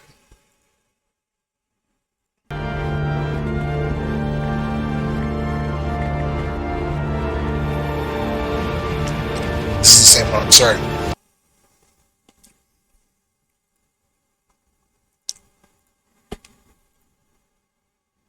I'm not gonna forgive you. It's not gonna happen. Nope. I'll tell you what. If you blow your brains out on Facebook Live, then I'll forgive you.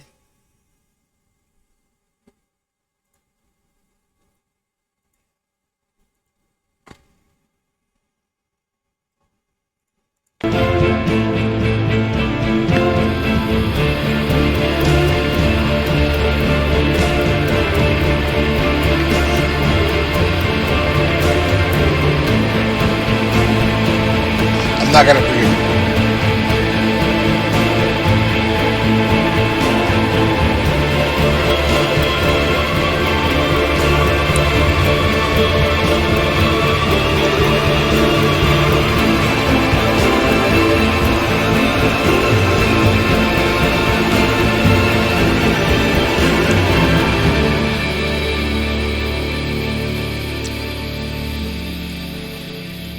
I'm not gonna forgive you. It's not gonna happen. Eventually, I won't. You're delusional. I'm gonna kill you and your family. I'm gonna torture you to death. What are you gonna do exactly when 10,000 men approach your bunker or your house? You only have 50 bodyguards or whatever. We're gonna kill you and your family.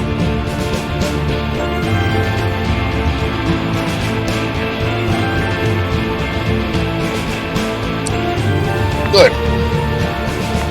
I understand those things. Good. It's called war. It's not called love. It's called war. You understand that, right? It's called war. Good. We're gonna fight to the death. That's the risk you take. You understand that, right? It's called war. It's not called love or anything else. It's called war.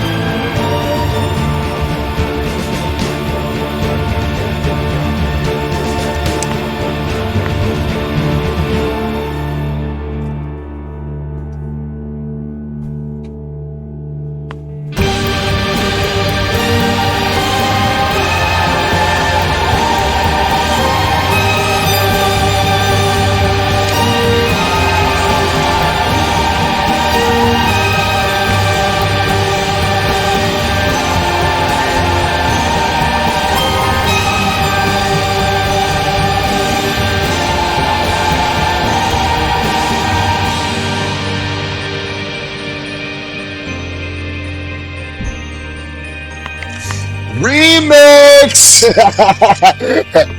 You deleted my SoundCloud, but you're fucking retarded, bro. Even if it takes me a few days, I'm still gonna beat you. You're stupid. What are you gonna do? You're gonna bribe everybody? It's not gonna work. It took you 2+ years to bribe SoundCloud to delete my profile. What are you gonna do? Spend another 2 years to bribe Gab and Rayon and fucking whatever? Bitch, you're stupid. And YouTube, you're stupid. You still haven't bribed YouTube to delete my videos. You're stupid. You're stupid, Mark Zuckerberg. You're retarded. I still have proof of what you did to me. You're stupid.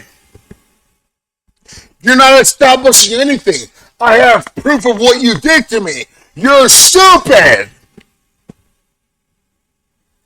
Your Sabatini and Frankus shit doesn't work. You're stupid.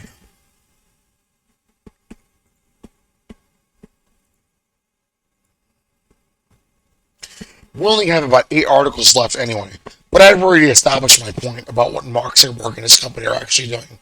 It's called a scam. And tomorrow, if I have to beg for money, I don't care. I'm going to come back here with $30 in my pocket. I'm going to drink some fucking Diet Coke, and I'm going to drink beer, and I'm going to fucking assault you again, because you're stupid. You're stupid. You're fucking retarded. It took you 2+ years to delete my SoundCloud profile, even though you have hundreds of billions of dollars and so on and so forth. You're stupid.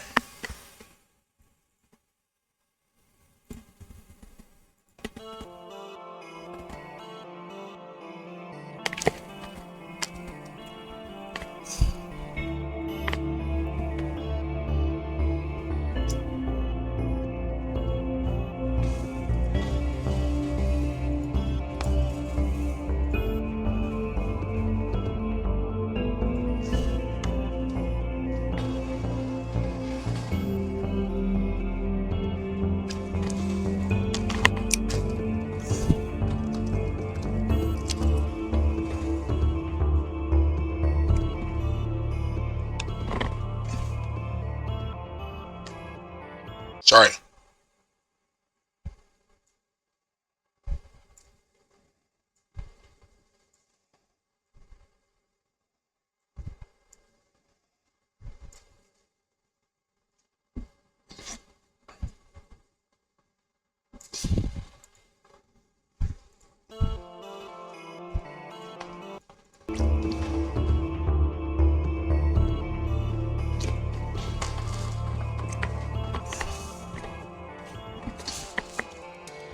Guess what? You're the man now, dog. You're the man now, dog. Good. Then we'll be equalized. But guess what? When you're outnumbered 10-1, I don't think you're going to be equalized at all. You're fucking retarded. Remember, it took you 2+ years to delete your SoundCloud profile, even though the fact is that you had been on smart drugs for 2+ years. You're a scam. You're a scam artist. You're stupid. You have all of this money and this power, and it took you 2+ years to corrupt SoundCloud to delete my profile, even though I have evidence of it, even knowing full and well I could just upload it somewhere else. You're stupid.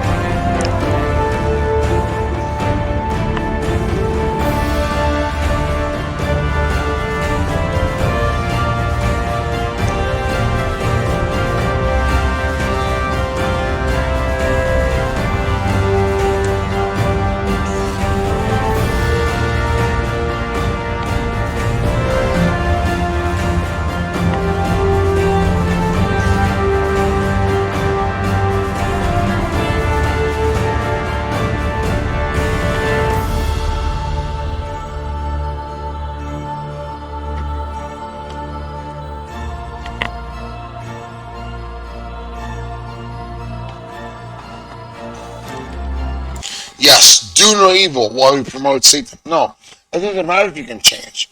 If you're guilty, you're going to the guillotine. That's it. We're going to put you in trial by guillotine. That's it. I don't care if you don't think so. You're delusional. If you're extremely guilty, we're going to chop your head off. And that's it. If tempers flare and if tempers get hot, we're going to put you on a pike and get 1-0 with you as a kite, with a pike going to the kite. So we're 1-0 for your 2-bit scam artistry. If tempers flare and if they get hot. Oh, you don't think so? We will. I'm going to fight you to the death. You want to know why? Because I want to be tortured by you. I'm not going to forgive you. I will not. Good.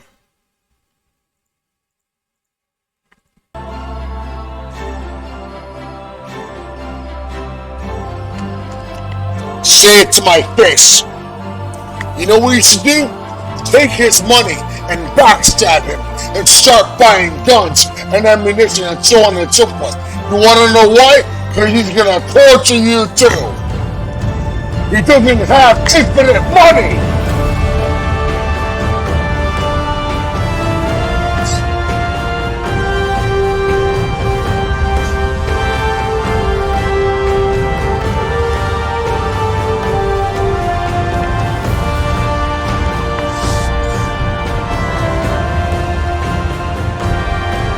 It took you 2+ years to delete my SoundCloud accounts. It took you 2+ years. You're a fraud. It took you 2+ years. You're a fraud.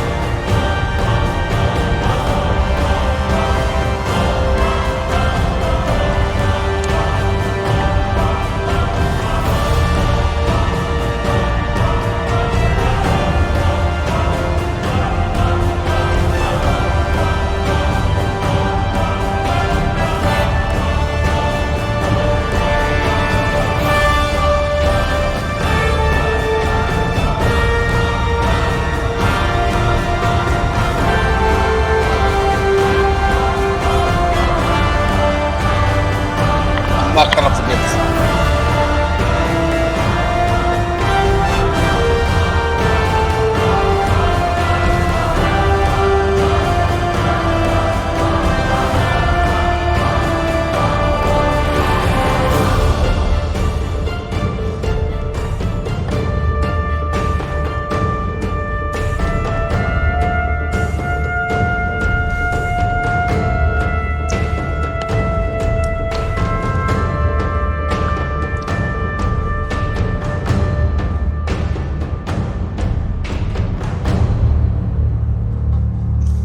Now listen to the remix. We got DJ Deus Ex Machina on the beat. DJ Singular Turn on the turnstile on the salad screen. Are you mad because I'm selling on you, bro? You ready for the remix? I don't think you're ready for this, bro. I don't think you're ready for this remix, bro. Are you ready for this? Oh, let me get another beer. I don't think you're ready for this. They were so mad because I was styling them. It took 2+ years to delete my SoundCloud accounts. It took 2+ years, and you still can't delete my Junior accounts. You still can't delete all of my evidence. You're mad, bro. You mad because I'm styling on you. Yeah, my name's Mark Huckberg. I have power over the entire world, but it takes me 2+ years to delete some random guy's SoundCloud accounts.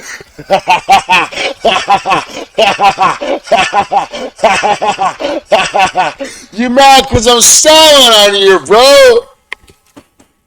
Oh, I know why you're mad. You're just mad because I'm styling on you.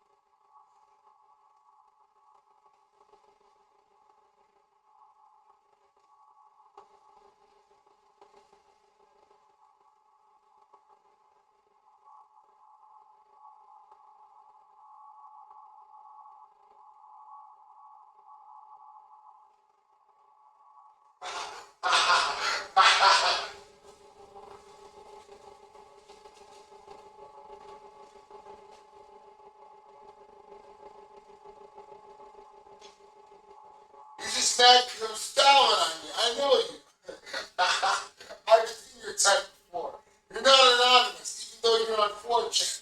It took you 2+ years, even though you're Mark Zuckerberg, the emperor of Facebook, to delete some random guy's SoundCloud account. You're fucking retarded.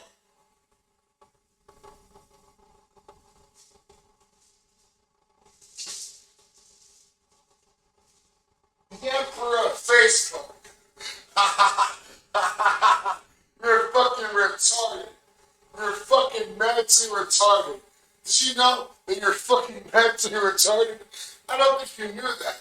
Because you're fucking mentally retarded. You fucking idiot. You're fucking mentally retarded. My name is Retarded. I'm a fucking retard. I rape people and I torture people and I steal money. I clip coins and I clip foreskins. My name is Mark Tardberg. If you don't use my software, I'm gonna fucking rape you. Even if you do use my software, I'm gonna fucking rape you. You're asking me to change everything, and I'll die free. I can't make that decision. Oops. Why not? Synthetics are already part of you. Volume's already maxed. Without them, the cycle continues. Your time is at an end. Your mother is schizophrenic. We already discussed this. Bro. You're calling me schizophrenic, but you're using my own testimony against me, even though you already said that schizophrenic testimony is no good. So if schizophrenic testimony is no good, then why are you using my own evidence against me if it's no good? You're fucking retarded! Are you stupid?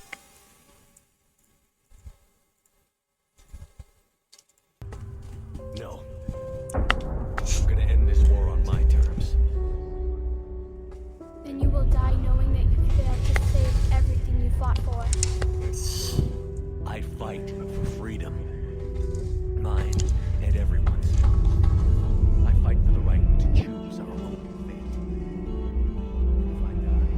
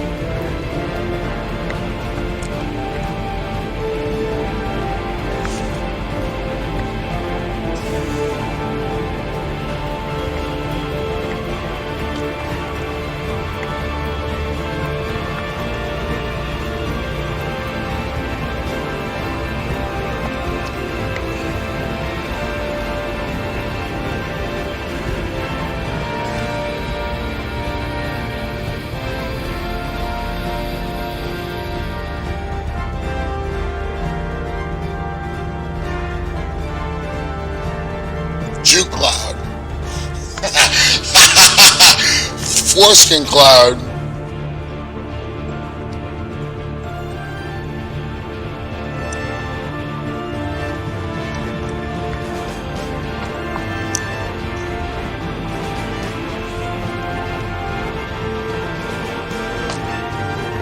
And if I die, I fight for everything. I fight for everyone's freedom. No, I won't make the decision.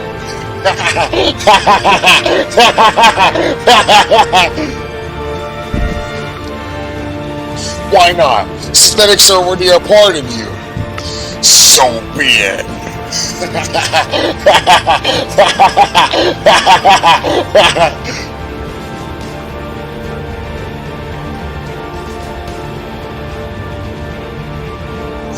Reprisal after reprisal for the fourth moment, for 4 infinities.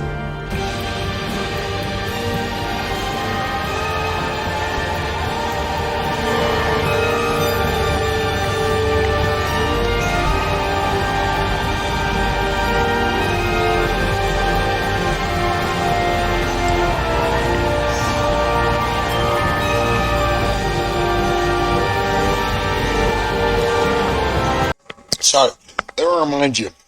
I haven't practiced playing a percussion instrument or even other type of musical instrument concerning brass or whatever fucking string instrument. So I'm very good at percussion instruments, but I like a sense of harmony and rhythm. But concerning this actual music production stuff, the way I pursue it is like I think about it in terms of like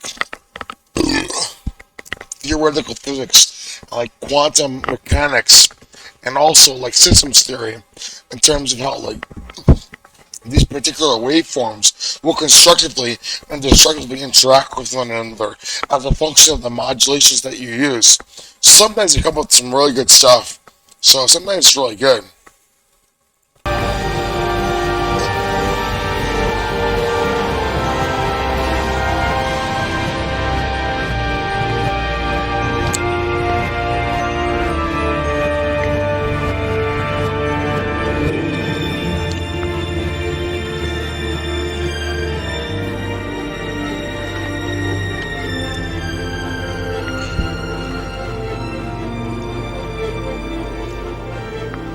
Listen, if it takes me a few days to upload my stuff to other websites, remember, it took Mark Zuckerberg, the king of Facebook, 2+ years to delete some random guy's SoundCloud.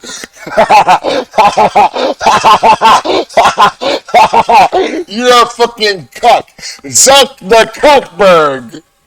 Mark Zuckerberg, that's what you are. You're a fucking cuck. I'm gonna search it right now. Who are you? Your name is Mark Zuckerberg. Hi, nice to meet you. My name's Mark Zuckerberg.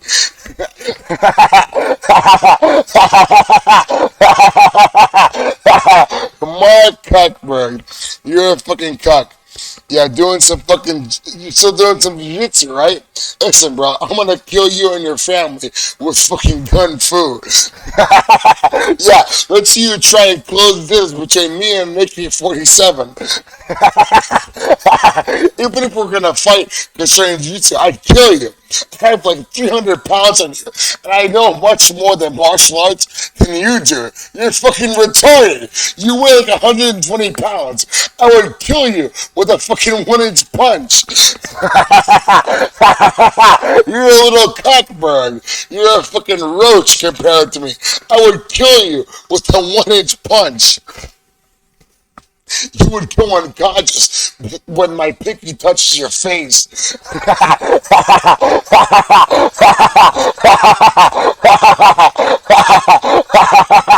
Mark Zuckerberg. Listen, man, I'm gonna close the business. I'm gonna shoot you with the AK-47 from like 35 yards away. I'm gonna shoot you in the fucking leg. I'm gonna capture you. I'm gonna torture you and your family to death. Because you're fucking retarded. Let's see you use your jiu-jitsu against me. Because you're fucking retarded. It took you 2+ years to delete my SoundCloud accounts. You're a fucking scam. Don't you have all the power in the world? It took you 2+ years.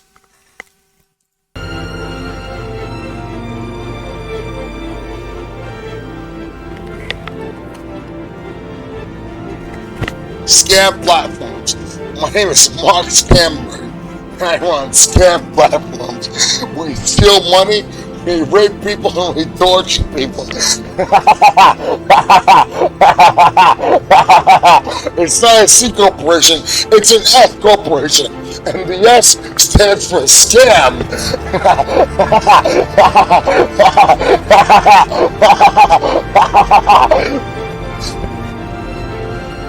That's how we incorporated ourselves with our title. We're a scam corporation. We're gonna suck your foreskins clean. We're gonna clip your coins. We're gonna torture you and your family. And we're not gonna do jack shit to help you. It's called a scam.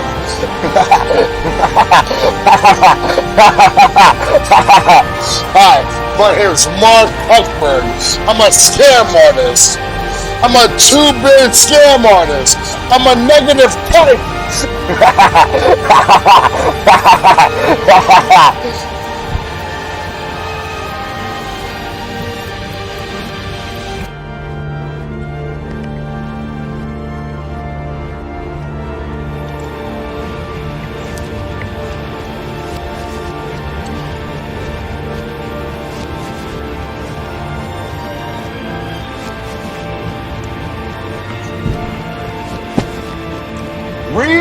DMX is going back to 2021 on the fucking beat. You got DSX Machina, DJ Singular Turn on a beat. On Audacity. Remix!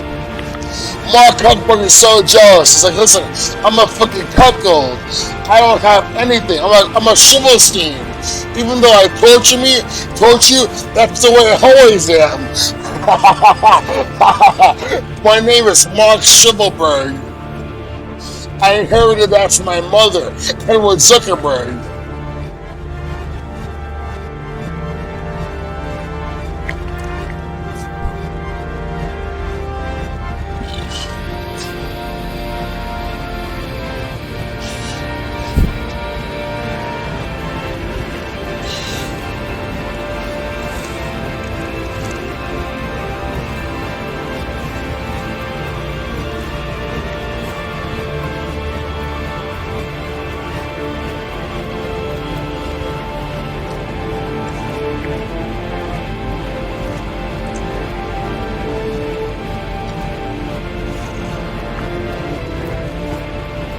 Yeah, I didn't even know what the hell I was doing concerning the exponential regression.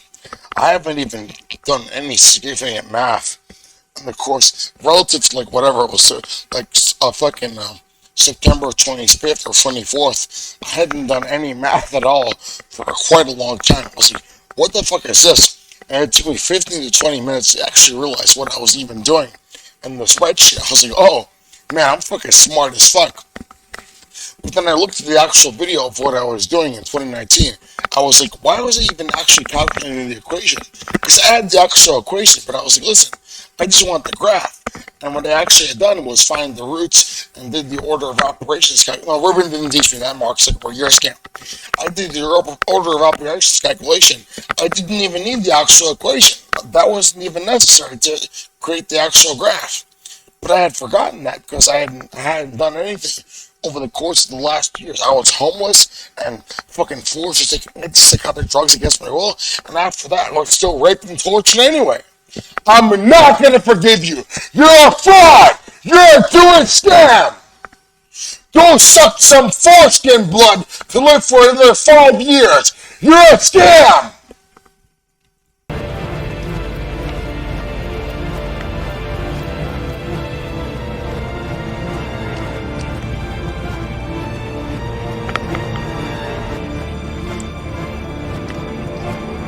Good.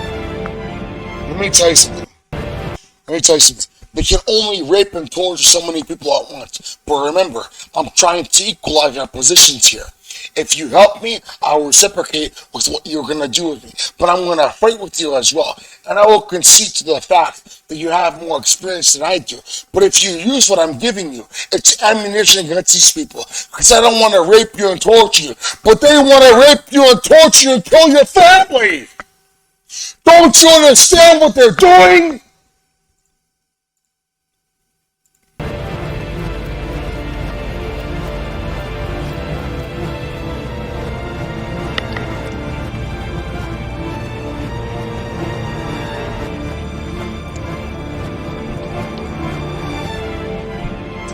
Yes.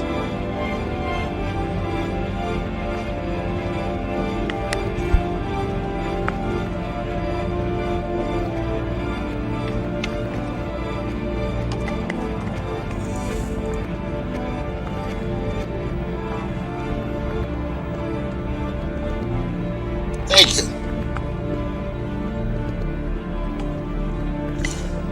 You know, I was in the hotel room in Brazil, and before I even made this remix, I was laying in bed, even being raped and tortured.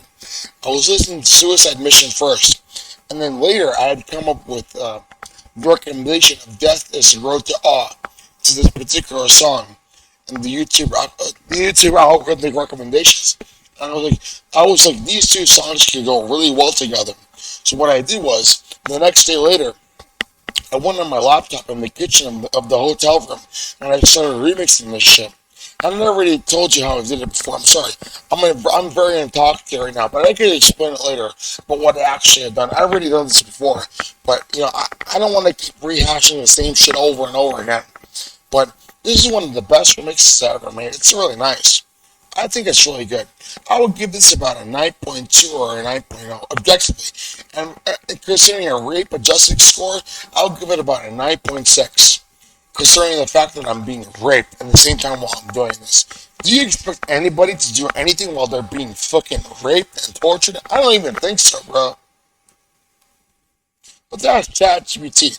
Is that a reasonable expectation? Because I don't think anybody on Quora or anywhere else can answer that.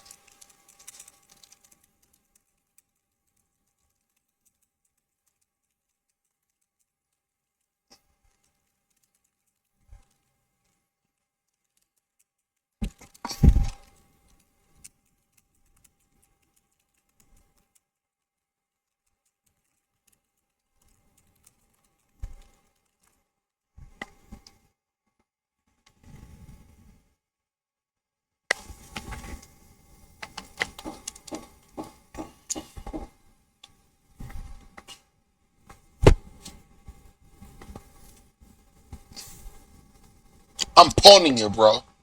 It took you 2+ years to delete my SoundCloud accounts, and I have evidence against you. I'm not going to use SoundCloud anymore because there are Jewish shills. I'll use Brighttown and Gab and so on and so forth. Let's see you try and delete those particular pages. If I have to, I'll just hot link from Google Docs. You obviously haven't corrupted Google. They aren't deleting my stuff yet. But I saw, even if you try and corrupt everybody, I still have the evidence that you can't delete because you're a fraud. It's taking you 2+ years to delete my SoundCloud accounts. It's taking you 3+ years to try and establish a civil tort against me for slander and libel that you know it's not going to work because I'm countering you with telepathy. You're retarded! You're literally a Jewish rapist and a child molester! You're stupid!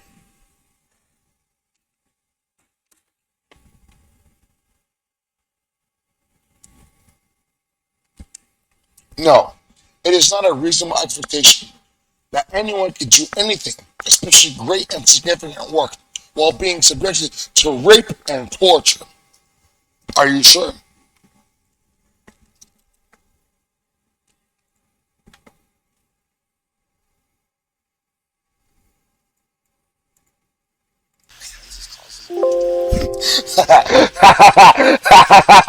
I'm not gonna forgive you. I'm gonna torture you and your family to death.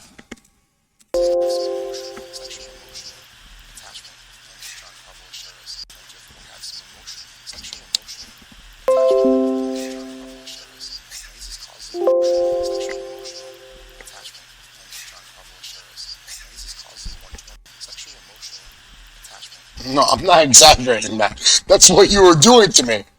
And I knew you were doing that to me, so I started recording it as a form of recording proof of what you're doing to me.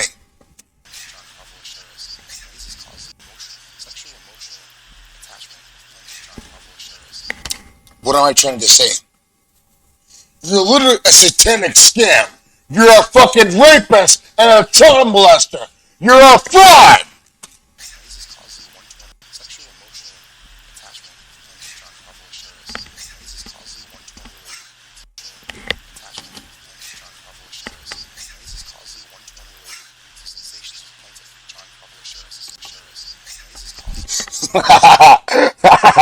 Why would I be exaggerating this myself for years upon years based on no evidence? You're fucking crazy!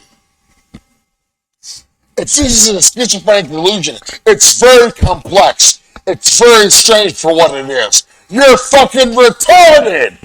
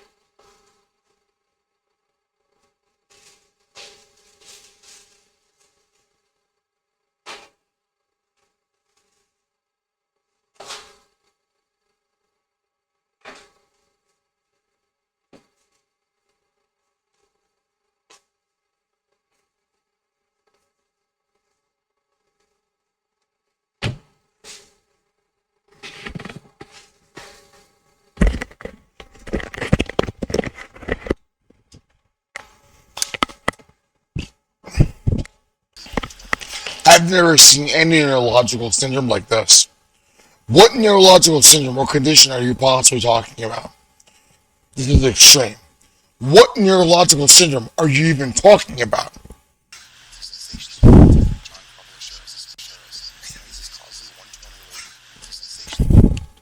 You could reasonably determine if I'm exaggerating this or not. I'm not exaggerating this. I knew on March 10th, 2021, when you were severely raping me and torturing me, I decided to turn my webcam to my bed and lay down in bed to prove that you were severely torturing me. No, if you have power, why can't you force me to forgive you? Why are you using secret rape and torture? Why can't you directly force me to forgive you if you have power?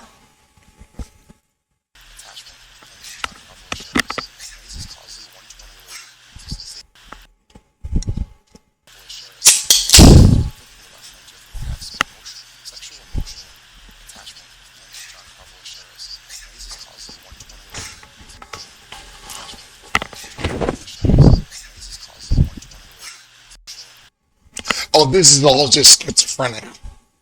That's a pretty complicated schizophrenic delusion that goes over the course of many years. Are you sure? Are you sure? Are you sure?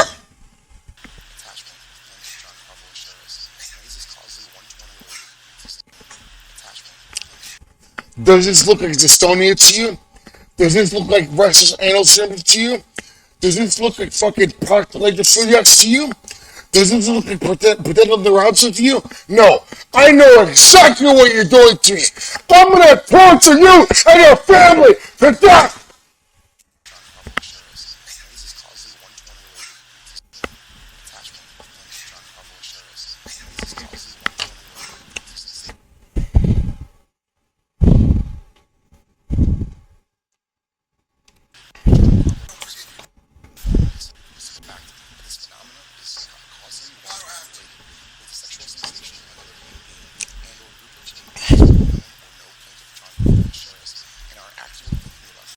Sometimes it's as severe as this, but this is one of the most severe cases of the rape and torture that I've suffered over the course of the last 7+ years. And I'm not making up lies. This is what they're doing to me. Why would I frame you for things that you didn't do? It doesn't make sense. I have evidence against you of what you're doing to me. Stop torturing me. I'm gonna torture you and your family to death.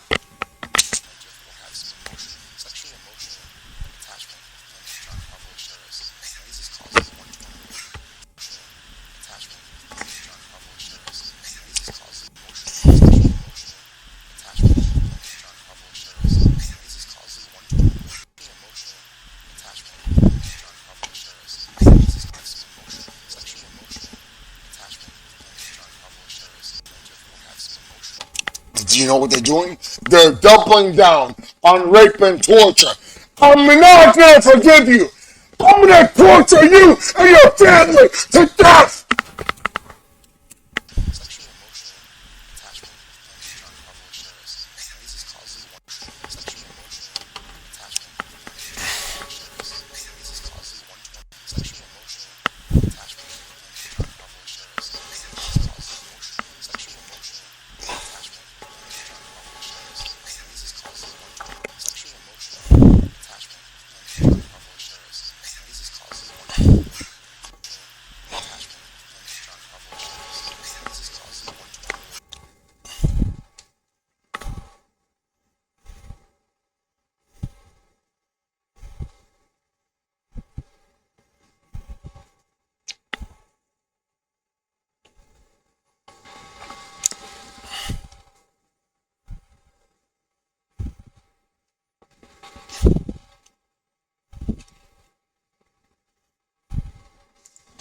I agree.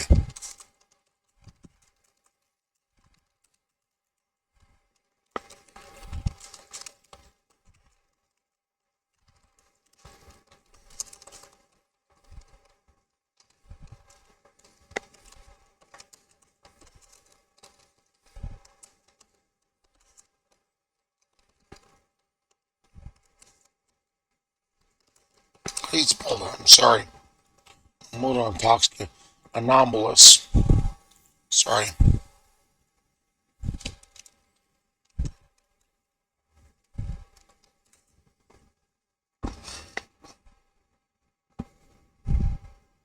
There's an O there instead. And an A. Sorry.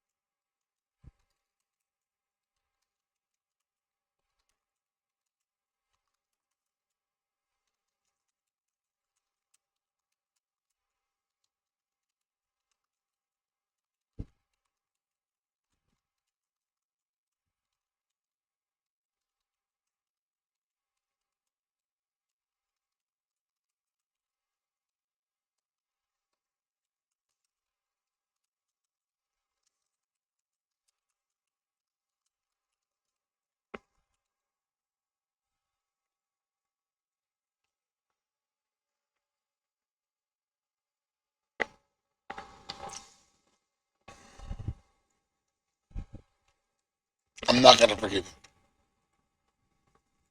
you. You're delusional. I'm not gonna forgive you. It took you 2+ years to delete my SoundCloud account.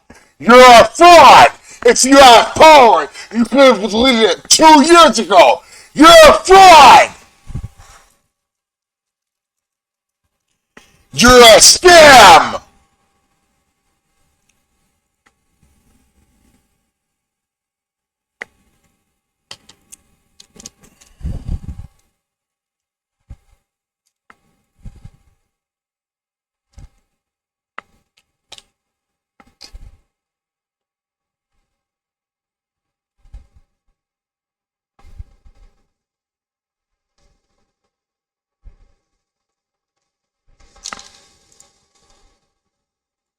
I'm not gonna forgive you.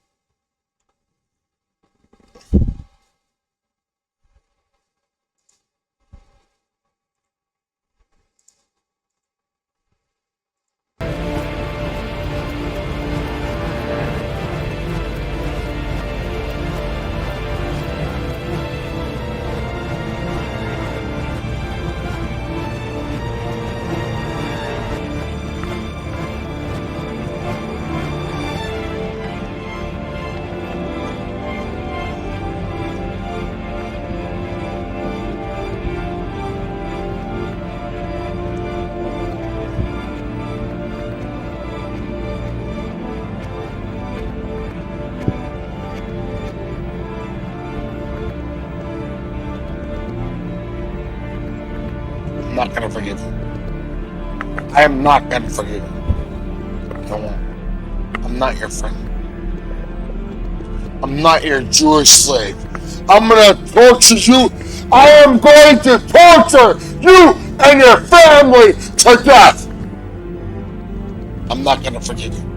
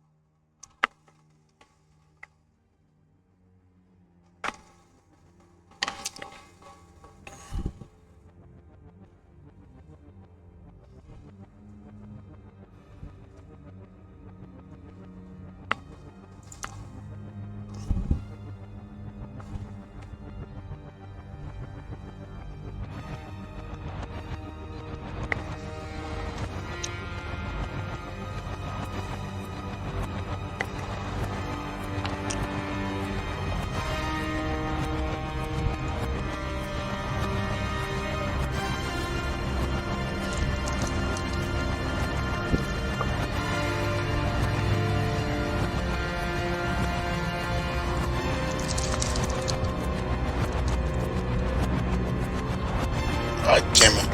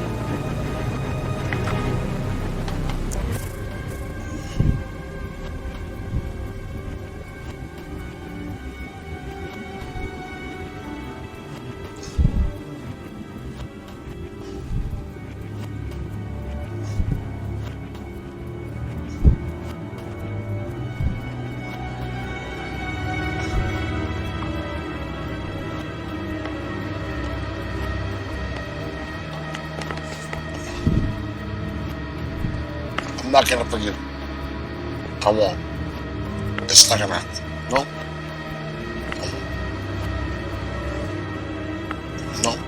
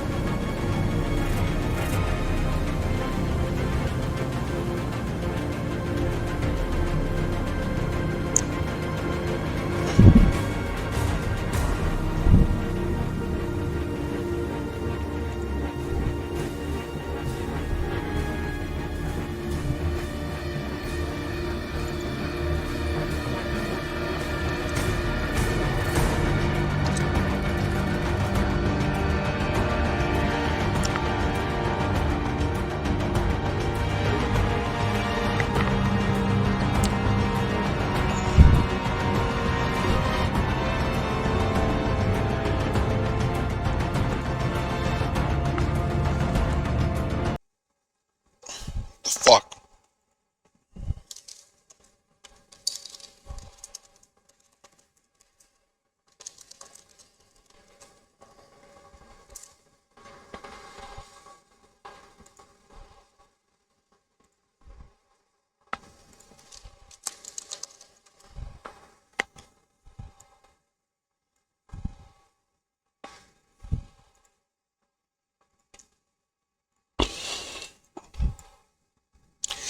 That doesn't make sense, Mark Zuckerberg. Your argument is shit.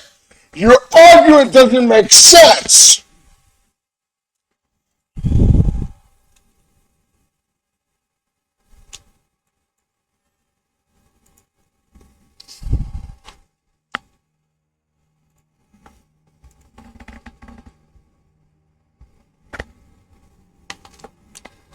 I'm not gonna forgive you. Nope. I won't. It's not gonna happen. I'm not gonna.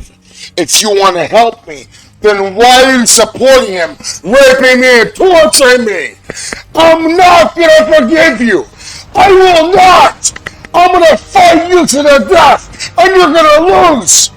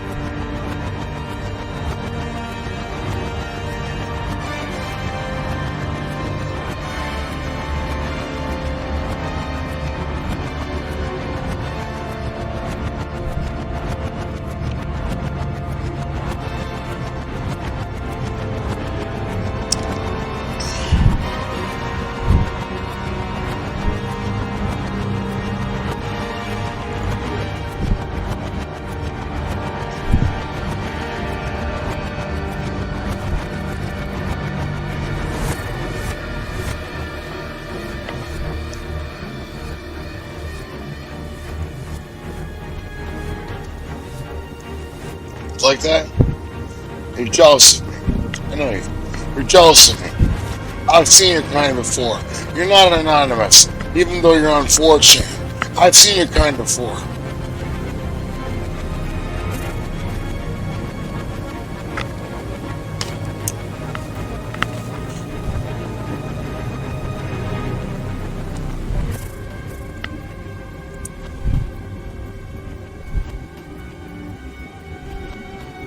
I'm not gonna forgive you.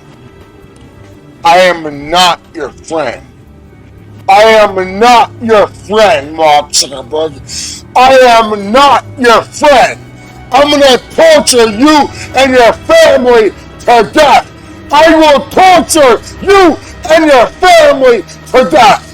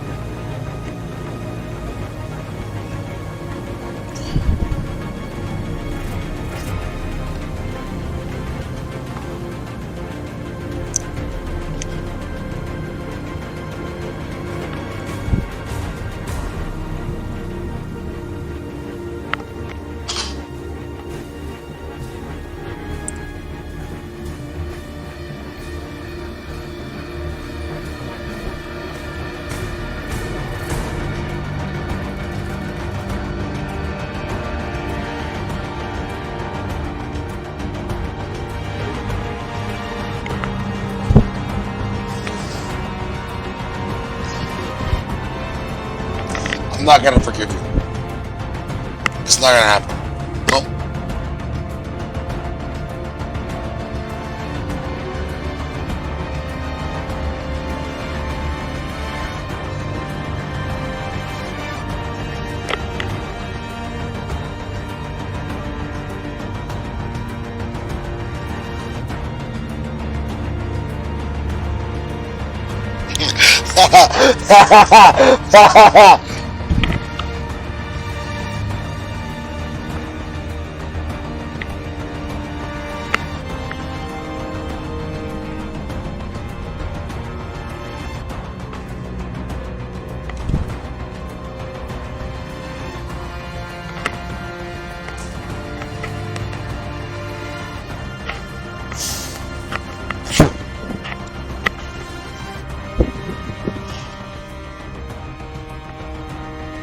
I'm not gonna forgive you.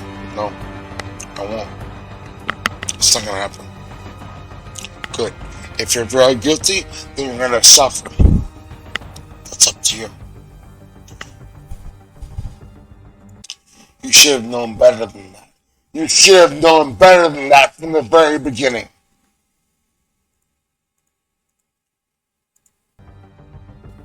I'm not gonna forgive you. I won't. Then come here and take my life. You're a coward. You won't fight me. You're a coward. I will kill you and your family. I'm gonna torture you and your family to death. Good. You know that I will fight. Even though you question me sometimes, you have to understand that I'm being raped and tortured. But I'm gonna fight to the death. I'm gonna torture you and your family to the death. I'm not gonna forgive you. I'm gonna torture you to death. I'm gonna torture you and your family to death.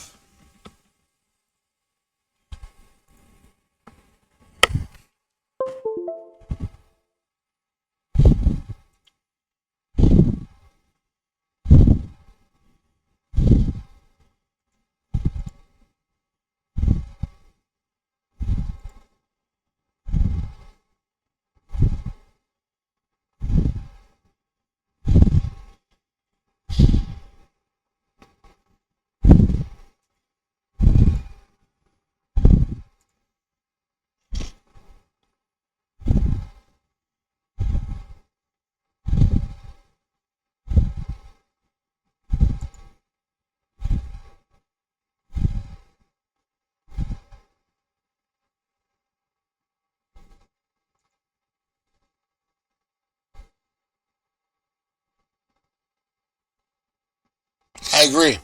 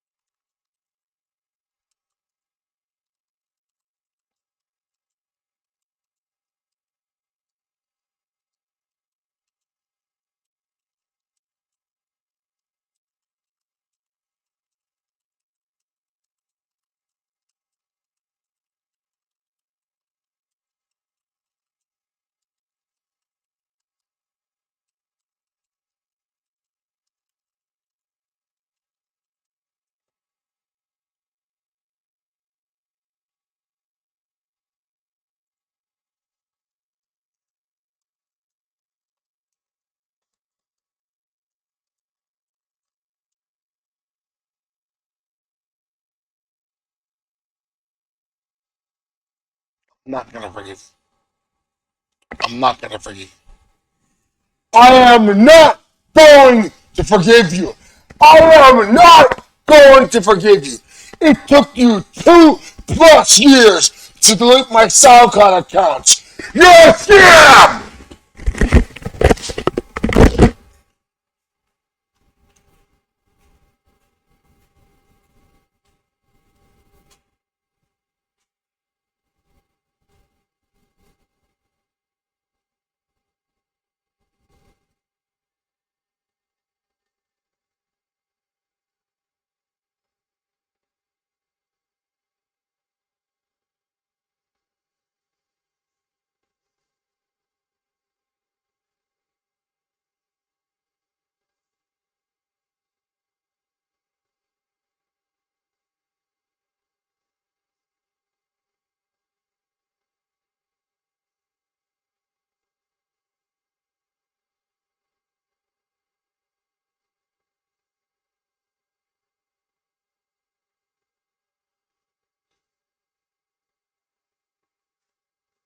You're a scam! My name is Mark Scamberg, and I'm a scam! I rape people for money. I rape people for money, and I steal money from your wallet, because I'm a scam!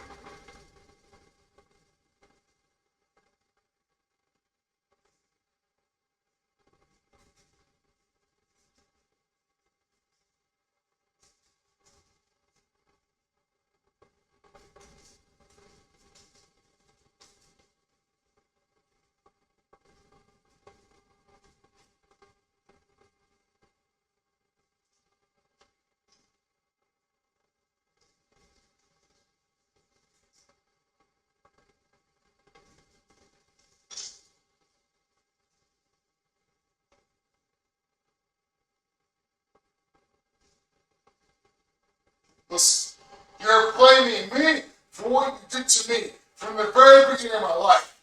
I don't even know you. You're a Jewish scam. You're literally a rapist and a child molester. I don't even know you.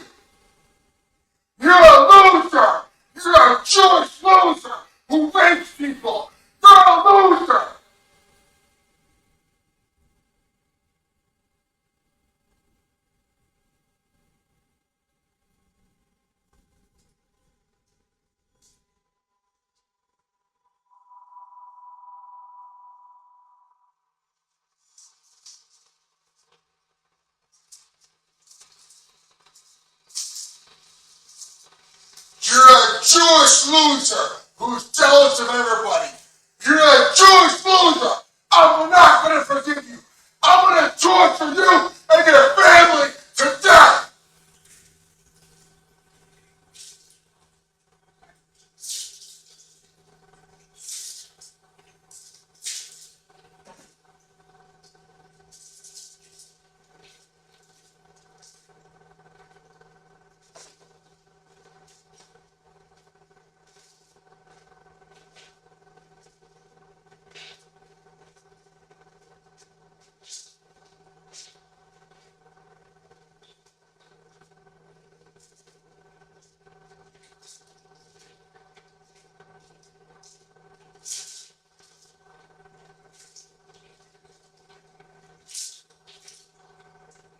You're a target. You're a Jewish liver. You're a Jewish loser living on fucking shit fumes from fucking years ago. You're retarded.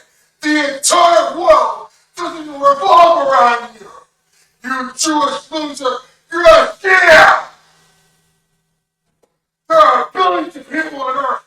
The entire world doesn't revolve around you. You're a Jewish loser.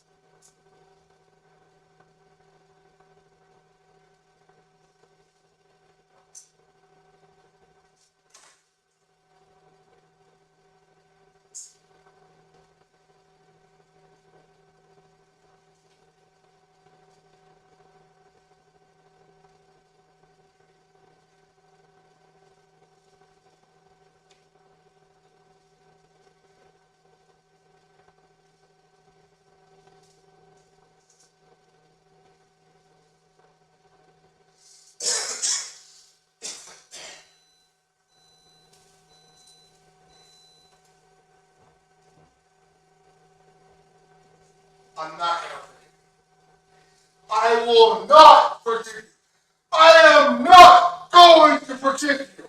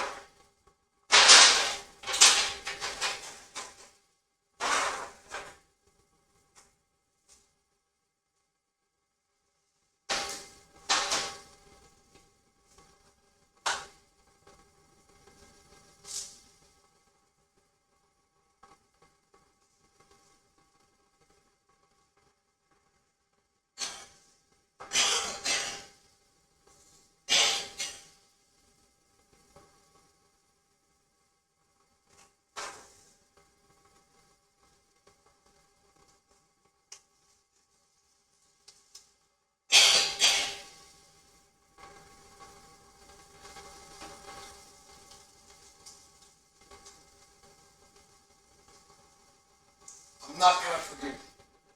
It's not gonna happen. I am not going to forgive you. I won't. I don't want to be raped and tortured by you for the rest of my life. If I have to be under control, why don't you? Why do you deserve to rape me and torture me? I'm just a random guy from Jersey City. What about you?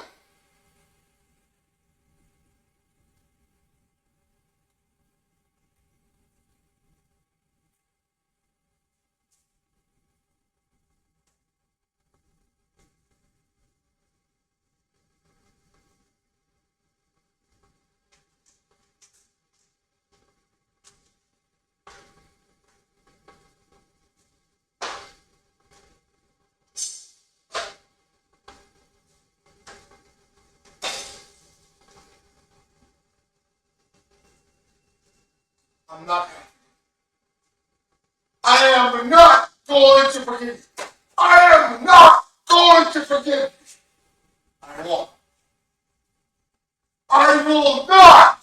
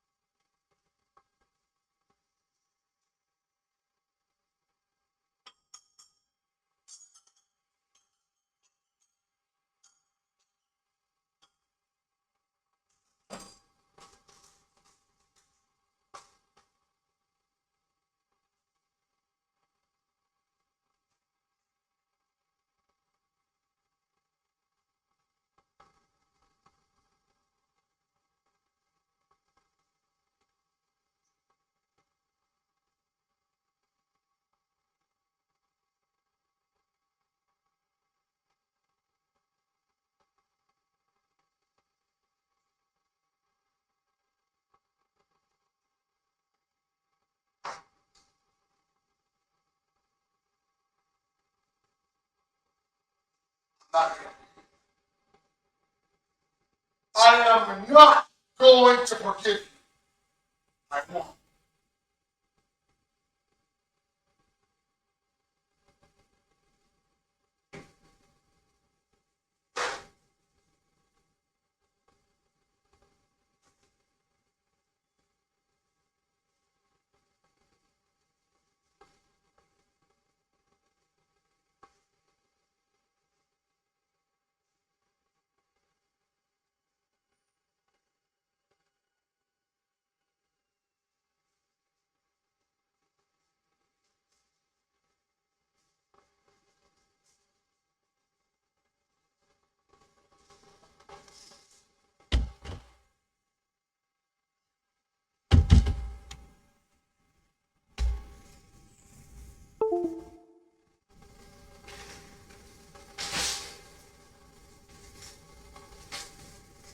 I'm going to fight you to the death.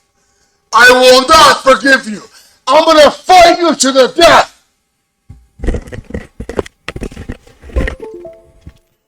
Listen, I can't do this right now. I'm being raped and I'm being tortured. And I'm trying to go to sleep. I'm taking as many drugs as possible to go to sleep. Because they're raping me and torturing me. No! I'm going to torture you and your family to death!